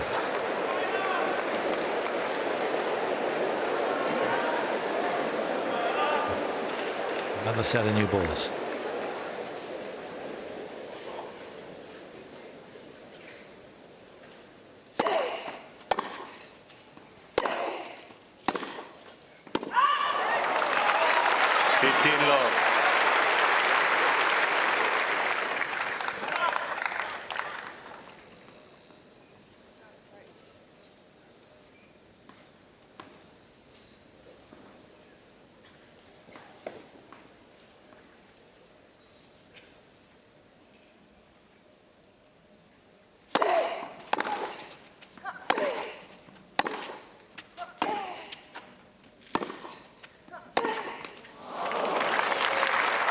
15 all. It's that side where most of the errors are coming from. Definitely. I mean, I think between the two wings of Tomljanovic, the forehand side is the one that can break down, but by no means is it a weak side.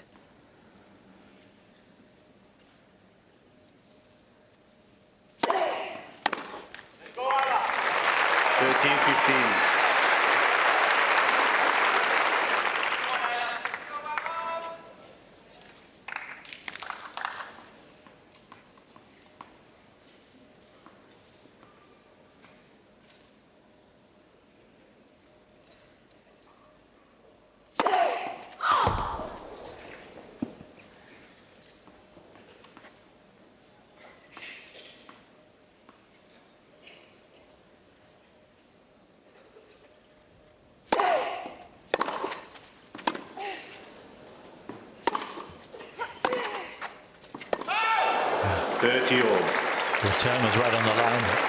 Tomljanovic's shot just over the line. There's a few balls there where you weren't sure actually whether they're going to be dropping in or just floating long. No.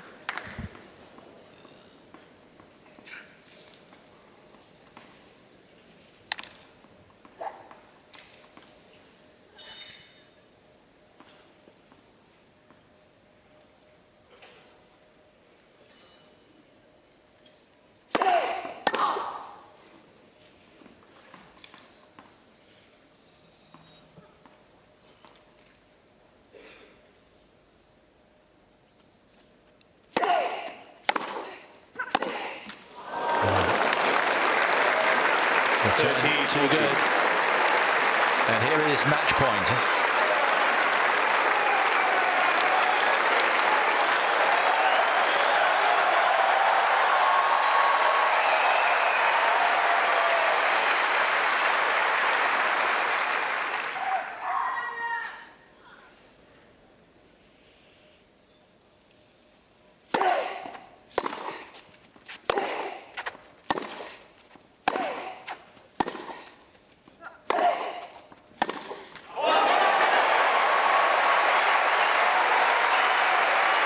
Support for the Aussies. There's some big hitting, brave hitting from Eula there as well. Big match point down. Still very clear on the kind of player she is and what she wants to do out there.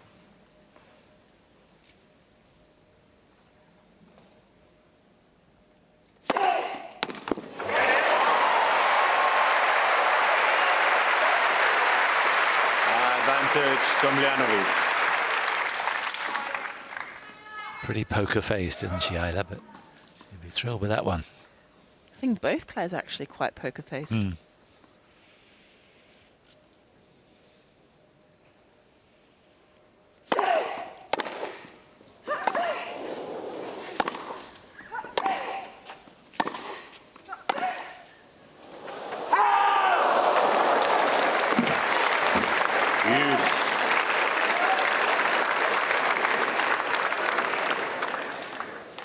He doesn't give much away either, Sandro Beck.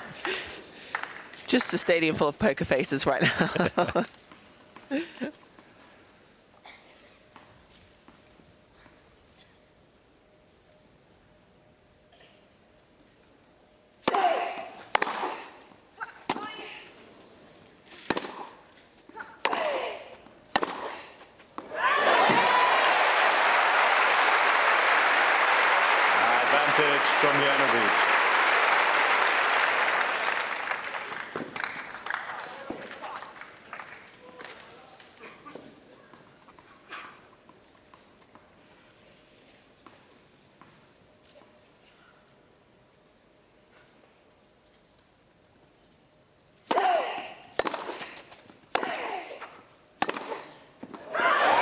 She's missed it.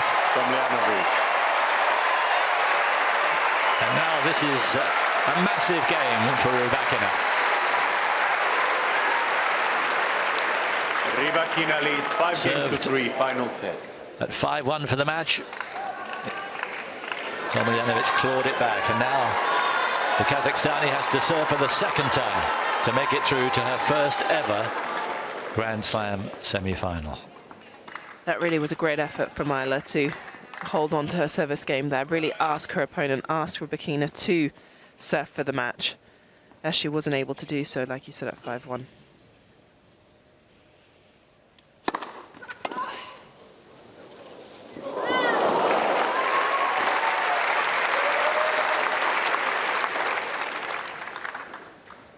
That eases the pressure. 15 love.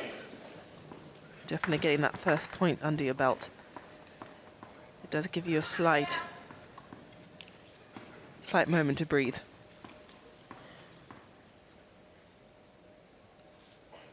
Wow. 30 love.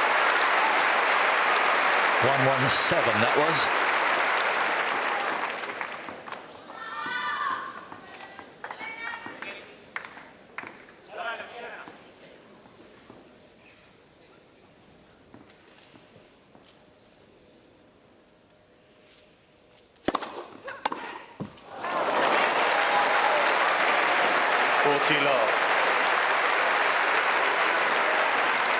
So 3 match points.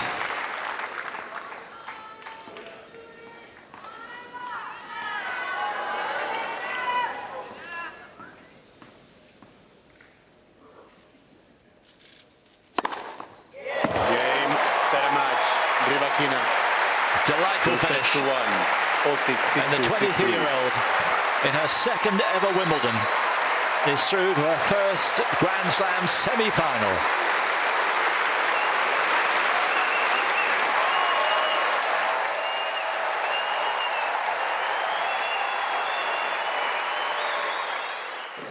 Back by popular demand, once again we're going to play the game Who Came the Furthest. We each get 3 attempts to ask a person at random who we think's come the furthest. The single person who's travelled the furthest to come to Wimbledon will be the winner. Wait, sorry, when did we play this last and who won? Can't remember. You can't remember? I have no it was a few days ago, but who won? Olivia destroyed me. The best I got 3 out of 3 I got. Was, I think, Gloucester. The best that I got was Guam. And Saudi Arabia. Guam and now, before we begin the game, the big question is, if we transformed ourselves into 14-year-old boys from Bristol, how would we look? Like these guys right here. Yes. What's your name, dude? You're my dog. Isaac. What's your name? Johnny. And do you like tennis? Yeah. Now, quick question before we start. Cam Norrie, the British hopeful, can he go all the way? Can he lift the championship? Can he become the Wimbledon champion 2022? Yeah, definitely. It would be a tough challenge, but I definitely think so, yeah. Yeah. Proper analysis. Lads, have an amazing day. That was an excellent answer. We're now going to begin the game. We've had an hors d'oeuvre, if you will. It's now time to kick off. Whet my appetite. Olivia, I went first last time. Just to say, can I just say where we are? Please say where We're we in are. a walled garden by the food court, so there's a lot of people here. There's some hungry people, so we might, if we get people who are eating, they might be like, please don't interrupt. And if we get people who are hungry, they might be like, I'm hungry and talk to me. Oncle de Parson, as they say in Wales. Do you want to go first? No. And also, I'm going to try and steal a chip again. I did that the other day and I really enjoyed it. This is the longest introduction to a game that's ever formatted on TV. So, I went first last time. Is it ladies first? Yeah, my turn. Okay. Hi, fellas. Can I ask you a question? Sure. Where are you from? From California. California! California! Whereabouts in California? Los Angeles. Oh, yeah. Nice. I went to UCLA, so I'm all over it. Pretty cool. Ruined. Woo! Who is he? What brings you guys here, by the way? Wimbledon. Why not, right? You got to check it off the bucket list. So we've been playing the game. Who's come here the furthest? Olivia's asked the very first question, and she's Oh, I got basically California. smashed it out the park I saw it, so I far. saw it. Nice, all right. Thank you, guys. Yeah, we win. Thank you. Hey, so once again, Olivia's got off to an amazing start. I need to recover this. We're going to walk around and see if we can find somebody who looks like they've got some distant tones in their person. Somebody who looks like Madam with the amazing glasses. What's your name? Helen. Helen, you sound like you've clearly got an Australian accent. No, English. Whereabouts in England, Helen? London. London. Whereabouts in London? Could be more local if we tried. Up the road. Oh. No, sorry. Okay, is that further than California, do you reckon, to Wimbledon? No. Well, Helen, it's a pleasure talking to you. Are you having a good time? Yes, lovely to meet you. My daughter's going to be very impressed. Well, thank you. What's your daughter's name? Charlotte. Hello, Charlotte. If you watch this on the Wimbledon channel, I'm saying hello. Your mum's wonderful. Wimbledon Uncovered. Make sure you watch it. Have an amazing day. All right, I'm up. I'm gutted. Follow me this way, please, gutted. ladies and gentlemen. How are you doing this? How does Olivia know where people come from? It's almost like it's a fix. It's not a fix. 2 more opportunities I've got. I mean, Olivia said this really seriously. Oh. I'm only saying that because we're playing a game which is how far have you travelled? Boring. You're too local. Oh God, we've come a long way. Where have you come from? Notting Hill. Yeah, W11. It's been quite arduous actually. There's 2 zones on the tube. Guys, thank you. Thank you, 'cause you're helping me with that. Your locality helps me. American-Canadian vibe about it. It was the cap. Do you know what I mean? They love the cap. Wimbledon hat. Yeah, so What? that's quite an American So that's W19 thing. vibe. Yeah, I know. Oh, well. How are you guys getting on? Yeah, we're great. Yeah? Have an amazing day, guys. You haven't. Right, Bradley. Oh, okay. We have an opportunity here. Now, okay. No, not going to go. We're going to. Oh, I wasn't sure if they were. This is tough. Him. Who could be? Who's got these vibes? Terrified of you. There is something. Hello, sir. Hey, what's your name? Naoto. And where are you from, sir? Japan. We love Japan. What's your name? Yoshi. And you've come from Japan? Yeah. And why have you come to England? Is it for Wimbledon? Oh, yes. Yeah. This is amazing. What do you love most about Wimbledon? Garin and Elena today Elena. I'm putting you on the spot. I'm very sorry. Tennis. Tennis, you love tennis.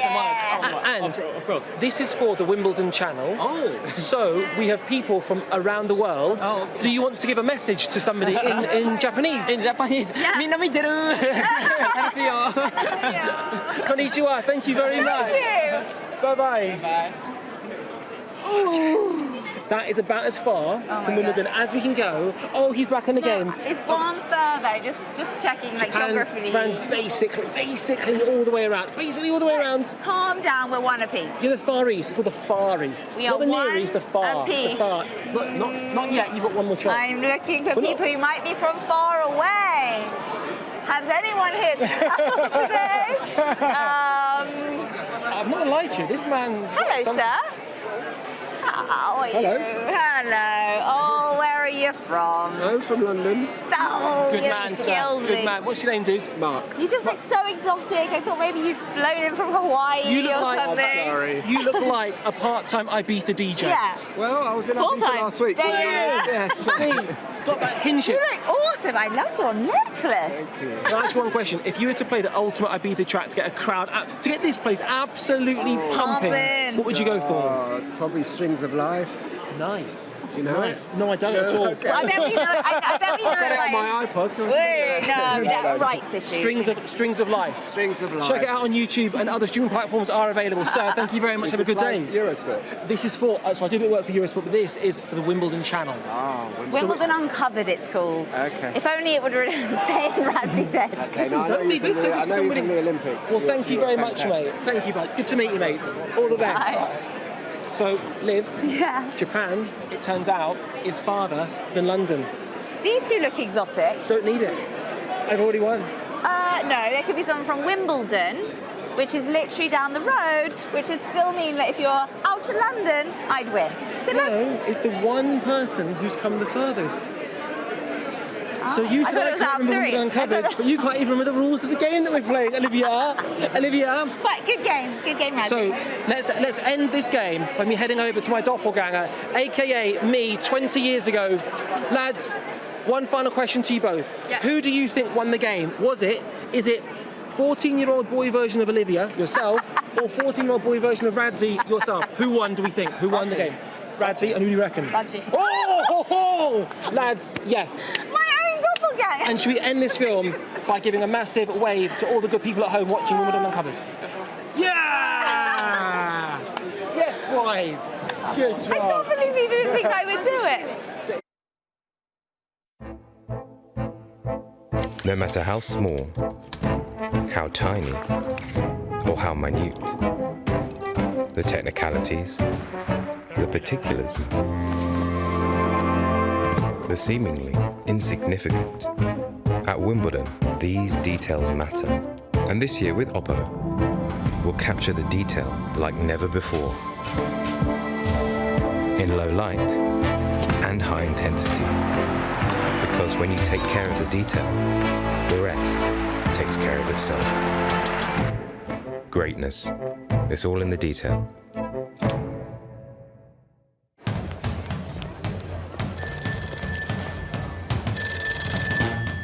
Welcome to the the Sip Smith Swansea service at Wimbledon.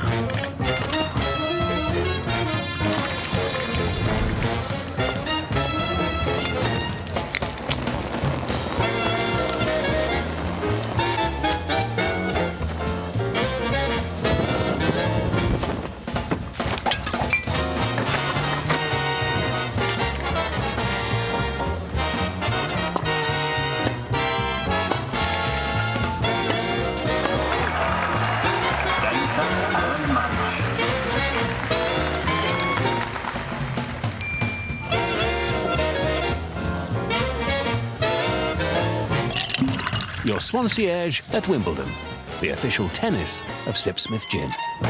Swansea, like a concierge, but ginier.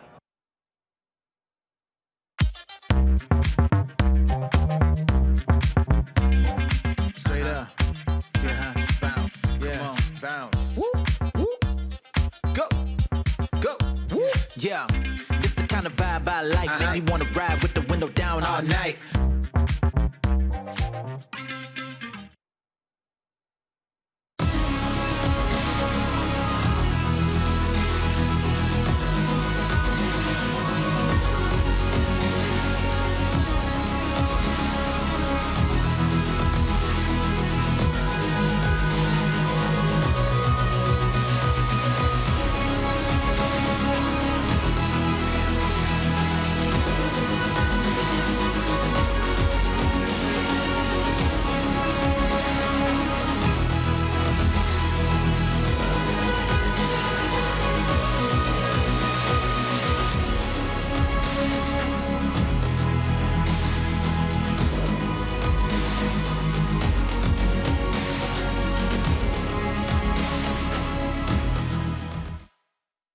While we're here, should we grab a selfie? Yeah, let's do it.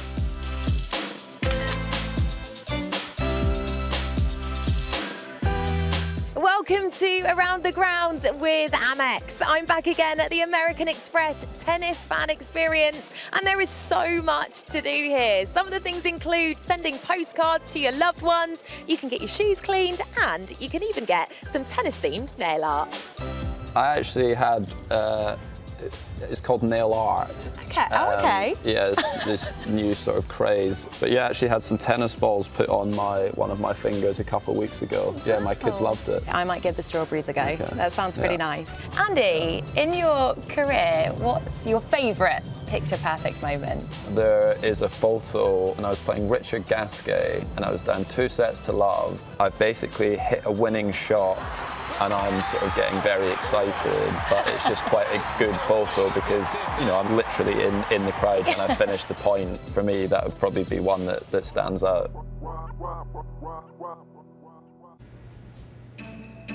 Greatness.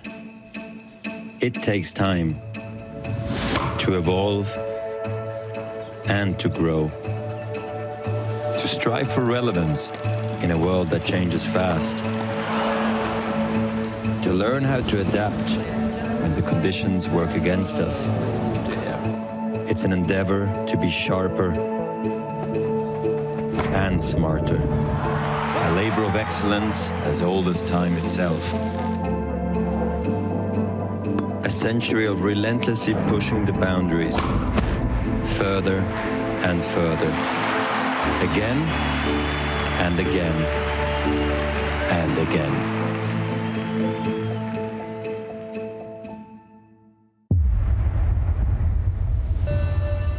You have to develop an edge to be great at something. I had that. And then, boom, there's something clearly wrong. You doing your job, umpire? You're pathetic! How much bigger a point can you screw it up with? Couldn't you see anything? From New York, John McEnroe. You either loved him or hated him, but you couldn't not be aware of John McEnroe. I didn't want to be booed. I wanted everyone to clap for me. But if I wanted to be like my idols, There's a foot over the line! I did learn you gotta be a bit of a lunatic out there. You cannot be serious! Who doesn't mind yelling at an umpire, man? Go around the world, meet girls, and party. I was on such an unbelievable high. Number one in the world. I'm the greatest player that's ever played. Why does it not feel that amazing? You always worry you're too much like your dad. He was a perfectionist. That's my biggest flaw. I was melting down. 37 psychologists and psychiatrists didn't help. It felt like there was no way that it could get worse, but it proved to be incorrect.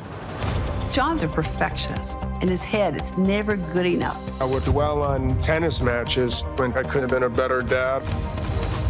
That's the worst feeling. You always hear, do whatever it takes to win, at any cost.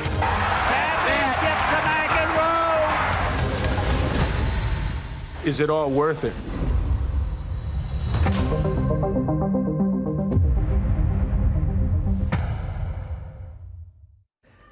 A 12th Wimbledon win for Simona Halep, the 2019 champion, and here to speak with us is Ben Rothenberg about Simona, who just seems to be locked in to that kind of mentality and the kind of tennis that we saw 3 years ago when she won the title. Especially maybe even in that final that she played against Serena, one of the best matches of her life, winning it 2-2 over such a great champion like Serena. That's been her energy she's brought certainly to her center court matches against Paula Badosa and Amanda Anisimova. Took her a few rounds to get back to center court. She didn't get the chance because she didn't play in last year's tournament to open the tournament as the reigning champion usually gets, but she's making up for that here with some emphatic performances and looking really sharp. And she's looked sharp at a bunch of points this year actually, but it really seems like things are clicking in a meaningful way for her at Wimbledon. Yeah, what do you think has come together for her when we look at the tennis? You talk about the Anisimova win. Things got a little bit tight in the second set, but now she's got Rybakina in the semifinals, another big hitter. But overall, when Simona is locked in, we've seen her as a multi-time slam champion.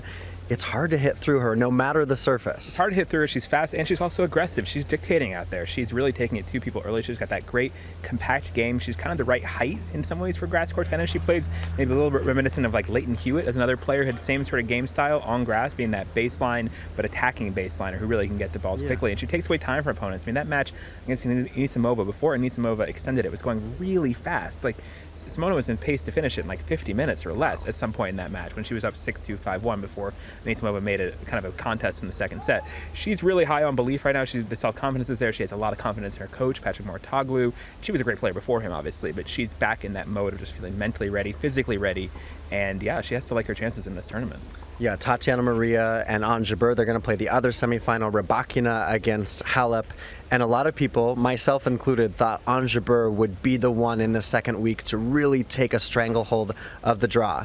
Does Halep's performance these last couple rounds make you waver on that at all? I think so. Just because her scorelines have been that emphatic against good players she's beaten here. Just really sending statement sort of wins, right? And Jabeur has had her statement moments too. Those last two sets against Boskova in the quarterfinals were very statement-y, 6-1, 6-1. So some clear statements from Jabeur too, but that is, I think, the dream final we're setting up here for sure. They both still have difficult opponents in their own very different ways. Rybakina and Tatiana Maria, very, very different styles. Couldn't be more different from each other, really. But if each of them clears that respective hurdle, it should be a pretty blockbuster final. Through what's been kind of an interesting draw, I think it really is sort of congealing into something that looks pretty familiar and almost expectable in some ways. You know, 2019 champion versus #2 player in the world is pretty classic blockbuster tennis. Is Simona Halep the 2022 Wimbledon champion? You know, I picked Jabeur pre-tournament, and I did, and I don't have total reason to abandon that pick yet. I mean, she's still so good. I would love to see them play well. I saw they played each other in Madrid this year, and Jabeur won it pretty well, pretty cleanly on a different surface. A tournament Simona's done well at Madrid. It's been a good tournament for her historically. So I like Jabeur still, but it'll be interesting. Simona's definitely made herself a much more part of the conversation, and for this tournament and beyond, I mean, she's still showing. She came close to retiring, Simona Halep, and she's still showing that she has some juice and some will left in her. Yeah, that's actually the last thing I want to ask you. You mentioned Mouratoglou, but moreover for Simona, in February, March, it was a question mark of, I might be done with tennis. And I think this fortnight, she's shown us that love is there, that passion is there, and that is in part why we've seen her be able to play the level that she has. Absolutely. She's recommitted and giving herself fully. I mean, the Mouratoglou experience she signed up for is very full on. It's a lot of pressure on her in a lot of ways, and a lot of work to try to justify to this person she clearly admires in Patrick to try to make it seem worth it. And sometimes that pressure seems like a lot. The French Open, we saw she had a panic attack in her match against Zhang Xinwen in the second round of that tournament, and really just, you know, overwhelmed by the pressure when the match was going actually very well for her. She was ahead in the match and just, you know, kind of shaky with that there. So that hasn't happened yet here. Hopefully it doesn't, obviously. And Simona's rising to the occasion, rising to this this moment. But certainly, yeah, she's certainly a big reinvestment. She's saying, I'm going to go for this one more time. I'm going to do it all the way, find the most, you know, prominent coach I can, and make it something for myself. So it's pretty big reinvigoration, resurrection almost of her career. All right, a sizzling Simona Halep back into a semi-final at a Grand Slam. Ben, thank you so much. Thank you, Nick. Welcome back. Thank you very much. My first question is, how is it for you to be back here at Wimbledon? I haven't been able to be here since 2019, so I'm excited to be around here for almost a week, so enjoying that fact. How nice is it to be back here with the fact that we're going to have a full crowd? We were lucky that we were able to keep going with our sport and our lives, of course. But at the same time, talking just about our sport, of course, it have been tough for the tournaments, tough for the players, a lot of efforts to keep running events and for the players to keep traveling and playing without the crowd. It's completely different feeling, no? So yeah, especially for the older guys, I think, because for the younger, I think that it's a little bit easy, no? Because for them everything is new and they still have the passion to discover new things. No? But for us, it's important to have the crowd because we play with adrenaline and with the joy of having full crowd stadiums, and it's amazing to see all of them back. What is it about this place, this particular court, that's making you come here this year and want to play? Well, if I'm here, it's because honestly, the last couple of weeks, in terms of pain, situation is better, no? But it's very clear, and I talk very, very open and clear after Roland Garros. No, if I am not able to slow down the pain, I will not be in Wimbledon, no, because I can't keep going that way, because it doesn't make sense, no, in a personal way. But honestly, the last couple of weeks have been better. The things that I did in terms of treatment looks like it's working for the moment. Nothing is proved, and I can't be 100% sure on anything. But the only thing that it's true is the last 2 weeks that the pain is less than what I had the last year and a half, and that's for me the main thing. No, so that's why I'm here. I'm excited. I know a challenge, how big is the challenge to come back to play on grass after a long time, because it's a surface that when you are not very familiar with, it's difficult. But I accept the challenge now, and I am here to try my best and to see if I'm able to be competitive. Over the last 100 years, which is why we're sitting here today, to look at this beautiful court, it's 100 years of this particular centre court. We've asked a lot of players what their most memorable match that they've watched or seen on this court, and a lot of them have said your 2008 match against Roger. What about for you? What's the earliest memory of this court for you? I don't know. I have a lot of memories. No, I remember Garin winning. I remember Sampras, all the Sampras titles, because that's when I was younger, the Agassi title. So, and a little bit later on, I remember the Leighton title, of course, the first Rogers title against Philipposis. I don't know. I have a lot of memories now about this place, and I was able to visit for the first time Wimbledon when I was 16, playing the juniors, and for me it was a great experience. So take me back to the first time you walked around those, I don't know what we call them here, curtains, and walked onto this particular court. Do you remember that moment and what you felt? Honestly not. I don't remember that day, because I don't know when I played for the first time here. It was too long time ago. You're not that old.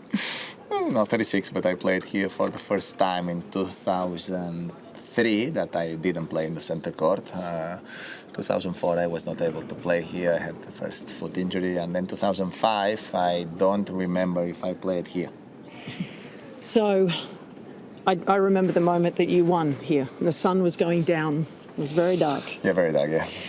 What about that moment that you remember that not many people get to experience, playing on this court and having that moment? Well, yeah, the match have it all. Roger in the other side of the net.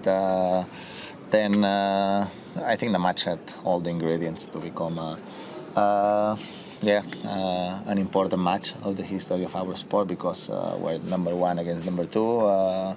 All the rivalry that we have together, and then rain delays twice. I was winning 2 sets to love. Then big chance on the tiebreak of the fourth, match points. Then the fifth, he had a break point, and then the match was super long. So the sun was going down, and I was having at the end chances and chances to break, but Roger was holding, and finally I got the break, and then I know when I got the break, I had the break, I need to win the next game. If not, we go back to the locker room and we're gonna finish tomorrow. No, so that's at a little bit of extra pressure for me. But at the same time, one of the most unforgettable moments of my tennis career, without a doubt.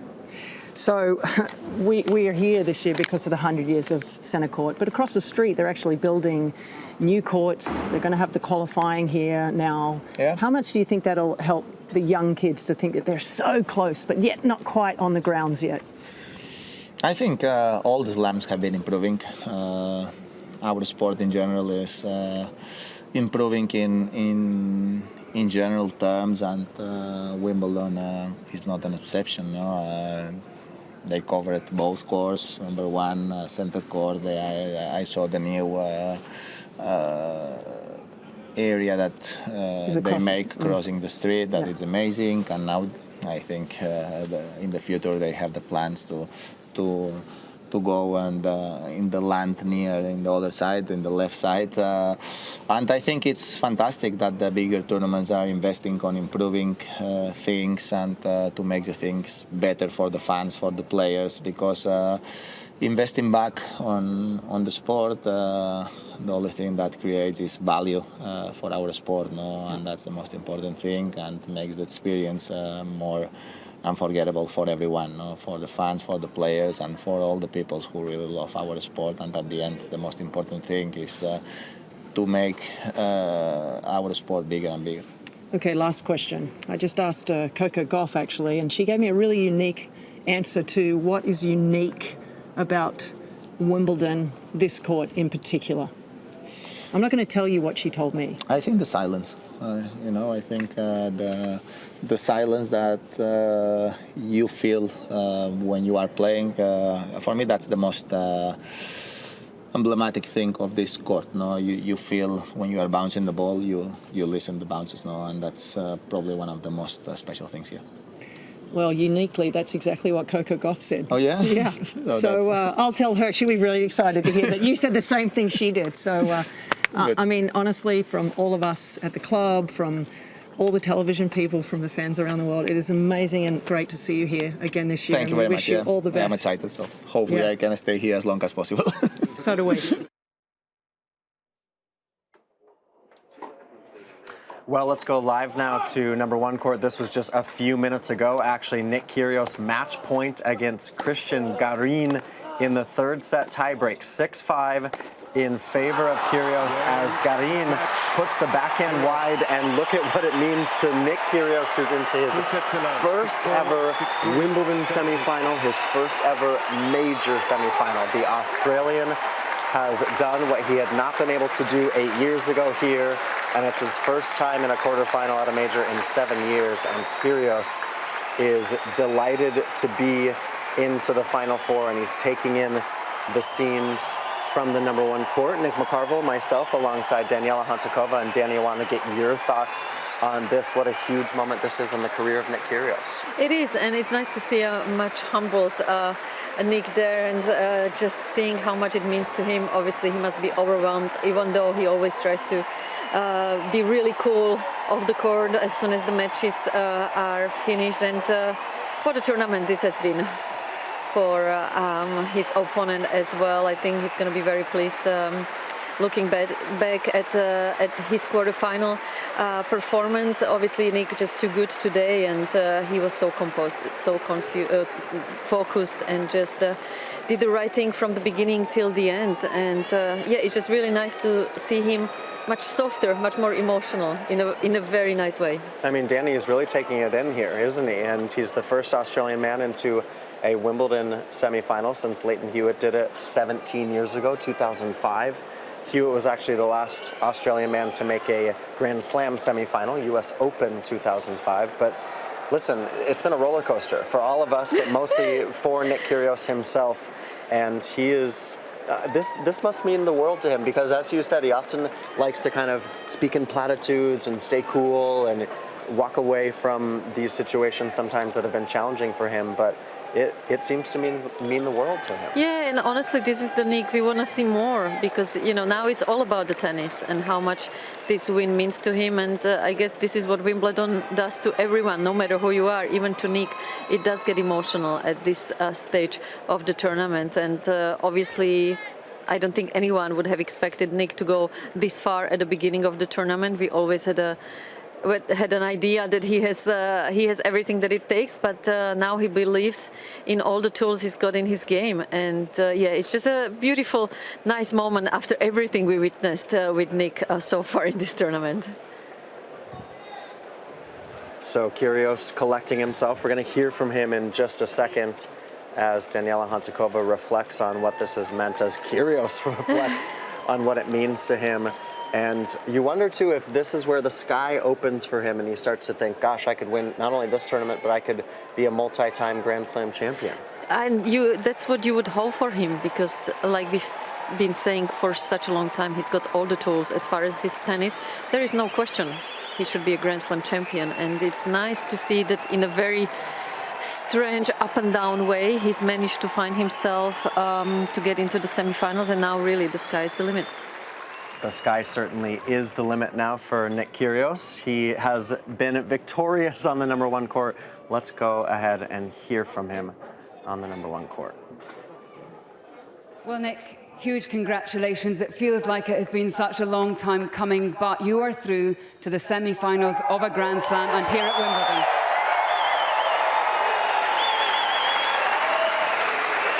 How good does that feel? An amazing atmosphere out here again. I just never thought I'd be at a semi-final of a Grand Slam. Honestly, I thought my ship had sailed. Obviously, I didn't go about things great earlier in my career and may have wasted that little window. But, I'm really proud of the way that I've just come back out here and with my team, and just to be able to put on a performance.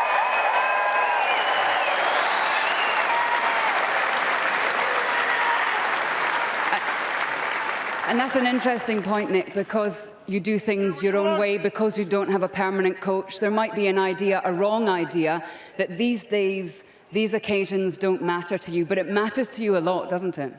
Definitely. I don't have a coach. I would never put that burden on someone.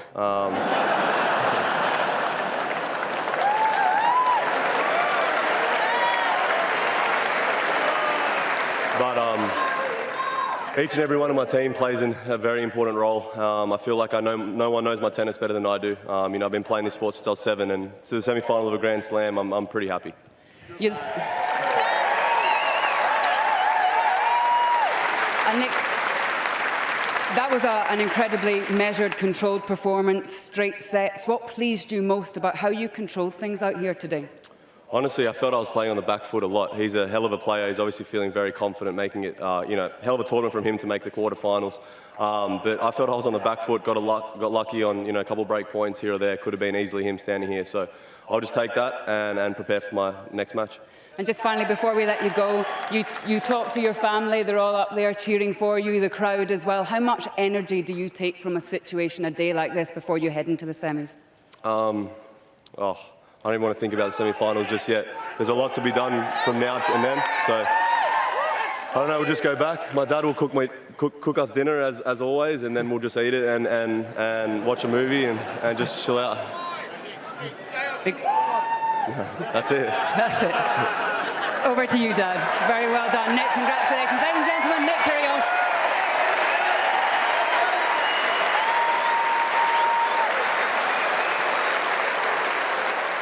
All right, so Nick Kyrgios there. Dinner on Dad tonight. Dad's going to be cooking maybe a barbecue for Team Curios, his sister, his girlfriend, and Danny. Nick has often talked in the last couple of years about the team around him and how important They are, and I thought that moment where he said I wouldn't put the burden on anyone being my coach, that got a big laugh. But, you know, that's been a point of contention for a lot of folks in his career, but it has been a team atmosphere, and you can see the box is totally full there. It's been a family affair for the Curioses, and now they've got a Wimbledon semi-finalist.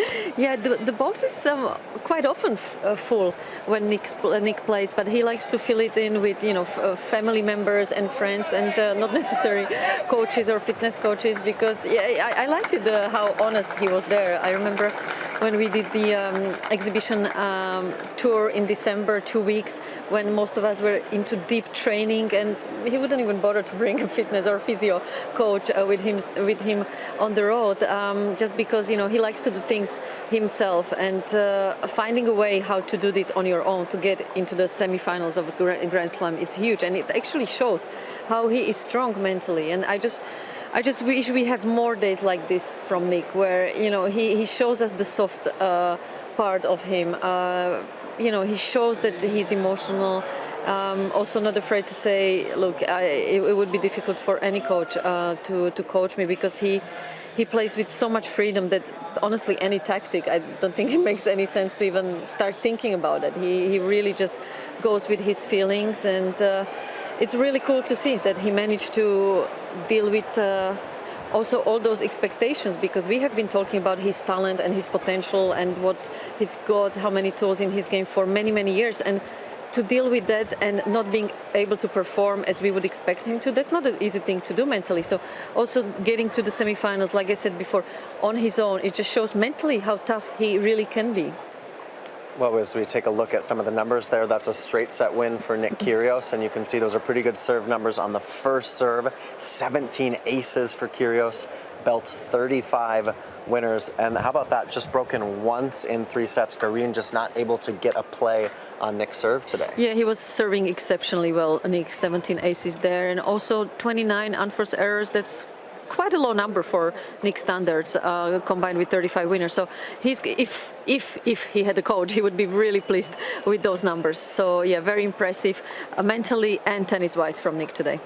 Yeah, absolutely. Huge stuff. So Nick Curios secures his spot in the semifinals. He's either going to take on Rafael Nadal or Taylor Fritz, that match ongoing on center court. But regardless of that result, it's a tight one on center right now.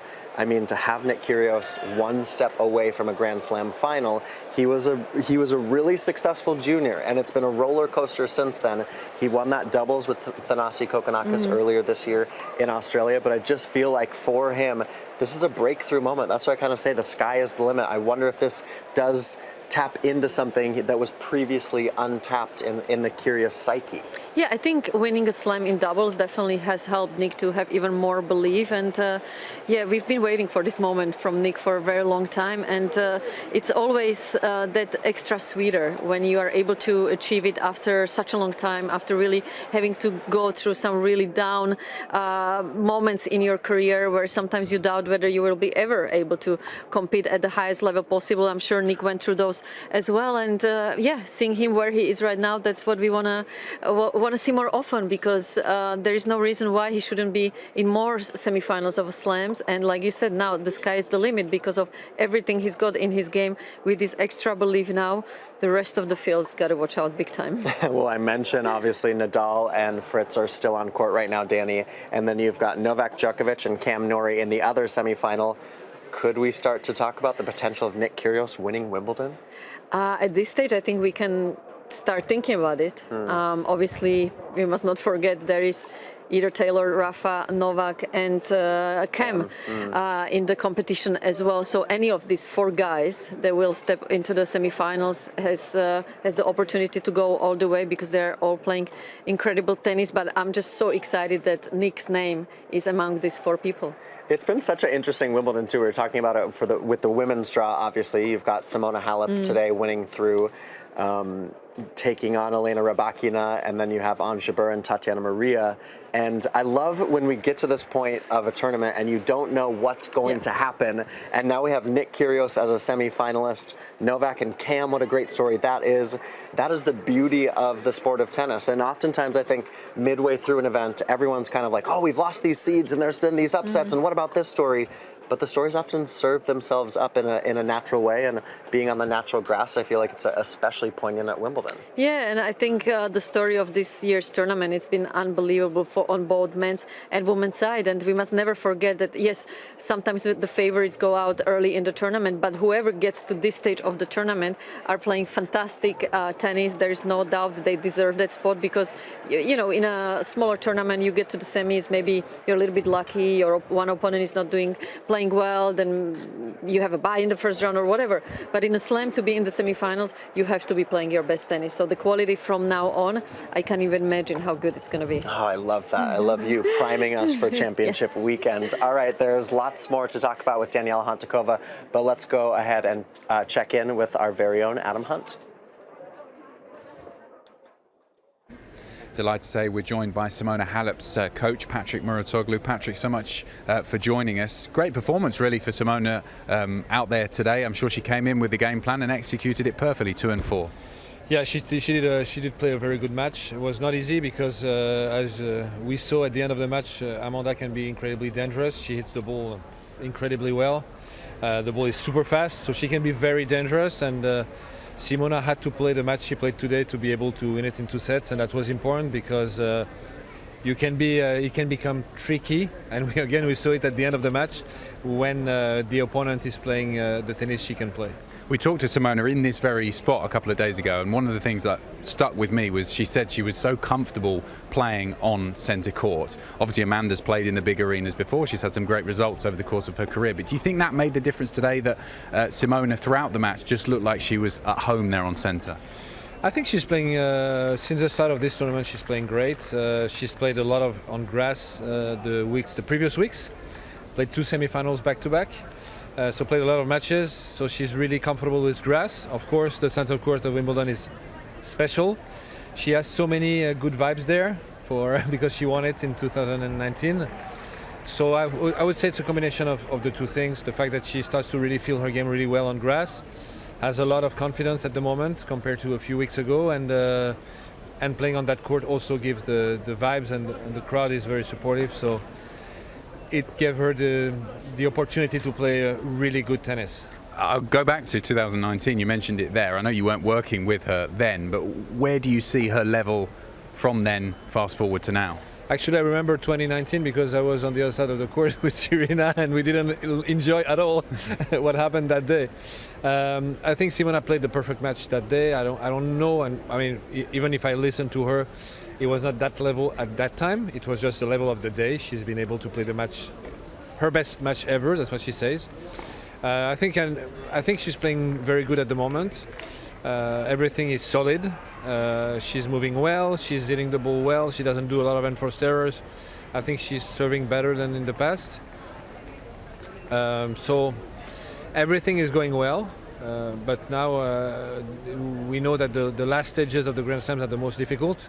There is more and more emotion because more and more on the line, and the opponents are the toughest. They're the ones who's been able to win all those matches, and we know the next one is going to be very dangerous. She seems to be happy as well. In that interview when we spoke to her, she was smiling, clearly enjoying being back here at Wimbledon. Obviously that helps if you're winning too, but in the players you've worked with, you've worked with so many great players of all ages. How important is that, just feeling good on court? Not always just about the technicals, but just having a smile on your face and enjoying what you're doing can bring the best out of you.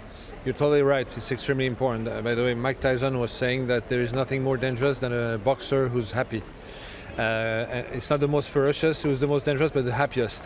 So yes, I think it's important that we are enjoying a lot the process and whatever we do every day, and I think she's super happy. And I think also that the way we decided that she would evolve, the way to play, the kind of tennis she's going to develop, she enjoys playing like that. And that's quite obvious when she plays the matches. It brings her maybe more inspiration and more pleasure, and of course it helps a lot to play your best tennis. And from a coach's perspective, from your perspective, how much are you enjoying working with Simona? You've worked with Serena for a long, long time, enjoyed great success together. How much are you enjoying this new challenge? I love it. I chose to work with Simona because I had a great connection with her, and because I respect her a lot as a champion, and I love her game. And I mean, working with her, I discover her more, and I think we get along extremely well. I love her personality. She has an incredible work ethic. She's super motivated. She's enjoying. So, I mean, I'm the luckiest coach on the planet. And a lot of coaches talk about just having a different pair of eyes from the player's perspective. Someone else in the room, even if you're not changing a great deal technically, and obviously Halep's a very, very accomplished player, but just having someone else look at it can make all of the difference. Probably. I think that every time you have a different coach, as a player, of course, you kind of take a different way. I mean, not from A to Z, of course, especially with someone like Simona who's won so much already. But I mean, we started with the will on her side and on mine too, of course, to try to do the best we can in terms of using her potential in the best way. And she was completely open to any kind of change. And any kind of, let's say, more evolution of her game, and that's what we're doing. So this is exciting because we don't feel like we're trying to repeat what has been done in the past, and also for her, but to do new things and to use her potential in the best possible way and see how far it goes. And just one last one quickly. I know you work with junior players as well at your academy, and we always say with Simona, the footwork, she is someone to copy. Can you give us a sense, you get to go on the court every day with her, just how good she is at that? I totally agree with you. She's unbelievable. She has probably the most contacts with the ground. The number of contacts with the ground that she has between every shot is incredible. She has so many steps, so she's jumping that so much. She's extremely dynamic on her foot, and I think it's something really special. So yeah, definitely if there is someone to copy on the women's side, I'm not saying she's the only one, but she's one of those who copy, for sure. It's working so far. Thanks, Patrick. Thank you. Great stuff there from Adam Hunt with Patrick Mouratoglou. And, you know, you've known Patrick for a long time. He's been in tennis for a long time, obviously speaking about working with Serena there. Now he's with Simona. But you can feel the passion. And that's what Simona said she was lacking. Earlier this year, Simona Halep almost stepped away from the sport, almost retired, and went to the Mouratoglou Academy, not to work with Patrick, actually just to kind of use the facilities, and said she was so motivated by the young kids there and the energy there. And she was like, wait, I'm Simona Halep. Like, I still can do this. And now 4 months later, we see her in the Final Four of Wimbledon. Yeah, I think Patrick has done an incredible job bringing the same passion that he shares for tennis to Simona again, because like you said, there were doubts whether she's still enjoying it or not, and suddenly to see her with this refreshing mind and how much she wants to be on the court and just to compete no matter how the results go, that's always the mindset you want to have. It's so easy to say that, but so hard to get there after everything she's achieved. And you know, she said for the rest of her life she's already married, so the reasons to quit are actually more than to stay and keep fighting. And Patrick has done such a great job mentally to convince Simona, you know, there are still ways how she can improve. And she told me in Rome, I believe, that Dani, I'm like a sponge. I'm just, you know, taking everything that Patrick tells me. And I'm sure many of those things she already heard before, but maybe he's just putting it in a different phrases, in a different way. Suddenly she feels like she's hearing new things. And good thing is, with Patrick, he's very good at adjusting himself to the player he coaches, and he's not trying to change too many things in Simona's game, because, as he said himself, that was good enough to beat Serena, so why would he want to change anything as far as her tennis goes? But it was about finding the right goals and reasons why she still wants to be out there on the court and compete at the highest level. I mean, I also love these slow-mo shots that the gallery is playing, and just for all of you to see the emotion and what it means to Simona Halep. And she's also someone, when she was working with Darren Cahill, where there was frustration a lot for her out on the court. You know, she wore her Romanian heart on her sleeve, and, you know, breaking rackets and being frustrated and letting all that emotion out. And at one point, Darren said, listen, you've got to learn how to use that for the better, for your tennis. And the pure joy that we're seeing from her at Wimbledon this tournament, it has translated, like Patrick's talking about, into good tennis. I mean, how important is that, to have that sort of delight and love around the sport for you as someone who's been to the latter stages of a Grand Slam, Does that actually translate into your game? Well, of course, but the first thing to start with is that Garin did such an unbelievable job turning that kind of a negative attitude that Simona would have in her matches to be really a positive person, a fun person to be around. I had the privilege to play exhibition in Romania. I don't think we actually realized what a star she is there, and until I got there. Mega star. I mean, I was like blown away. So how she deals with her pressure there, it's unbelievable. You know, we always talk about Andy Murray, Emma Raducanu, how much they have to face here as far as media and expectations, but what she has to deal with in Romania, like, we have no idea. So I think Garin did such a good job just turning it around into her favor. So she actually loved it. She loved the attention of the country being on her shoulders. And now I think what Patrick does so good also off the court, I practiced next to them 2 days in a row, just seeing them around the side. He does a very good job just blocking everything away from Simona. So she's so dialed in. The first thing she gets to the club, it's all about business, what she has to do on the court, in her warm-up, before the practice, then the practice, and so on. It's a very methodical approach. And I think Patrick has played such a big role in this, just really making sure that, you know, when they enter the club, they're here for a reason, on a mission.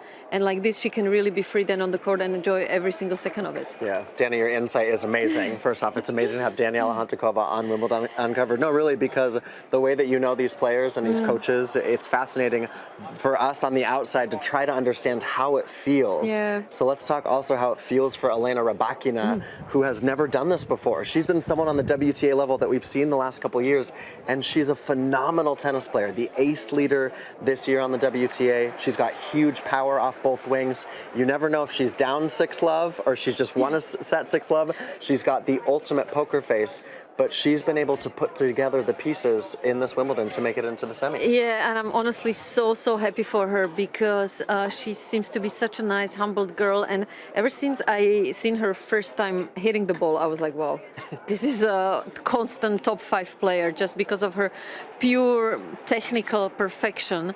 And even looking at her here, I mean, most of the players in her shoes would be crying, you know, lying on the ground, running to the team. And I would say we are looking at a kind of a second round win here. And in the past, I would have thought that, you know, she's almost too nice and too kind, but obviously finally it's starting to work out for her. And, you know, keeping the nerves under control is going to be so huge in the semifinals, because I remember first time I went into the semis, it was such a new territory that you're spending so much mental energy worrying about things, okay, how it's going to be, what I have to do, that I felt like I already played the match 5 times before I actually got on the court for the semifinals. So it's important that she actually now manages her expectations and has that mentality that we've been admiring for such a long time, that she doesn't really give us anything, and in this stage of the tournament it can actually be in her favor. Not only are the stories different, you've got Simona Halep playing her 9th major semi-final, and for Rybakina it's her very first,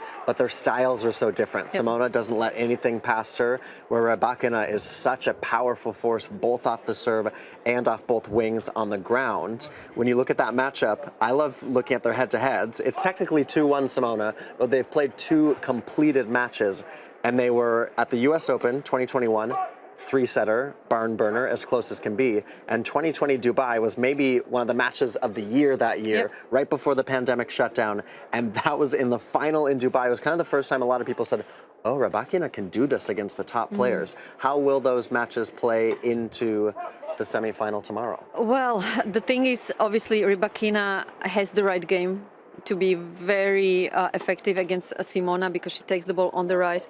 She's, you know, it's not like Simona's going to put her under a lot of pressure, but those matches happened outside of a Grand Slam. Well, there was a US Open, but not at this stage. Third round. Yeah, so this is where the experience of Simona is going to play such a huge part. Like I said, it's important for Rybakina that she doesn't get overwhelmed. She hasn't really been. I mean, maybe she's boiling inside. She just does such a good job not showing it on the outside, and this is where she is going to be really calm in order to get through Simona. But I just feel like the times that Simona has been at this stage of the tournament, it might be just a little bit too much for this year's Wimbledon, but I don't have any doubts that Rybakina should be a Grand Slam champion one day. Wow, okay, you heard it here first. Yes. Rybakina may be a Grand Slam champ. Here's a look at the women's draw, of course, and the way that each of the 4 semifinalists have earned their way into the semifinals, which are set for Thursday inside center court. The women will take center stage, which we're so excited about. Jabeur and Maria, and also Rybakina and Halep. I also love, the storylines are amazing, but I love the differing styles, Danny, from all 4 players, and these 2 matchups offer such different styles. I mean, it couldn't be any more different. And obviously, the one between Ons and Tatiana. I mean, this is the tennis on women's side we want to see. More variety, beautiful slices, a lot of drop shots coming to the net. So we're going to see it all. And then obviously that hard hitting and consistency between Simona and Rybakina. So what an exciting semi-final lineup. And I honestly, I'm so happy where the women's tennis is at this stage of the tournament, because all 4 players are super exciting to watch. They have so much in their game. Even Rybakina, who I would say is the hardest hitting girl out of those 4, she has a lot of variety as well. So, you know, it's not anymore about the power and being strong and all of that. It's really actually about having finesse, having the fighting spirit, the variety in the game. So it's really cool to see this kind of semi-final lineup. Just briefly before we check in with Adam again, we don't have our 3rd musketeer. Anne Kjathavang isn't with us this evening. She's playing the legend doubles, but she's picked Rybakina, so I think she's feeling pretty good. Yeah, we are. You and I picked Ons Jabeur, but are you staying with Ons? I have to say the way Simo has played today. Are you swayed? I mean, Simo's way? Well, no, I mean, we have to now stay with Ons, obviously, but it's going to be, I think both semifinals going to be super tight and super close. Awesome. All right, so women's semifinals, those are happening tomorrow inside center court. Let's go ahead and check in with Adam Hunt.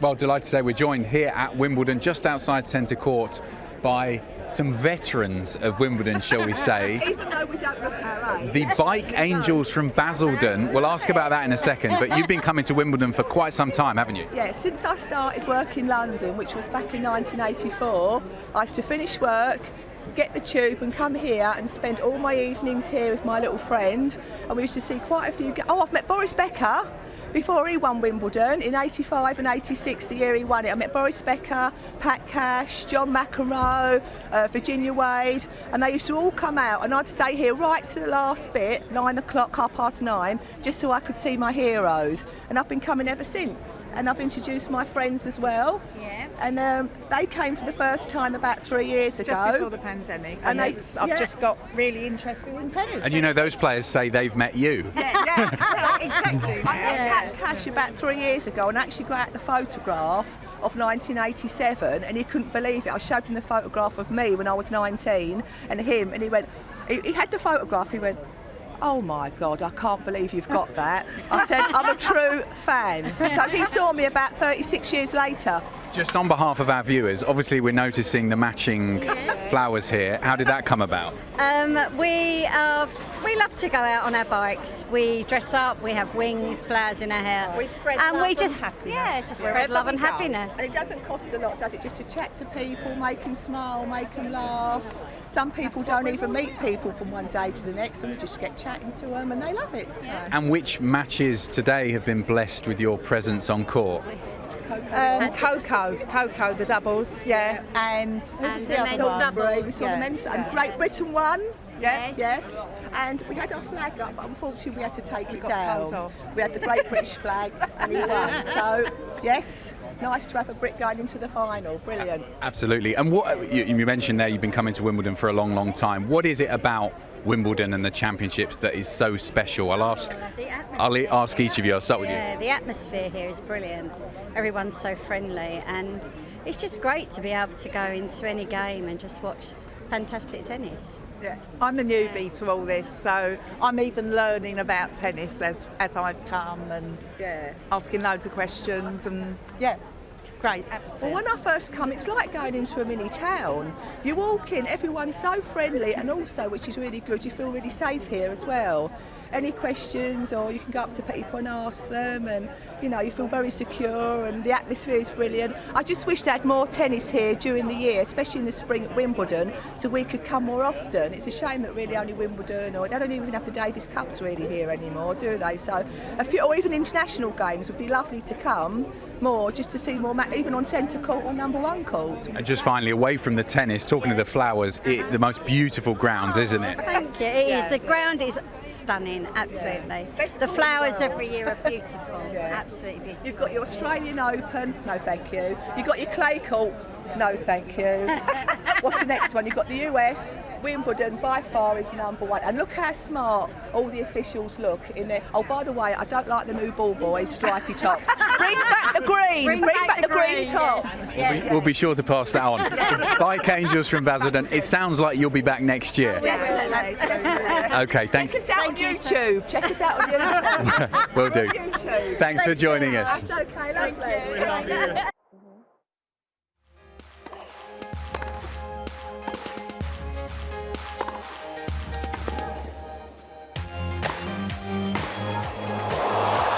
Just wonderful. Virtually a full house here on court number one. That's the biggest roar so far. She was at full stretch. And then that.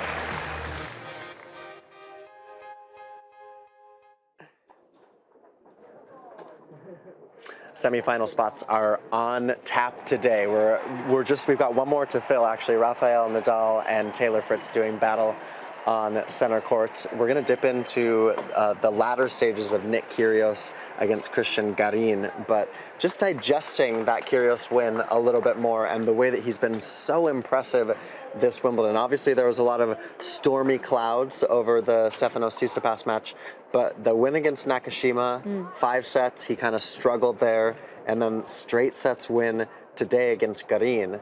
His tennis, in a lot of ways, is doing the talking, even though we know there's always the tabloid headlines with Curios as well.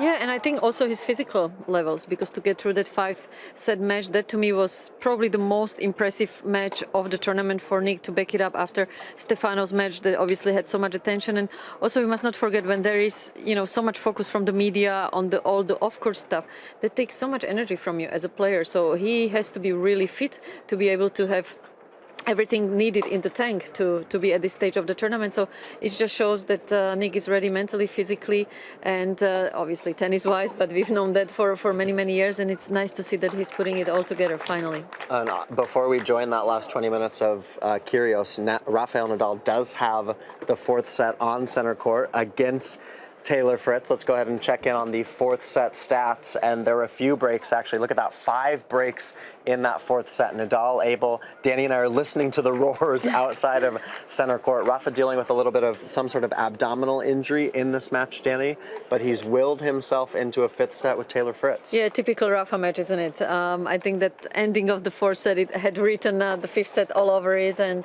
this is where it's so important for Taylor to kind of regroup, go back all the way to desert, to that Indian Wells match, what he did there well to get the things done. And you know, this is a Grand Slam though, so it's a different kind of a Rafa, but I just still feel like because of Rafa struggling with that injury, it's very open. Normally I would say, okay, Rafa in 5, but this is still a very long way to go. Yeah, long way to go indeed, and Taylor Fritz actually beat Rafa at Indian Wells earlier this year, but let's go ahead and dip in now. This is Nick Curios in the 3rd set. It's 4-5. He's just a few games away from making his first ever Grand Slam semifinal.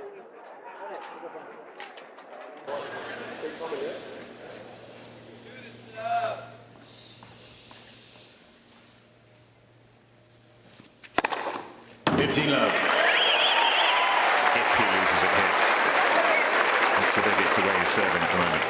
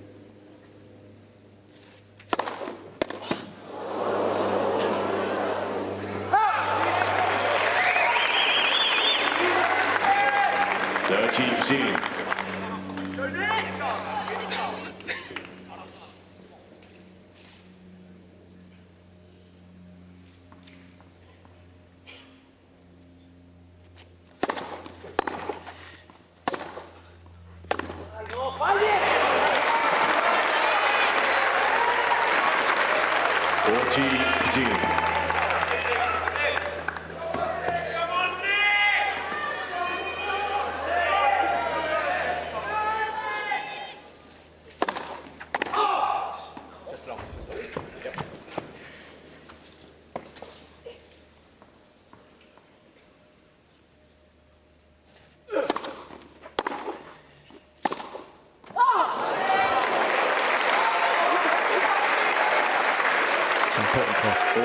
Just keep making as many balls as he can. So many unreturnables and aces, but if he can get into the rally at the moment, he's getting the upper hand.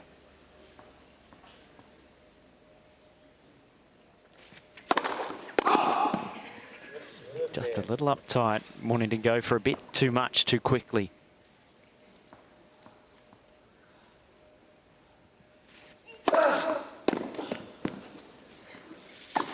But that's just such a good second serve.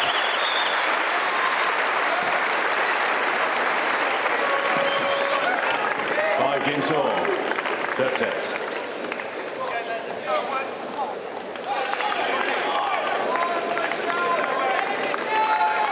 Well, we saw the stat come up before that Nick's had some opportunity on second serves. That first set winning 30.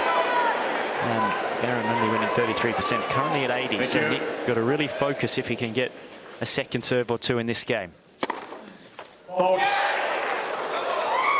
Christian Garin is challenging a call on the right far sideline. The ball's caught out. That was a call from James the other one, wasn't it? Yeah. And that's it's a brave overall. It's the far line. It's the first serve, but the umpires should get involved when they see a clear mistake, and that's absolutely spot on. Good umpiring.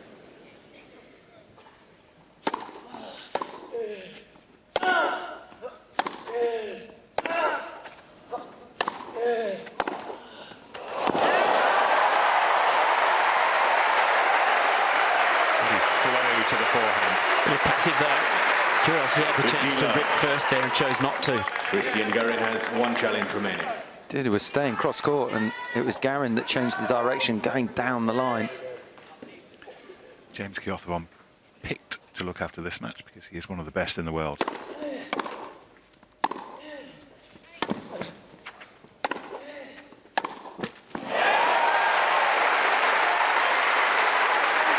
Spent an awful lot of time talking about the umpire, which is good. Yeah, tells you about this match. We've been able to concentrate on the tennis.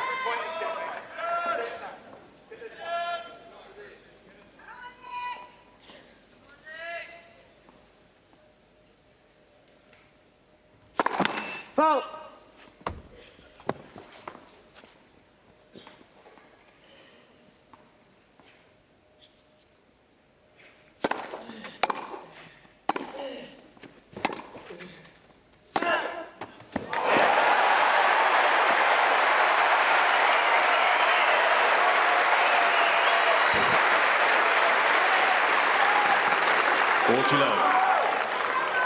Curios really hasn't been able to get any change from Garin's service in this third set.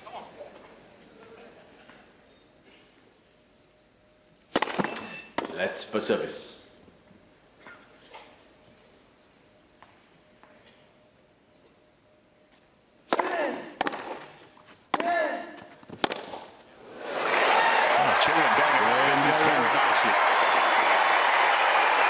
He will get from this is a third set tiebreak, leading 6-5. Garin leads by 6 games to 5. Third set, Curios by 2 sets to love. Well, Garin's done a very good job at keeping the depth again. He started the match well with that.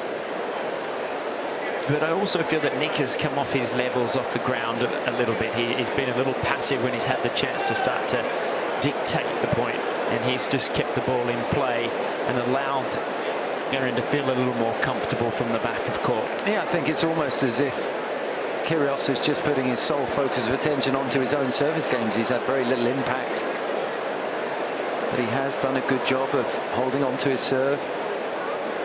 And without serve, it would be a different scenario right now, wouldn't it? It's the Chilean that's been better when we've had the ball in play.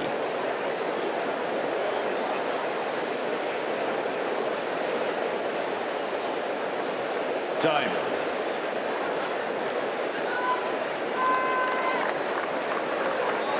Here we are, sweeping around again. Treetop height.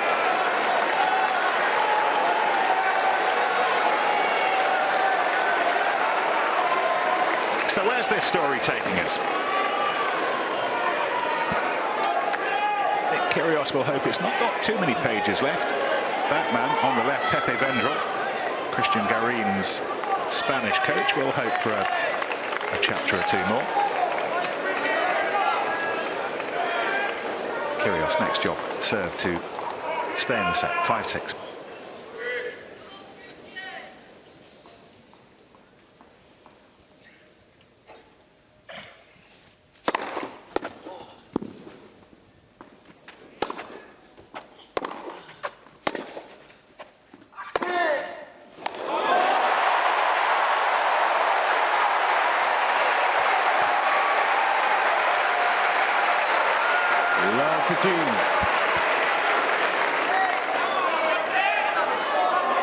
Thank you. Please.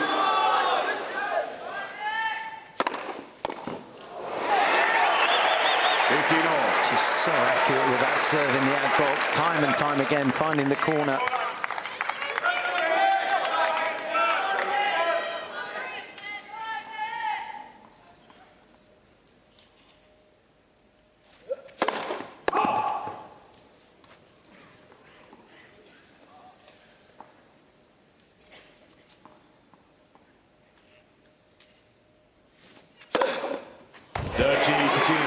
Is there anything that Garin can do with where he's standing to receive these serves? How can he, if he can, get in the head of this man at the moment? I mean, you sometimes can try and change position just to break up the rhythm, give your opponent a different look, but hitting 121 mile an hour second serves in the corner, it's pretty tough.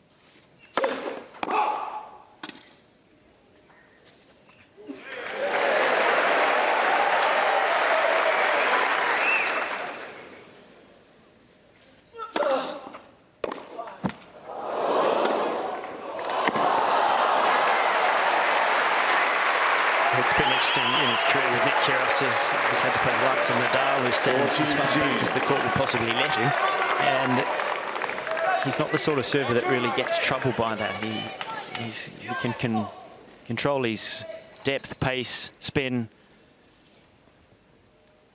He's very comfortable with the delivery. Game, Curios. Flicking away buttercups. And Curios in double quick time takes us into a third set tiebreak. 6 games all, third set tiebreak. Both players receive an additional challenge.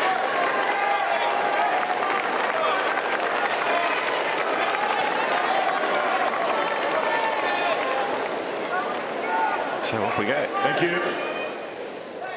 First to 7, 2 clear points.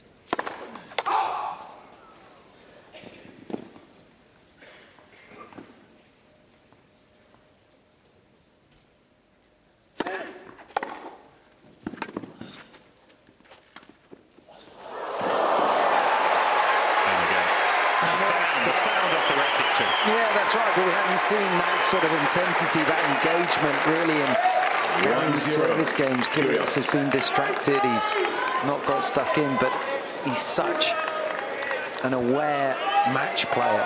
First point of the tiebreak. What about the return? He has not hit the off backhand return at all, and all of a sudden he finds that one with the deft drop shot. A wonderful 1-2 punch. Element of surprise immediately in the opening point.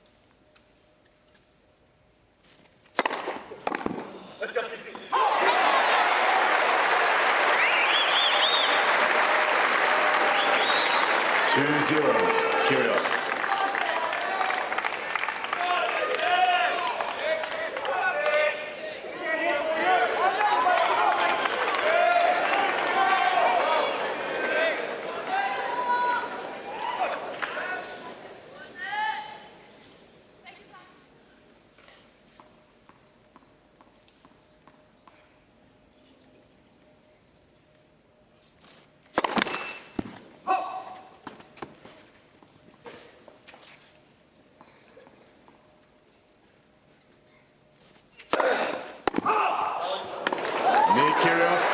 He's challenging a call on the service line. The ball's got out. Again, not holding back on the second serve at 123 miles an hour. That one just missing long. 2-1. Mini grip back. Curios. Garin. Nick Curios has one challenge remaining.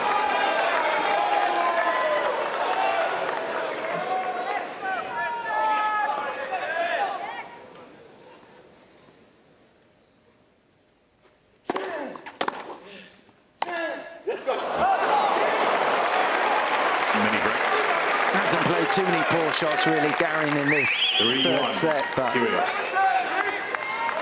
it's a poor shank forehand.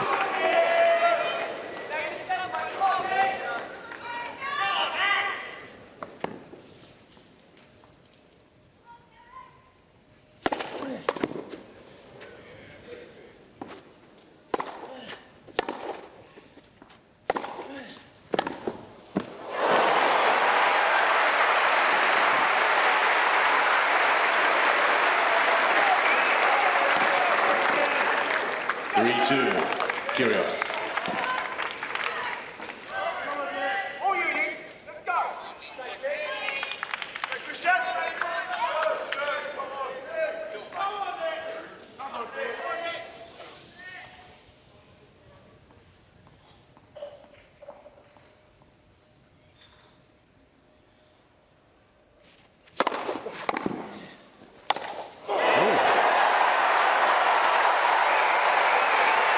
Two forehands, one each so far in the time break.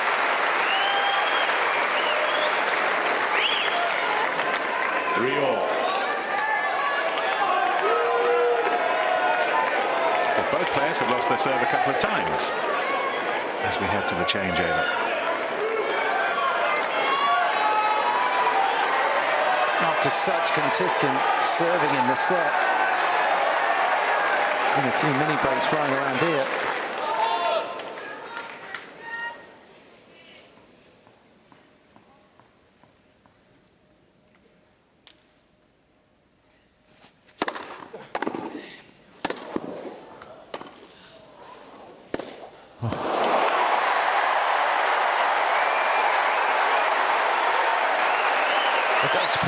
I'm surprised he went wide on that one. That's been the best return all day. That stretch forehand on that court. And makes another solid ball back into play off it.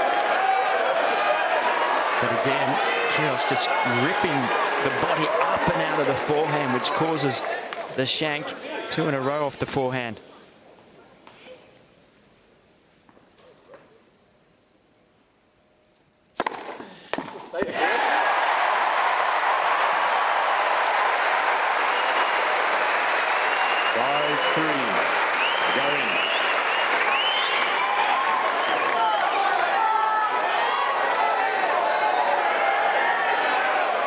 Thank you. Please.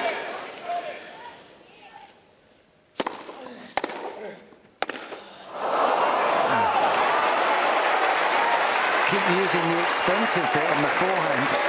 That's the frame. 5-4. Very well return lights out for 2 hours. None of you say anything constructive on my serve.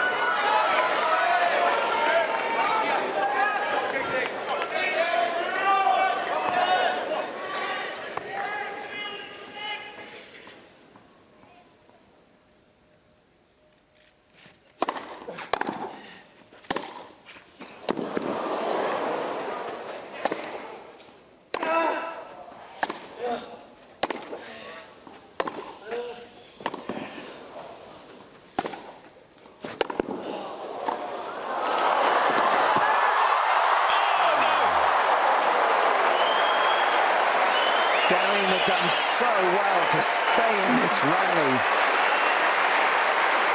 Curios dictating at every opportunity.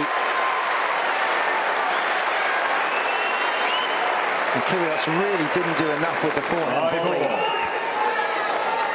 Just gave Garin the chance on that pass. Just clipped the top of the net, took it wide.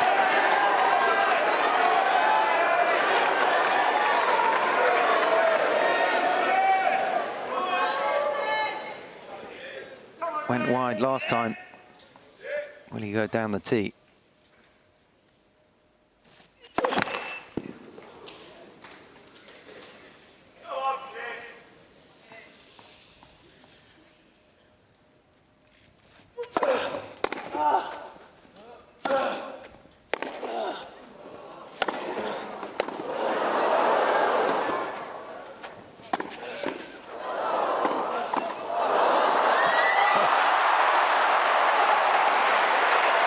Ball striking from Curios,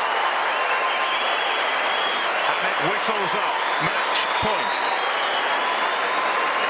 Well, he had opportunities to make that pass. There's no doubt that forehand had got short. Not a lot of backswing, not a lot of follow through. But what defensive skills up at net to survive that point from Curios.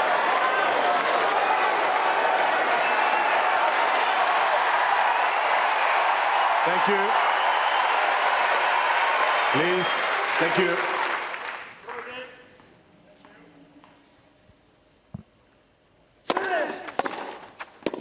Correction, the ball's good. It was called out. It's been overruled by James Kyothevon. Christian Garin. He pulled it out. Okay. Correcting the ball. Are you kidding me?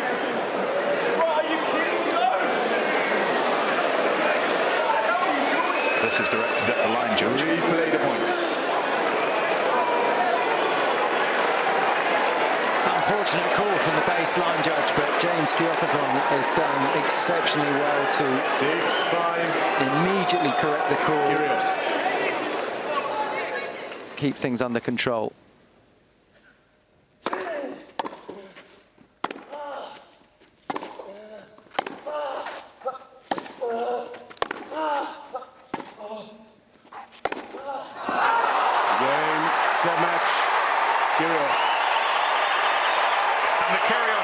For the first time ever, moves into a Grand Slam semi-final, into a Wimbledon semi-final.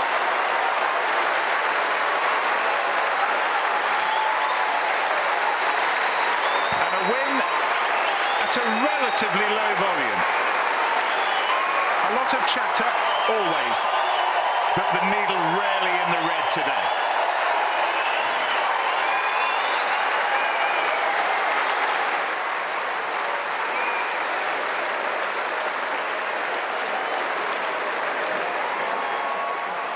All right, so a huge moment for Nick Kyrgios in his career, into his first career Grand Slam semifinal. He awaits the winner of Rafael Nadal and Taylor Fritz, and that's why you can see the hill right now absolutely packed as they take in Nadal and Fritz, who are midway through the fifth set. So if you want to find that on any of our broadcasters, our partner television stations around the world, you can do that now. But let's go ahead and check in with Christian Garin in his press conference after that loss to Nick Kyrgios on the #1 court. I think it was a tough match. He served pretty well in the opportunities that I had, and yeah, I think we played a high level. The third set, I think I was very close. He served unreal in those moments. I think we both played a solid match. He took the opportunities, he took his chances, and that marked the difference of the result. But anyways, I'm very happy that the way that I play, I think I compete a lot this week. I play good matches, long matches as well, and yeah, I think I learned a lot this year of Wimbledon. Excellent for the sportsman, and congratulations on a good run, Christian, in the tournament. Can you just explain, sort of a question in two parts really, what, being on the other side of the net, what are the real dangers or difficulties that Nick Kyrgios poses you? Well, I think Nick, as we all know, he has an amazing serve. He's a very aggressive player. He has a good touch as well, and I think, I don't know, I just played him once, and today he played very solid all the match. I didn't see anything weird. And yeah, he deserved to win today because he's also a great player, and obviously on grass he's one of the best. And I think, yeah, maybe he's playing a great level. And just sort of secondary to that, do you think he's playing at a level and has the ability to win this tournament? Yeah, of course he's in semifinals. The way that he served today, I played all of the great serves in the tour, and I think for me he's the best serve on tour. So yeah, he has great chances to win the tournament, but he's still in semis.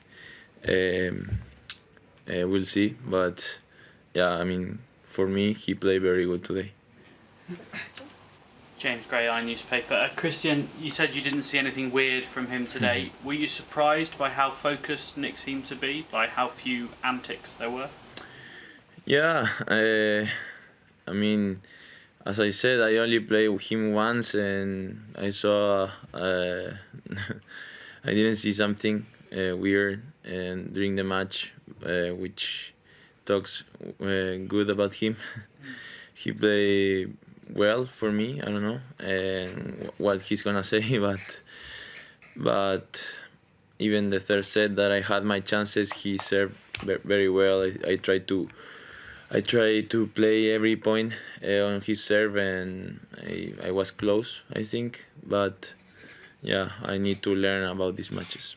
You seem to read his serve quite well. He had to change the way he served quite a lot.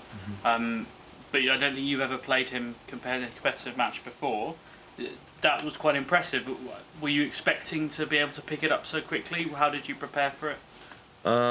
Yeah, I think I returned pretty well today.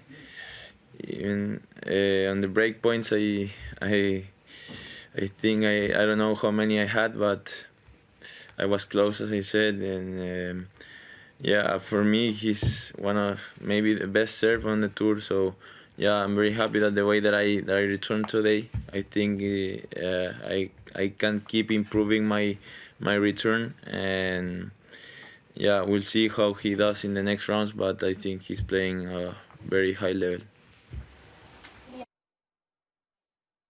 And Christian Garin there talking about Nick Curios and how locked in the Curios serve was today. And how about a hello to all the fans on the hill who are currently, their eyes are locked on Rafael Nadal and Taylor Fritz, who are 3-3 in the fifth set. So we're keeping an eye on that one. Of course, if you want to watch it on one of the Wimbledon broadcasters, find that match now. And the winner of that one's going to take on Nick Curios.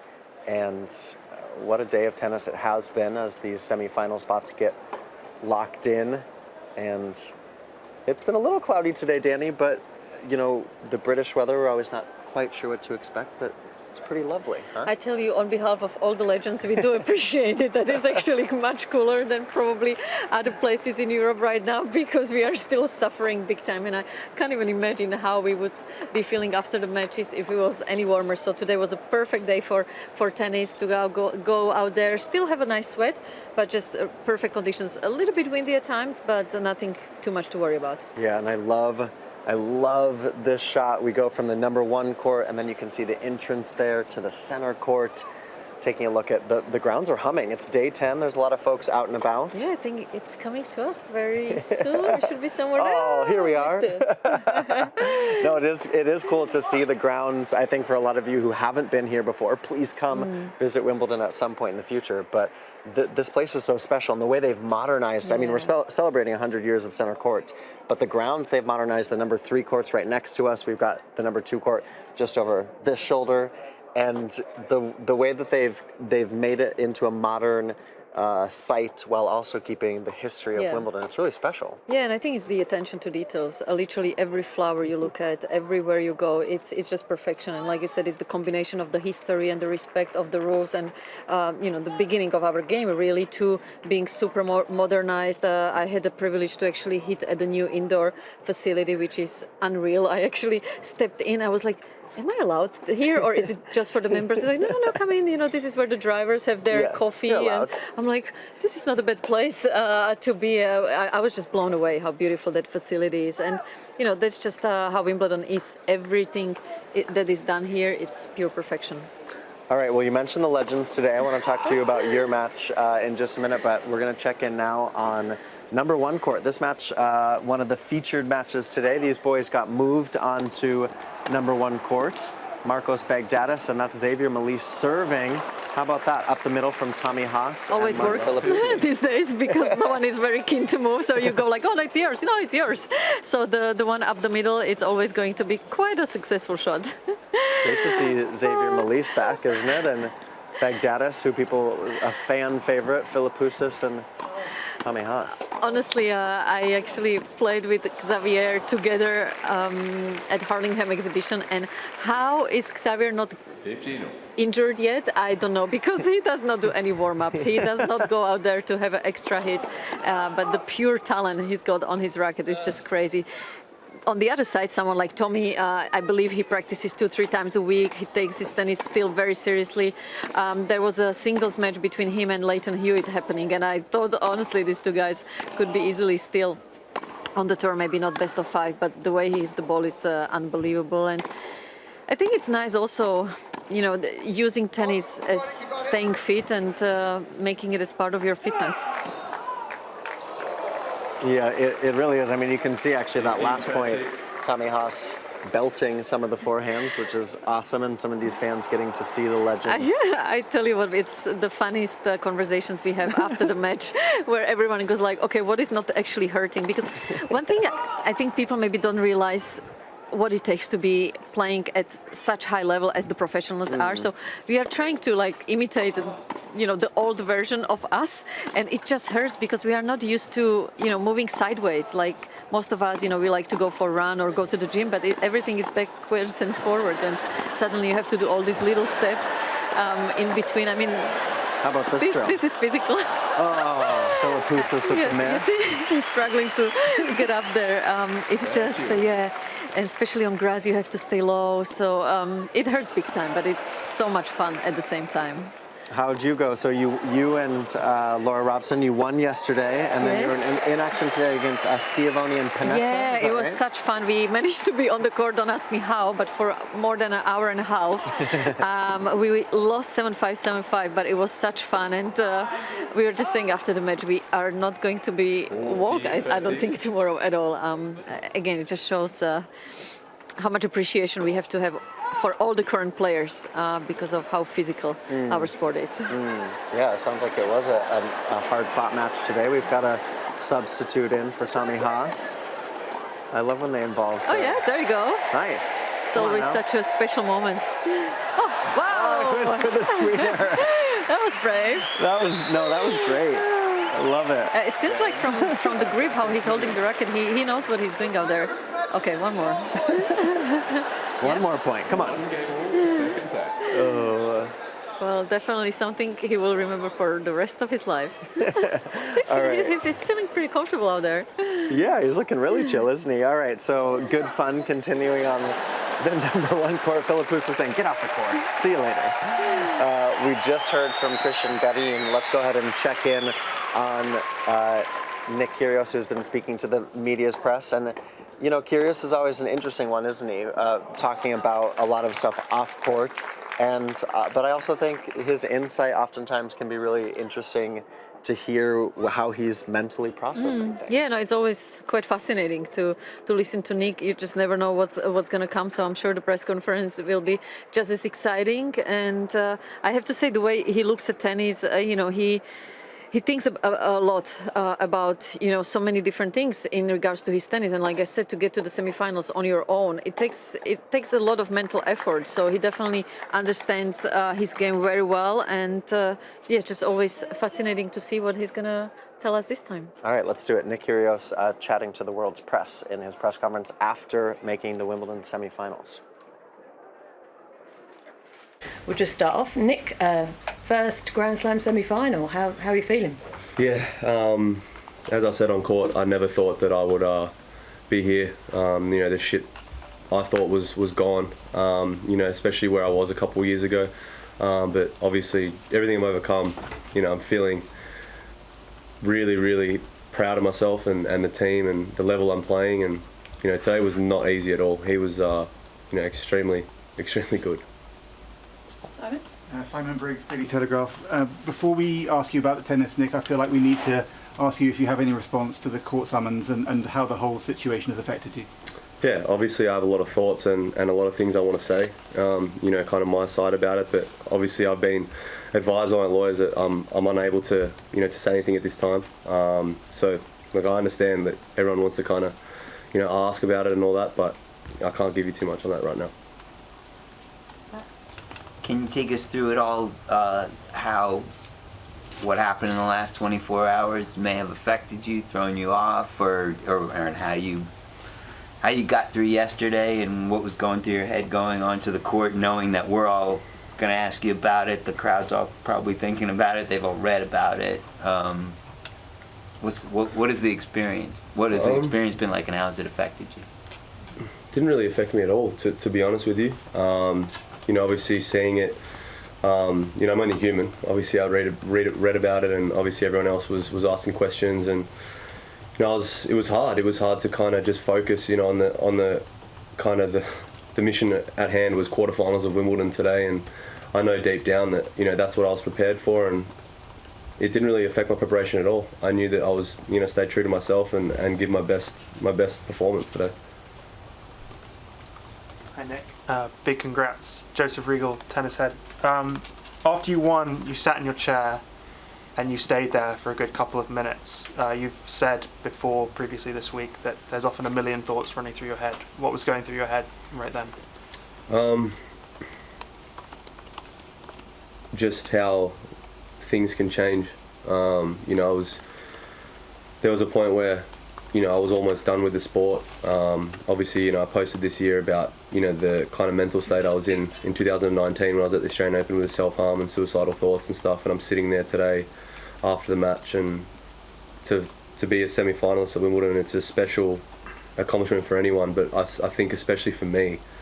I don't think anyone would have, if you asked anyone if I was able to do that the last couple of years, I think everyone would have probably said no. You know, he doesn't have the mental capacity, doesn't have the fitness capacity, you know, doesn't have the discipline, all that. So I just, you know, I almost started doubting myself, you know, with all that traffic coming in and out of my mind, and I just sat there today and soaked it all in, and it's just so many people I want to thank, and but at the same time I feel like I don't want to stop here either. Nick, Willie Weinbaum from ESPN. Given what you just described, beyond this fortnight at Wimbledon, how would you describe your road to your first major semi-final? Rocky. But honestly, I'm so proud of just, like, honestly at the start of the year I didn't even know if I wanted to really play like a proper schedule at all. I don't really play a proper schedule now, but you know, I've obviously had thoughts the last year and a half that, you know, whether I wanted to play anymore, lost the love, lost the fire, lost the spark. And then some things just changed in my life, and I don't know, I kind of just rediscovered, you know, that I've got a lot of people that want me to play and I play for, and I've got a lot left in the tank. I feel like I'm probably playing some of my best tennis, mentally feeling great. So it's been a long road. I mean, it was, I think, a 7-8 year gap to make a quarterfinal here from my first one. So it's been a heck of a ride. Garin? Hi Nick, Darren Watmay. Mate, we don't know the last quarterfinal result, but can you just talk about the potential matchups and how special it might be if you do play Rafa? You've had a couple of great matches with him here, and also potentially playing the two best players in the world, without Medvedev, to win the title. Yeah, obviously it would be pretty special to play Rafa here. We've had some absolute battles on that centre court. You know, he's won one against me and I've won one against him. So obviously we know two completely different personalities, and I feel like we respect the hell out of each other though. So I feel like that would be a mouth-watering kind of encounter for everyone around the world. You know, that would probably the most watched match of all time. I would argue that. But Fritz, on the other hand, you know, he's been my team world, you know, compatriot, and he's a hell of a player. Serves massive, extremely confident in his ability, and I wouldn't be surprised if he's able to pull that out. He's a great, he's won Indian Wells. He's proved that he can play on the big stage. But look, I don't care who I play, to be honest. I know that I've got to there's a lot of work that needs to go in from now and tomorrow, and then when I step out on that centre court again, I need to make sure my body's right.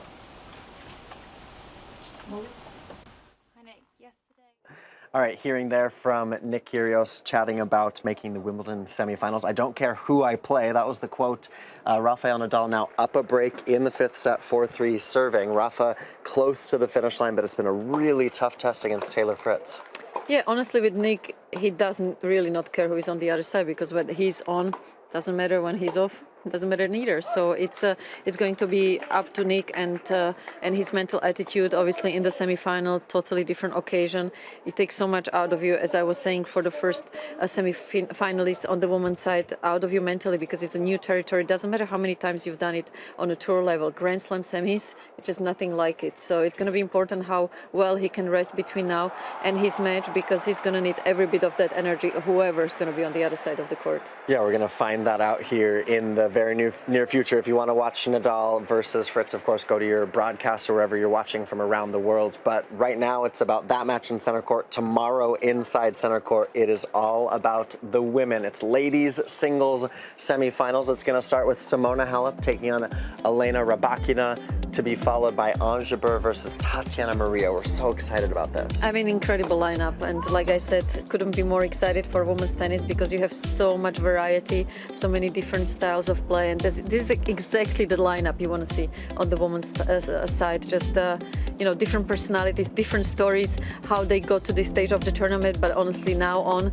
it's anyone's to take the title. It's also a special day, and tomorrow we're going to have in addition to this, after the semifinals, you've got the mixed doubles final. Sam Stosur and Matt Ebden are definitely into that final, and we're going to find out who they're playing later this evening. But it's such a special celebration. This sport is so unique that the men and women oftentimes are playing at the same event. For the women to take center stage, they'll also do so on Saturday. It's really a great stage for women's tennis. I think it is, and like I said, because we see so many new faces, so much variety.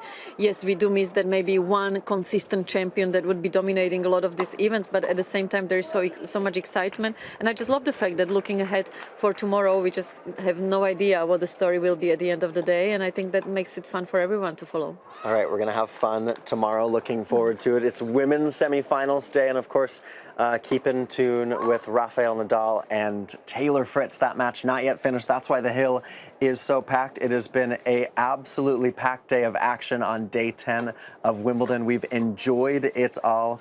We hope you have too. And look at that. These are the scenes that we love. It's been lovely to have the fans back in full force with us here at the All England Club. But for now, it's good evening, good night from us on Wimbledon Uncovered. And guess what? We'll see you tomorrow.